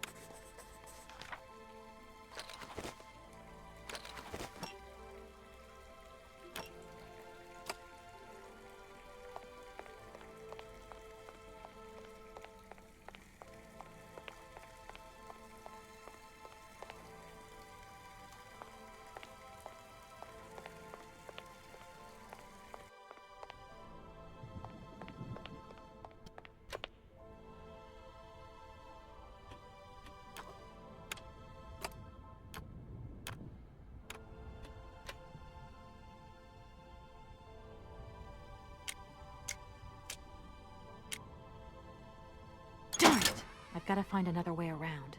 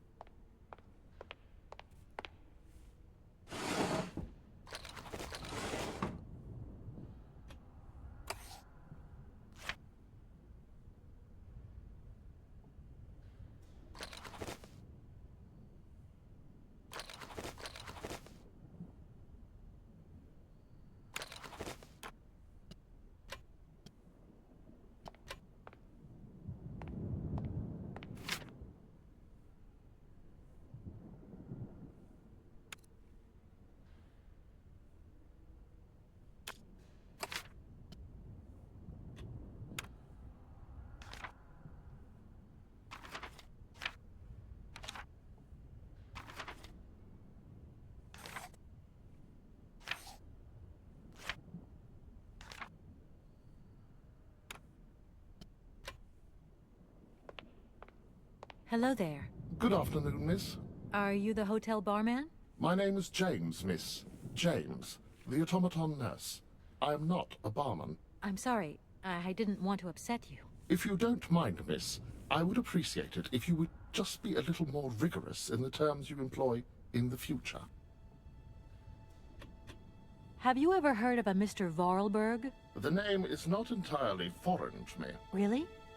You know Hans Voralberg? That I cannot say, miss. Madam has forbidden me from talking about him and even mentioning his name. Why? Nostalgia, sadness, medication. Call it what you humans will. We never had this conversation, did we, miss? Madam would be very angry to learn that I know, and now you know as well. Don't worry. Mum's the word. Do you know Madame Romansky well? I have been in Madam's service since my inception. So you must have seen a thing or two. That must have been amazing to take care of such a great lady on all her journeys, be a part of all her recitals. I was but a twinkle in my creator's eye. Madam required my services shortly after her arrival here at the Hotel Kronsky. Can you take me to Helena Romansky? Not at this hour, miss. Madam will still be watching the sea at the end of the pier. So? Madam knows perfectly well that during this season I don't go down to the pier. My wheelwork goes dicky under the double corrosive action of the salt and sand winds. Listen, you can hear them sweeping up and down the beach and out to sea. We call it the salt wind here. It'll drive us all crazy one of these days. Come on. Just make a little effort. No, I'll stay here and make ready for Madame, in case she needs me. She can be so unpredictable, such violent swings of mood. My name is Kate Walker. Pleased to meet you, miss. You are not here for treatment, are you? No, I'm not.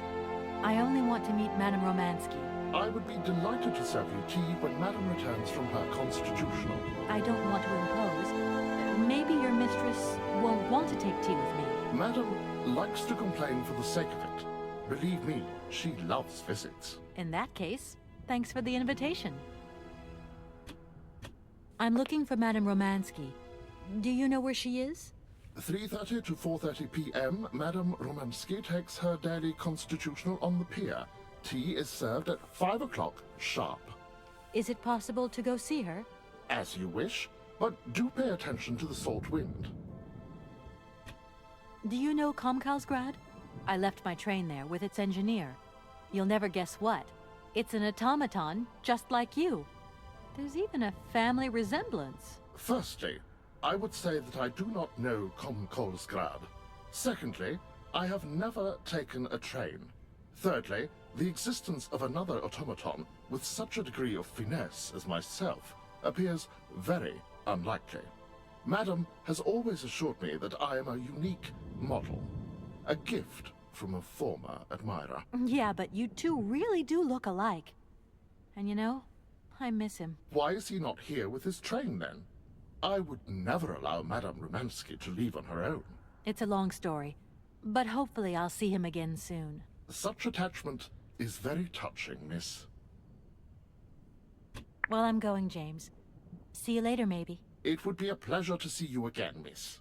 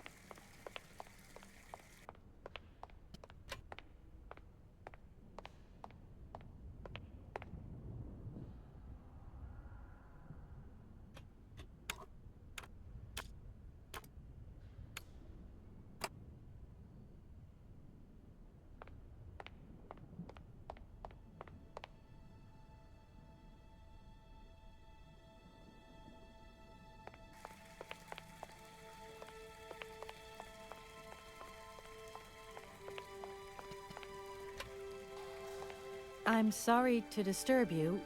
Yeah, I think I can thrust with my queen through there. Unless... I can see that I'm disturbing you. Hey, no, checking two moves. Maybe I'll squeeze him with my bishop instead. Nothing like a good squeeze from a bishop. Okay, I wouldn't like to disturb you any longer.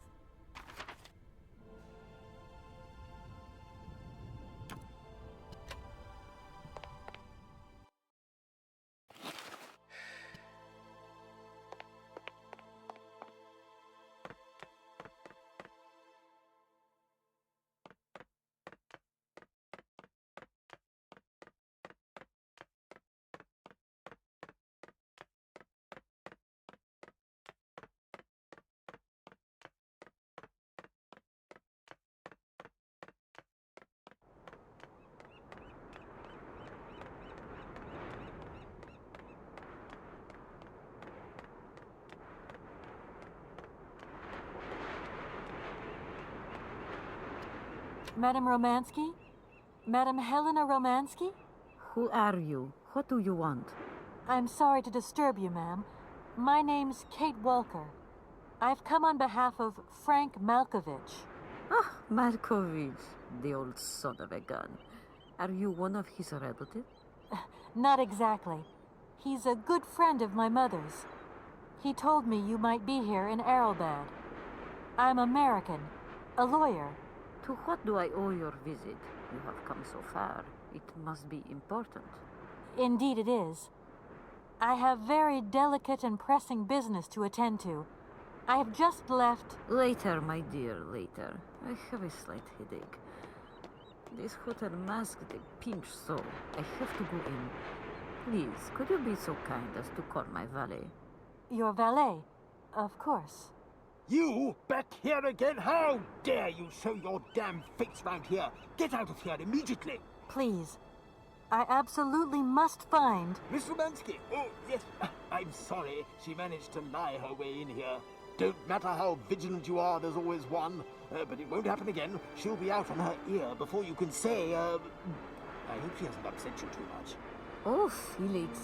Stop being such a grizzly bear. This woman is my guest. She's your guest? But that ain't possible.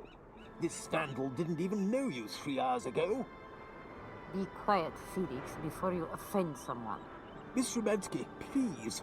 This maniac turned up earlier and tried to wreck the fountain. If it wasn't for the... I said enough, Felix. Please treat Miss Walker with the respect befitting one of my friends. Don't touch and don't swear. Have I made myself clear, Mr. Smetana? Yes, yes, crystal clear, Madame Romansky. Please do accept my humble apologies. Very good, Felix.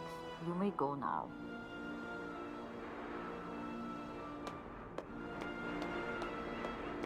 Madame Romansky, thank you for stepping in there. I'm so embarrassed to put you to such trouble. Oh, nothing that I haven't lived 1,000 times before, my child. I want to go in now. I am exhausted. Can you call James to pick me up? Certainly, ma'am. Right away. Madame Romansky? So, is James coming or isn't he? Don't tell me you haven't caught him yet. Oh, my poor head. Please, ring for my valet.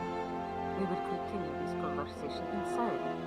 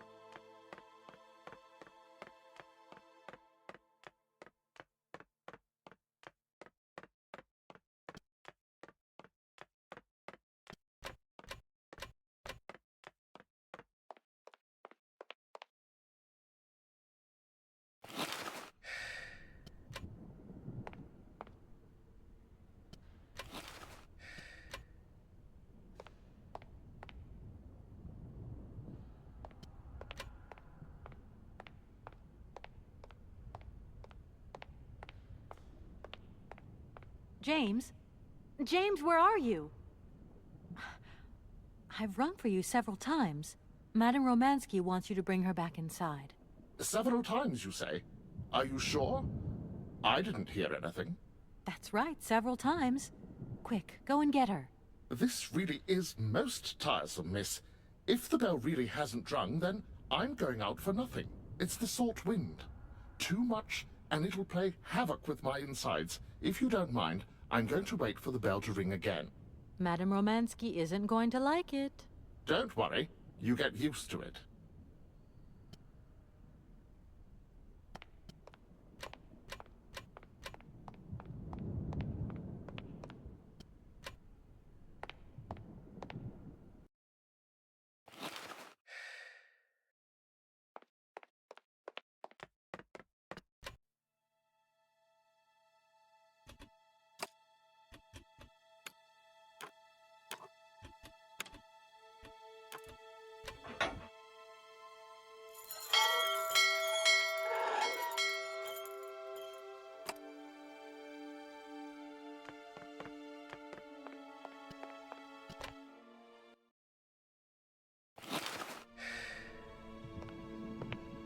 No point weighing myself down.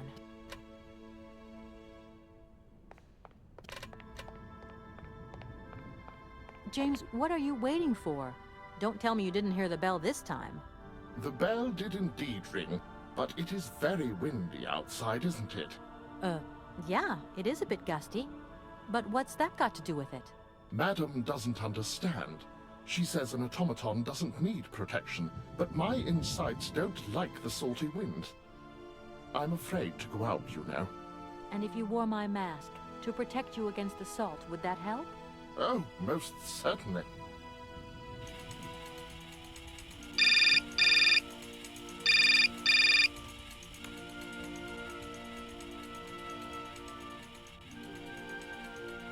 Katie Pooh. So, have you met her yet? This Helena person. What's she like? Does she remember Frank? Hi, Mom. Yeah, sure. I met her, and yeah, she's living in Arabald. You can thank Frank for me again. I'll remember too, honey. So, what's Arabald like? Maybe Frank can take me there one day. It's this seaside resort, Ma, but it isn't what it used to be. You'd be real disappointed. Maybe you're right. So, when are you coming home? Is that mission all over then? Not really, Ma. I still haven't found the heir I'm looking for to wrap up the case. Helena Romansky's a kind of detour here. Listen, Munchkin, I get the distinct impression that you're being led up the garden path. Why don't you just come home, tell your boss this heir just doesn't exist, that you've done all you can, et voila. Do you want me to call him for you? Ma, please, don't get involved. Looking for Hans Voralberg is what I'm being paid for. But I also just want to find him for myself. Honestly, you're just as stubborn as your father. Don't complain that your mother didn't warn you. Don't worry, I won't.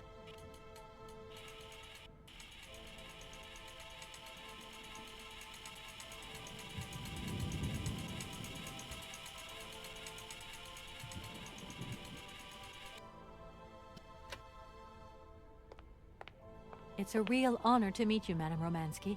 People have told me so much about you. People still talk about me. Oh dear. Of course. Everyone tells me how wonderful you were. How you were one of the greatest singers of the century. Ah, so I was, my dear. But surely you didn't come here just to dig up the past. Like I said, I'm a lawyer, and to tell you the truth, I don't know much about classical music. But after talking to Mr. Borodin and Mr. Malkovich, they really made me want to hear you. Oh, you are too late, my child. 10 years too late. And how is dear Frank? Do tell me. Oh, I am still angry with him for leaving like that to America. Don't be offended, but I never suspected those cowboys actually have an ear for real music. I don't think he sings much anymore. The odd gala, the odd charity event. Anyway, he sends his love. Oh, his love? Do you hear that, James? There is someone who still loves me on the other side of the Atlantic. Never said they didn't, madam. What about this other gentleman?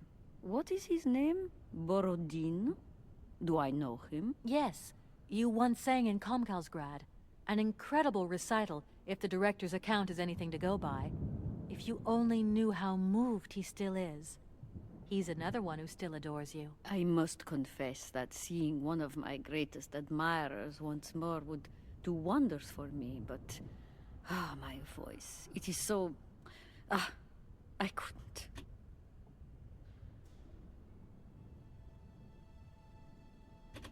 I'm wrapped up in a case at the moment, and because of it, I met a certain Mr. Sergei Borodin, director of the Komkolzgrad industrial complex, situated to the northeast of here.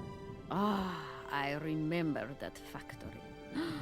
Oh, a sad city indeed. What am I saying? They all were. Madame Romansky, this Borodin is one of your biggest fans. If you could come and sing for him there, it would make one of his biggest dreams come true. Sing? Oh, my poor girl. I have not sung for years. Time has taken its toll. My voice is like the rest of me. Faded and wan, like my heart. Oh, aren't you going a bit far there? I bet you've still got a great voice. Oh, you are the sweetest cherry, my dear. I am not senile yet, but I look reality in the face every time I look in the mirror, and I can tell you, singing is something I did in the past. You must have had a fantastic life. So exhilarating. Ah, much more than you could ever imagine. I used to sing the finest melodies of the moment in the most fantastic theaters around the world. I have been hailed by kings and courted by princes. Grown men would sink to their knees when they heard the first notes of my recital. My voice could break crystal glass and hearts, many hearts. I'm not surprised. Then one day sickness steals away the gift life has given you. My voice started to betray me. I started to get migraines, my health failed. They sent me here to let the spa town weave its healing spell. I was only going to rest for a month, but then the month became a year and the years get longer. But you look so healthy to me. Oh, thank you, my dear. Look, please, you absolutely have to come with me to Komkolzgrad. It's the only way I'm going to get my train back and be able to carry on my journey. Your train? That's right. I've been traveling on this amazing locomotive with this automaton engineer. He isn't a million light years away from your James.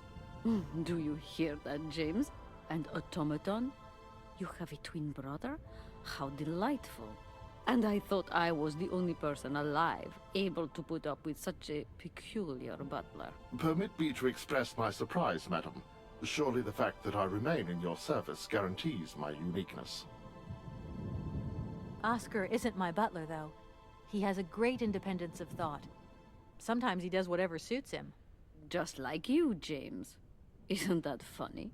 Madam will not be surprised to hear that she is strongly advised not to undertake a journey that, unless I am very much mistaken, will tire her needlessly. James, only one of us will make that decision, and that person is me. I'm very curious to meet your automaton, my dear. Where is it? He had to stay with the train in Komkolzgrad. The director used his hands for the final touches on his pianist. It's the same pianist that will accompany you when you sing. How quaint. Another automaton. And this one can even play along with me? Play for me? Ah, why does my voice abandon me so now? Madame Romansky, please understand I would never have come so far to disturb you if I didn't really need your help. I understand, my dear. But my health is failing me, as does my voice. Believe me, no one is sadder than I. Strange. I get the impression that Hans Voralberg turned up here, too. You know Hans Voralberg? Not exactly. I'm looking for him to sort out this inheritance case. But I've had to snoop around in his past a bit to get on his trail, and I guess he's kind of a close friend now. You knew him, didn't you? Oh, yes. I knew Hans Voralberg. Do you hear, James? Ah, if you had the chance to meet Hans. My Hans. Oh, my God. What has become of him? Where is he? As questions go, madam, that one is not without certain complications. I'm sorry, but I have no idea. That's the goal of my mission, to find Hans Voralberg. That's why I have to get back to my train as quickly as possible and to get out of Komkolzgrad. And you cannot find him without the train? The train is one of his last inventions. So is Oscar, the automaton engineer. I get the feeling that the two of them are going to lead me to him. Did you hear that, James? I might see Hans again. I have dreamed so long of meeting my dearest sweetheart again. Oh, if only I could sing. If only I were in Paris, I would ask George for that miracle cocktail. The one that only he knew how to make. Wouldn't I, James? Yes, madam. As you have frequently said, without that famous cocktail, your French tour would have probably been cancelled. I don't understand. An extraordinary tale, my dear. It was December, and it was terribly cold and damp. I had to play the role of Tatiana that evening at the opera. But since the morning, I had lost my voice. It drove me completely mad with worry. I don't know how George, the barman at the Moritz Hotel, heard about my affliction, but he brought me up a cocktail that he had invented. A strange concoction. But it turned out to be a miracle cure. My voice returned to me in an instant. That's amazing. That's just what we need. We're going to mix you up a cocktail. Ah, my dear child. It is impossible.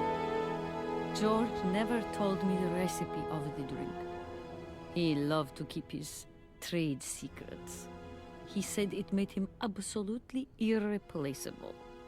Well, I'm going to get George to tell me. He hasn't yet met with my powers of persuasion.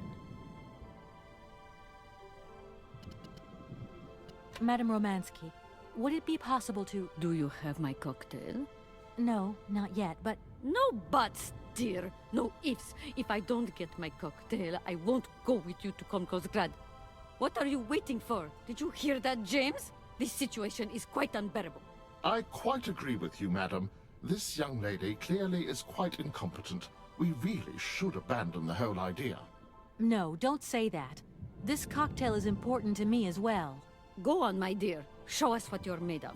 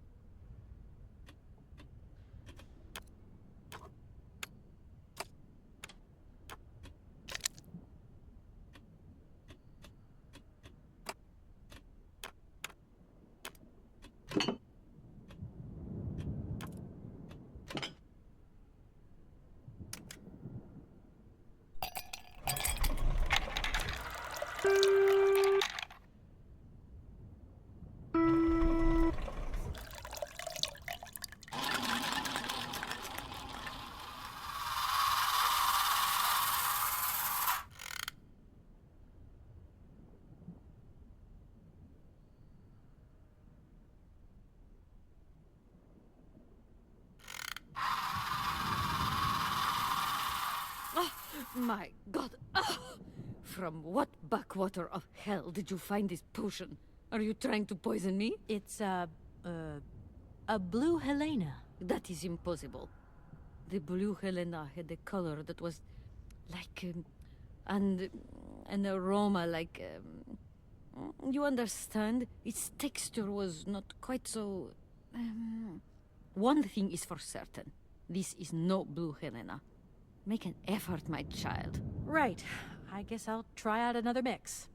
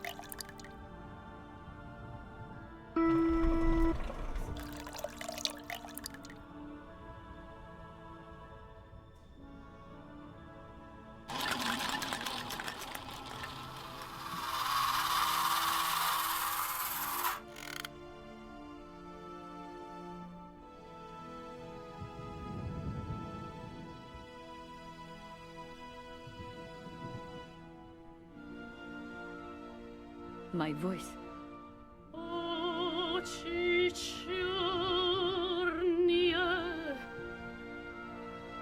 My God, that is atrocious. Horrific. It was too good to be true. George's Blue Helena is powerless, ineffective on the voice of an old woman. But your voice is perfect. Don't be so down on yourself. You just need to warm up a bit, that's all. After all these years, it's to be expected. No, I am very grateful for all your efforts, but really, I cannot go on stage with such a puny, pathetic voice. My performance would be so poor. I would get such bad reviews. You've just got to get your confidence back. Hasn't she, James? I must concur, madam. It sounds to me like your voice is fully restored. James, be quiet. You are a sniveling little creep.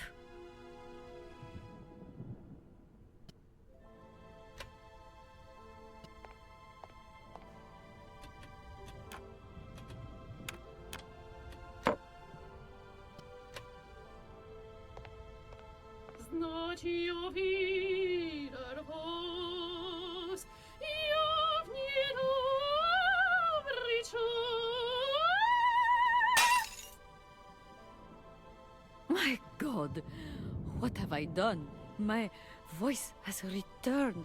Did you hear that, James? My voice has returned. Your voice is still as magnificent as ever, madam.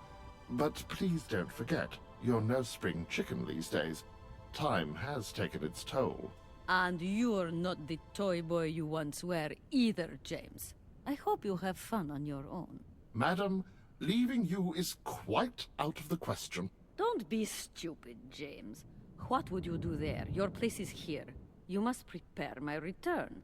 Madam, I won't insist. Adventure is not an integral part of my action functionalities. Maybe you're right, madam. As ever. Do I understand correctly that you're going to go with me to Komkolzgrad? You do, my dear.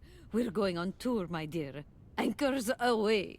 I'll go back to the airship to prepare my departure. You can join me there when you're ready. James! Take me to my room. I must prepare. Quick! Quick! What are you waiting for? My fans are waiting for me. Are you sure you're sure about this, madam? Shut up, James, and put your foot on it.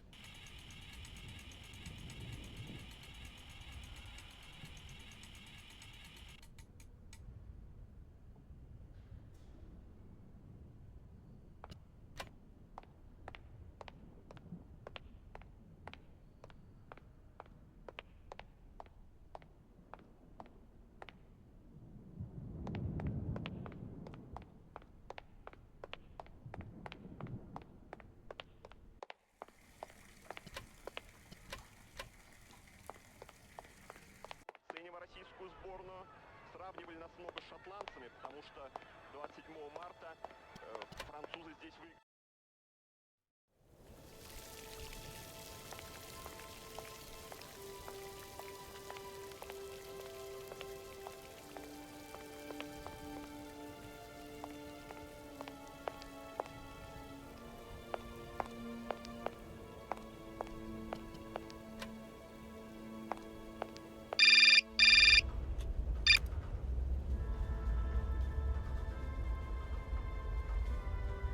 Hello? Hi, it's me, Olivia. Hey, sweetie, what's new? How was it at the Goldbergs, then? Like, alcoholic. Is that all? What's up? Cat got your tongue? Well, tell me what you're up to. How's the case going? How's that Romansky chick? You don't think it's dragging out too long? I haven't had the time to get bored, I can tell you that, but... Hey, Olivia, what's the matter? You didn't even answer my question. That's so unlike you. Did I tell you I bought this really cool blue silk top? Olivia, what are you hiding? Come on out with it. You've got me worried. Oh, Kate, I'm sorry. I've done something horrible. I can't sleep anymore. I can't eat. I keep wanting to hurl. Olivia, tell me what's going on. Dan! What about Dan? Has something happened to him? You're gonna hate me for the rest of your life, and you'd be right. In your situation, What? After the Goldbergs, Dan took me home. We were a bit, you know, we shouldn't have drunk so much. He came up to mine to have a nightcap and then... Okay, you're gonna hate me. Please hate me. I got it. It's all my fault. I could never tell you that I've had the hots for Dan for ages, because you're my friend and you were engaged and all, but then we got so close lately, and I just lost sight of what's right and what's wrong. Kate, the guilt is killing me. I want to die. Look, don't bust a gut over it. You and Dan, it's like not real right now. I gotta go, Olivia. I need to process this new bit of data. Are you like some automaton or something? Kate, please. I'm hanging up now. I want to be on my own.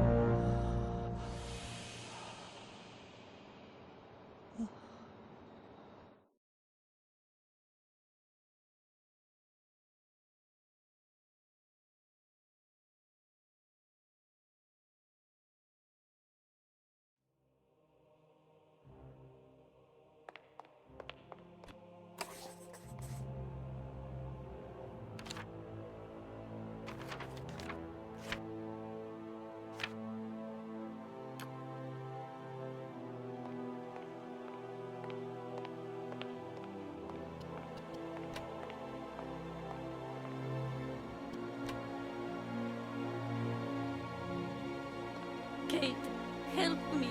What is happening? What does this man want of me? He has gone totally mad. Don't worry. There must be some way of getting you out of there, and I'm going to find it. But do hurry up, my child. I am terrified he will return and become dangerous. Be strong, Madame Romansky. You can trust me.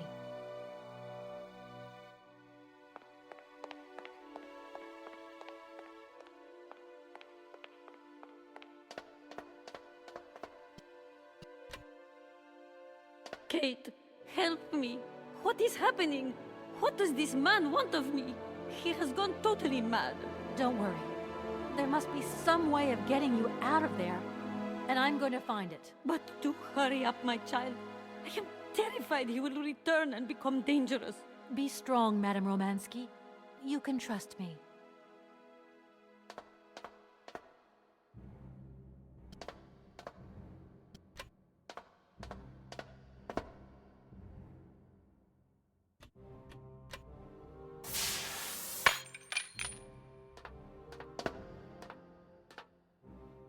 At last, young lady. I was beginning to be desperate. I came as fast as I could. Now hurry! Get out of here quickly before that maniac notices. I've got to get Oscar's hands back.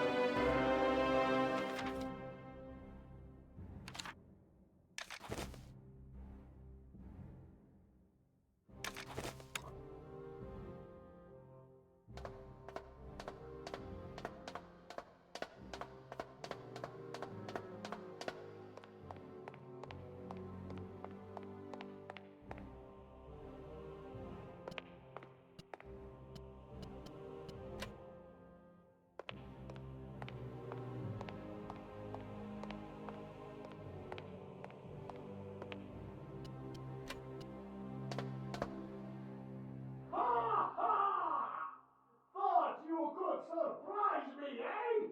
Ha ha! Stupid little girl! You dare defy me, the director of this city? You cannot touch me!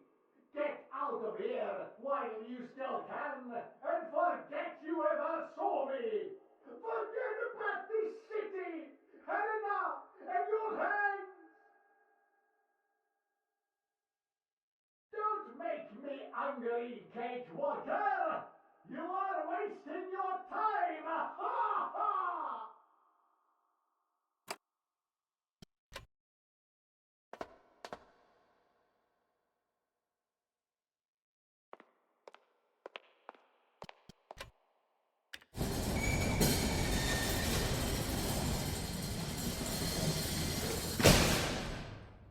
Are you all right, madam?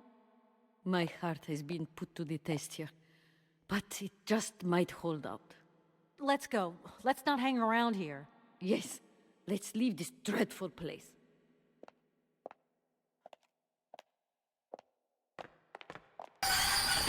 Oh, but my God, what has happened now? Ha ha! Nice try, Miss Walker. But you are not strong enough. Not for me. So you can stop playing games now. Return the hands to me, and bring Madame Romansky back, or I shall not be responsible for my actions. You don't scare me, you old lunatic. Helena, grab the hands and get back to the train. Tell Oscar to get ready to leave. I'm gonna find a way out of this lousy factory. No chance. You will never succeed. Ha! We'll just see about that. I warned you, cake worker! I warned you! Be careful, my child. You too. And don't worry.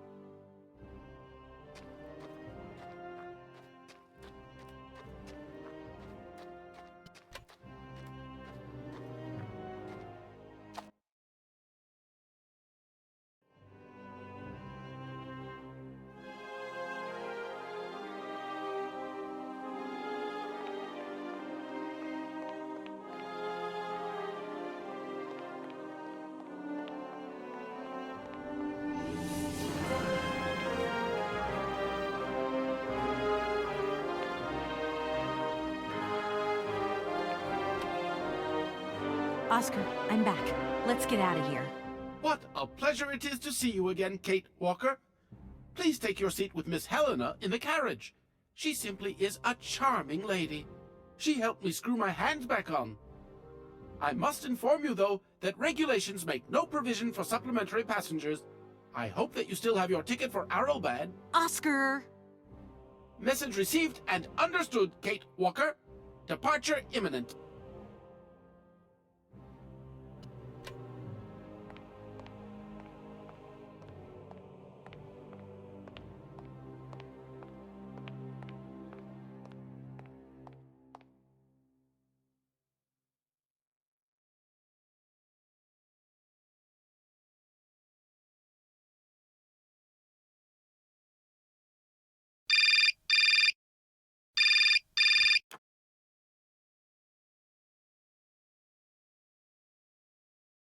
Hello? Kate, hi. It's me, Dan. Are you all right? I'm okay now, yeah, thanks. But if I said that not long ago I was grappling with a mad music lover who wanted to kidnap an old forgotten opera star, but I foiled his plan and escaped through an abandoned mine, then I guess it's completely mad. You'd be proud of me, Dan. Real proud. Kate, I don't understand a thing you're saying. I barely recognize you. It doesn't matter. How was your day? Yeah, of course. I went to dinner with the Goldbergs. I finally beat Bob at squash. The cleaning woman broke the vase in the entrance hall. Well, other than that, nothing new. I see. Everything's cool, though? Yeah, everything's, cool. You're not missing me at all? Oh, yeah, sure I am. I had Olivia on the phone. She was a little upset. Nothing to say? I'm so sorry. I don't know what came over me. It happened so quickly. I just totally lost control. I was so weak, so dumb. I just can't imagine how... I can't imagine how you could ever forgive me. What a bastard I've been. I don't know, Dan. Maybe I'm to blame somewhere in all this. Maybe I pushed you into Olivia's arms. I'm well aware that this trip has taken me far from New York and far from the Kate you once knew. And you know what surprises me the most? I don't miss it. What's happening to us, Kate? Maybe we've just realized we don't really love each other, Dan. We can talk about it when you get back if you want. I don't know, Dan. We'll see.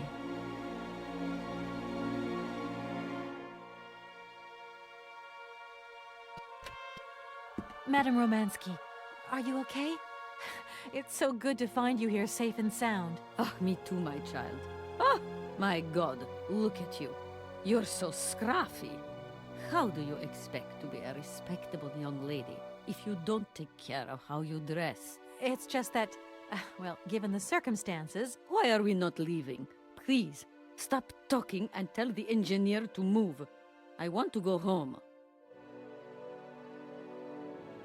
As you wish, Madame Romansky.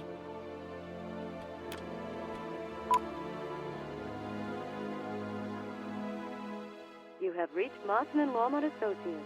We're sorry, but all our lines are busy. Please call back later.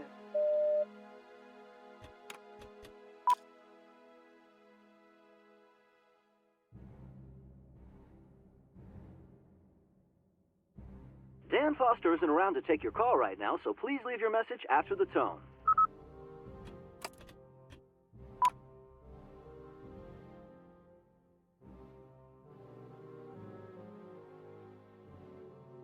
Hi, just finishing off a good facial. Be with you in a mo, bright and fresh. Bye.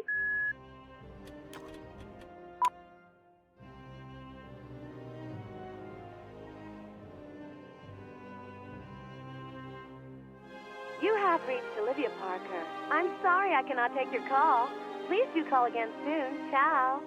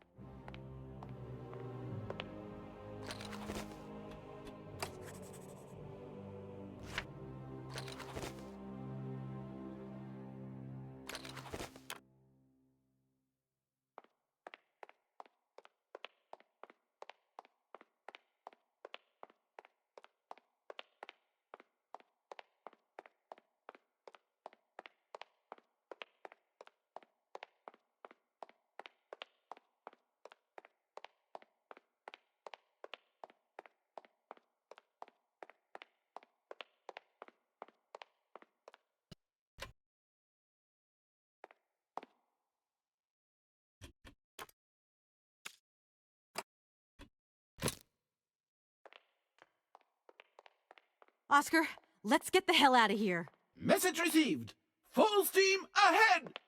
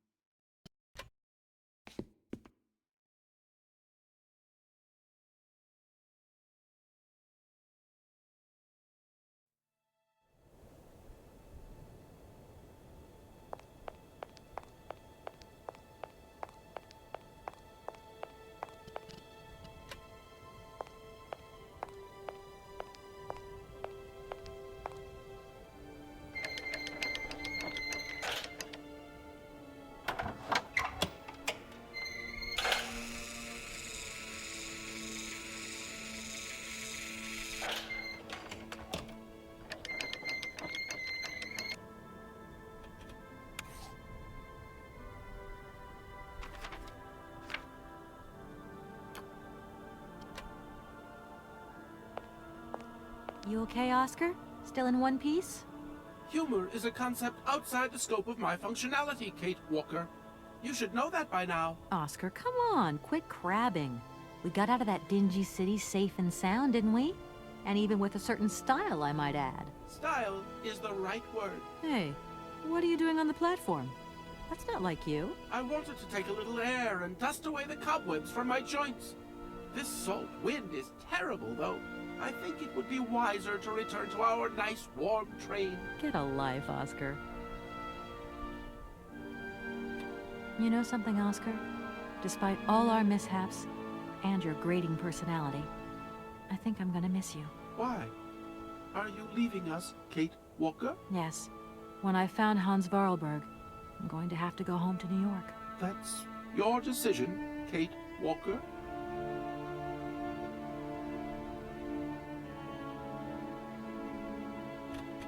Oscar, I think everything's ready. We can go now. Are you sitting comfortably?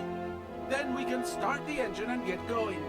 I'll be circulating shortly to punch your ticket. Give me a break, Oscar. Miss Walker!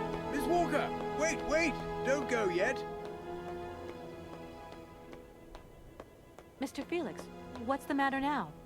Has something happened to Madame Romansky? No, not at all. Our favorite diva's fine and dandy. But there's a package for you at the reception. I said to myself, Felix, maybe she's got to have it before she goes. A package for me? But that's impossible. But it's got Miss Walker written on it, clear as day. Why didn't you tell me about it earlier? It's only just arrived, like. Oh, and, well, who delivered it? I don't know. I just took my eye off reception for a moment. The game was on, you see, and there it was, on the counter in reception. Come and get it. Okay.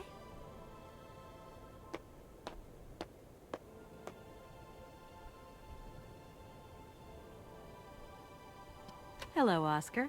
Hello, Kate Walker. Oscar, I'm ready. Let's go. You're not going to fetch your parcel?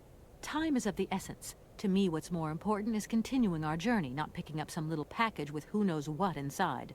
I am of quite a contrary opinion. I will not start the train unless you find out what's inside the parcel.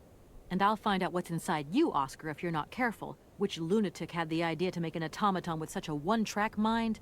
Kate Walker, really? You should be careful what you're saying. He might hear you. What are you suggesting? That Hans Voralberg is here?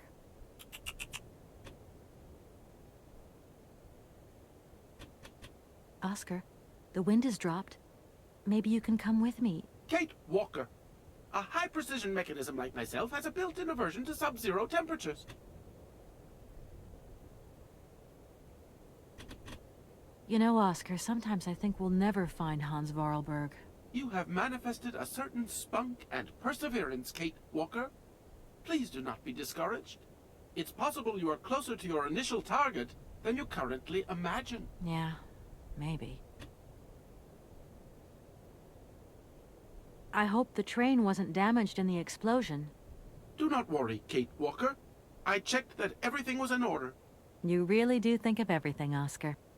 I do not think of water sports, Kate Walker. Oscar, I'm sorry you missed Madame Romansky's performance. It was really something. I don't know. Emotion is a concept outside the scope of my functionality, Kate Walker. As well you know. Sometimes I'm not so sure. The weather has changed since my last visit. The wind has dropped, and it has started snowing a little. I was not fortunate enough to accompany you on your first visit, Kate Walker. You abandoned me to who knows what horrible fate in that creepy factory. Oscar, do you know something? You're changing. You might not notice, but you are. Change is outside the scope of my functionality, Kate Walker. See you around, Oscar. I'll be waiting for you, Kate Walker.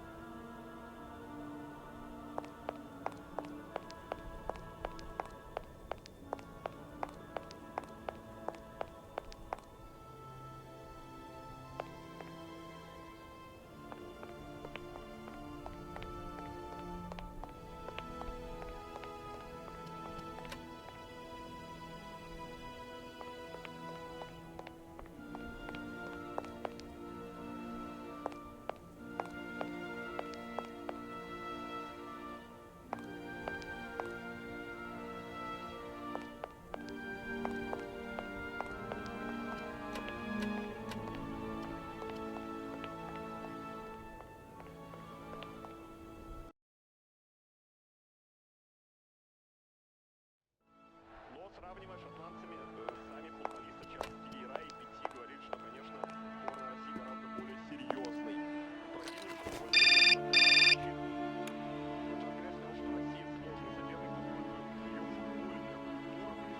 Hello? What the hell are you up to, Kate? Mr. Marson, please, do try to understand. Understand? What I understand is this. One, our main client is ready to drop the whole caboodle if the deal isn't tied up in the next 24 hours. Two, this is going to cost the firm multi-dineros. And three, I made a serious error of judgment trusting you with this case. That's what I understand. I know it doesn't look like it, but... No buts, Walker. You're looking for a senile old creek and you're making heavy weather of it. You know, he isn't as senile as all that. He's got this creative streak. Look, drop the mumbo-jumbo. I don't want excuses. I want... I've got to go, Mr. Marson. I think I'm onto something.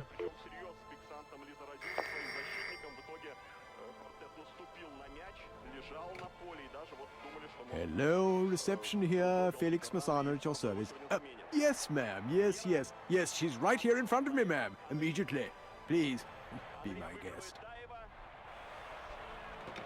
Miss Walker, Madame Romansky would like you to join her at the hotel bar as quickly as possible. I'm going.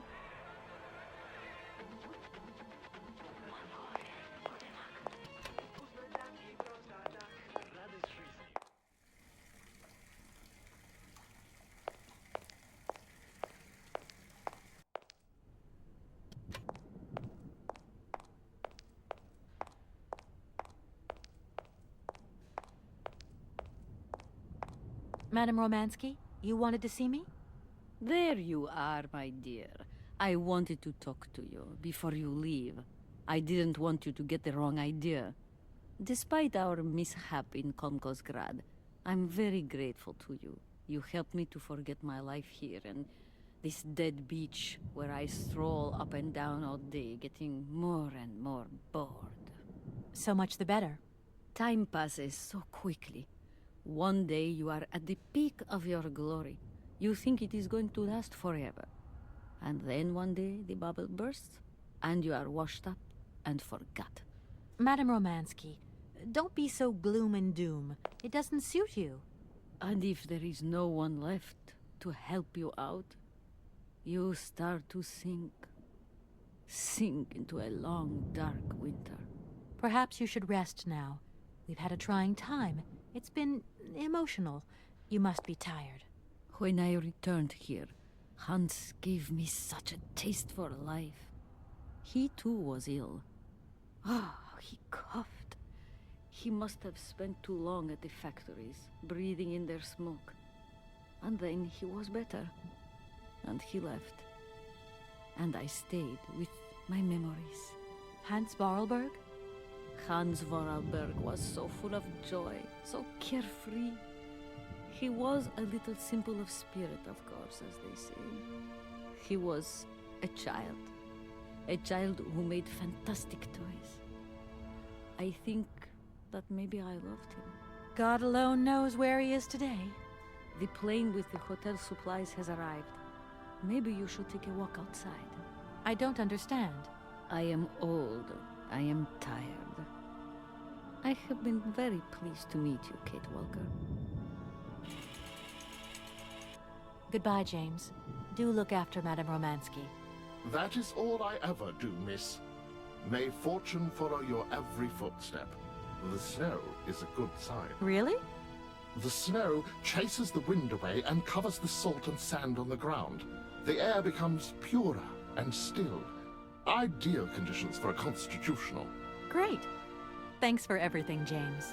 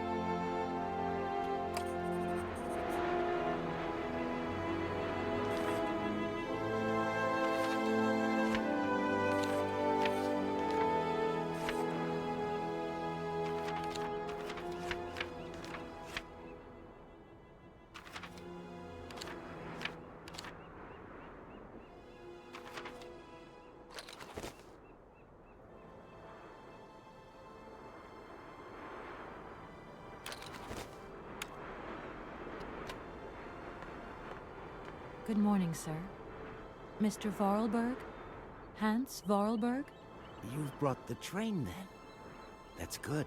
Mr. Voralberg, you have no idea how pleased I am to meet you at last. I'm Kate... Where is Anna? Your sister has passed away, Mr. Voralberg. I am sorry. Truly sorry. Ah, okay. Otherwise, it's Anna who would have come, right? Not you. I guess you're right, Mr. Voralberg. My name's Kate Walker. Kate Walker? Okay, I'm going away on the train. A long way away. Where's that? That way. Syberia. Syberia. I'm sorry. Mr. Voralberg, I've been ordered to tie up the buyout of your factory in Valadilène. It's, my job, you understand. Anna told me. The automatons. That's over now, isn't it? Mr. Voralberg, the factory belongs to you now, and I need your signature to tie up the deal. Okay. Then I'm going away on the train. Here's the sales contract. I'll give you some time to look it over. Your sister already agreed to the terms. All we need now is your signature. What? You've signed just like that? Without reading it? I can't read. I don't know how to. Oh. In that case, I'll read it for you. No, it's okay. Leave it. I've got to go away on the train, Kate Walker. As you wish, Mr. Voralberg. And let me wish you a very pleasant journey.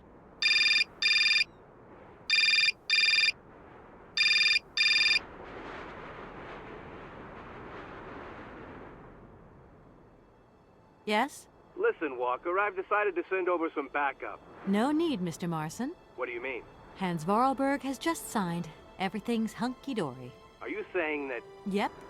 That Voralberg Manufacturing is now the exclusive property of the Universal Toy Company. But... that's great news. Good work. Excellent work, Walker. A real masterstroke. I knew I could count on you, Kate. I congratulate you. Thank you, sir. Right, now get back here as quick as you can. I want those papers on my desk tomorrow. My secretary will organize a meeting with Universal Toys immediately. You'll no doubt want to hand over the contract yourself. And now that I think of it, I've got no one on the Schwann Airport case. Big trial coming up. A real opportunity. The job is yours. My little way of saying thank you, Kate Walker. You're too kind. You have a great career as a lawyer ahead of you, Kate. See you tomorrow. Well done again, and don't lose those papers, huh? That would be the dumbest thing. Sure. Real dumb. Kate Walker? Yes, Mr. Voralberg? Are you coming on the train too, Kate Walker? No. That really wasn't in the plan. But thanks for offering. This adventure's all over for me now, Mr. Voralberg. Too bad. Silly, really. You don't like adventure, do you? I don't really... I mean, maybe there's... It's not easy to say. Yes? I have to go back to New York. They're waiting for me there, you understand? I understand. The plane. It's going to New York too, maybe. Maybe. I suppose I'd better go find out. Yes. It's more sensible. Maybe. See you later, Kate Walker. Yes. See you later, Mr. Voralberg.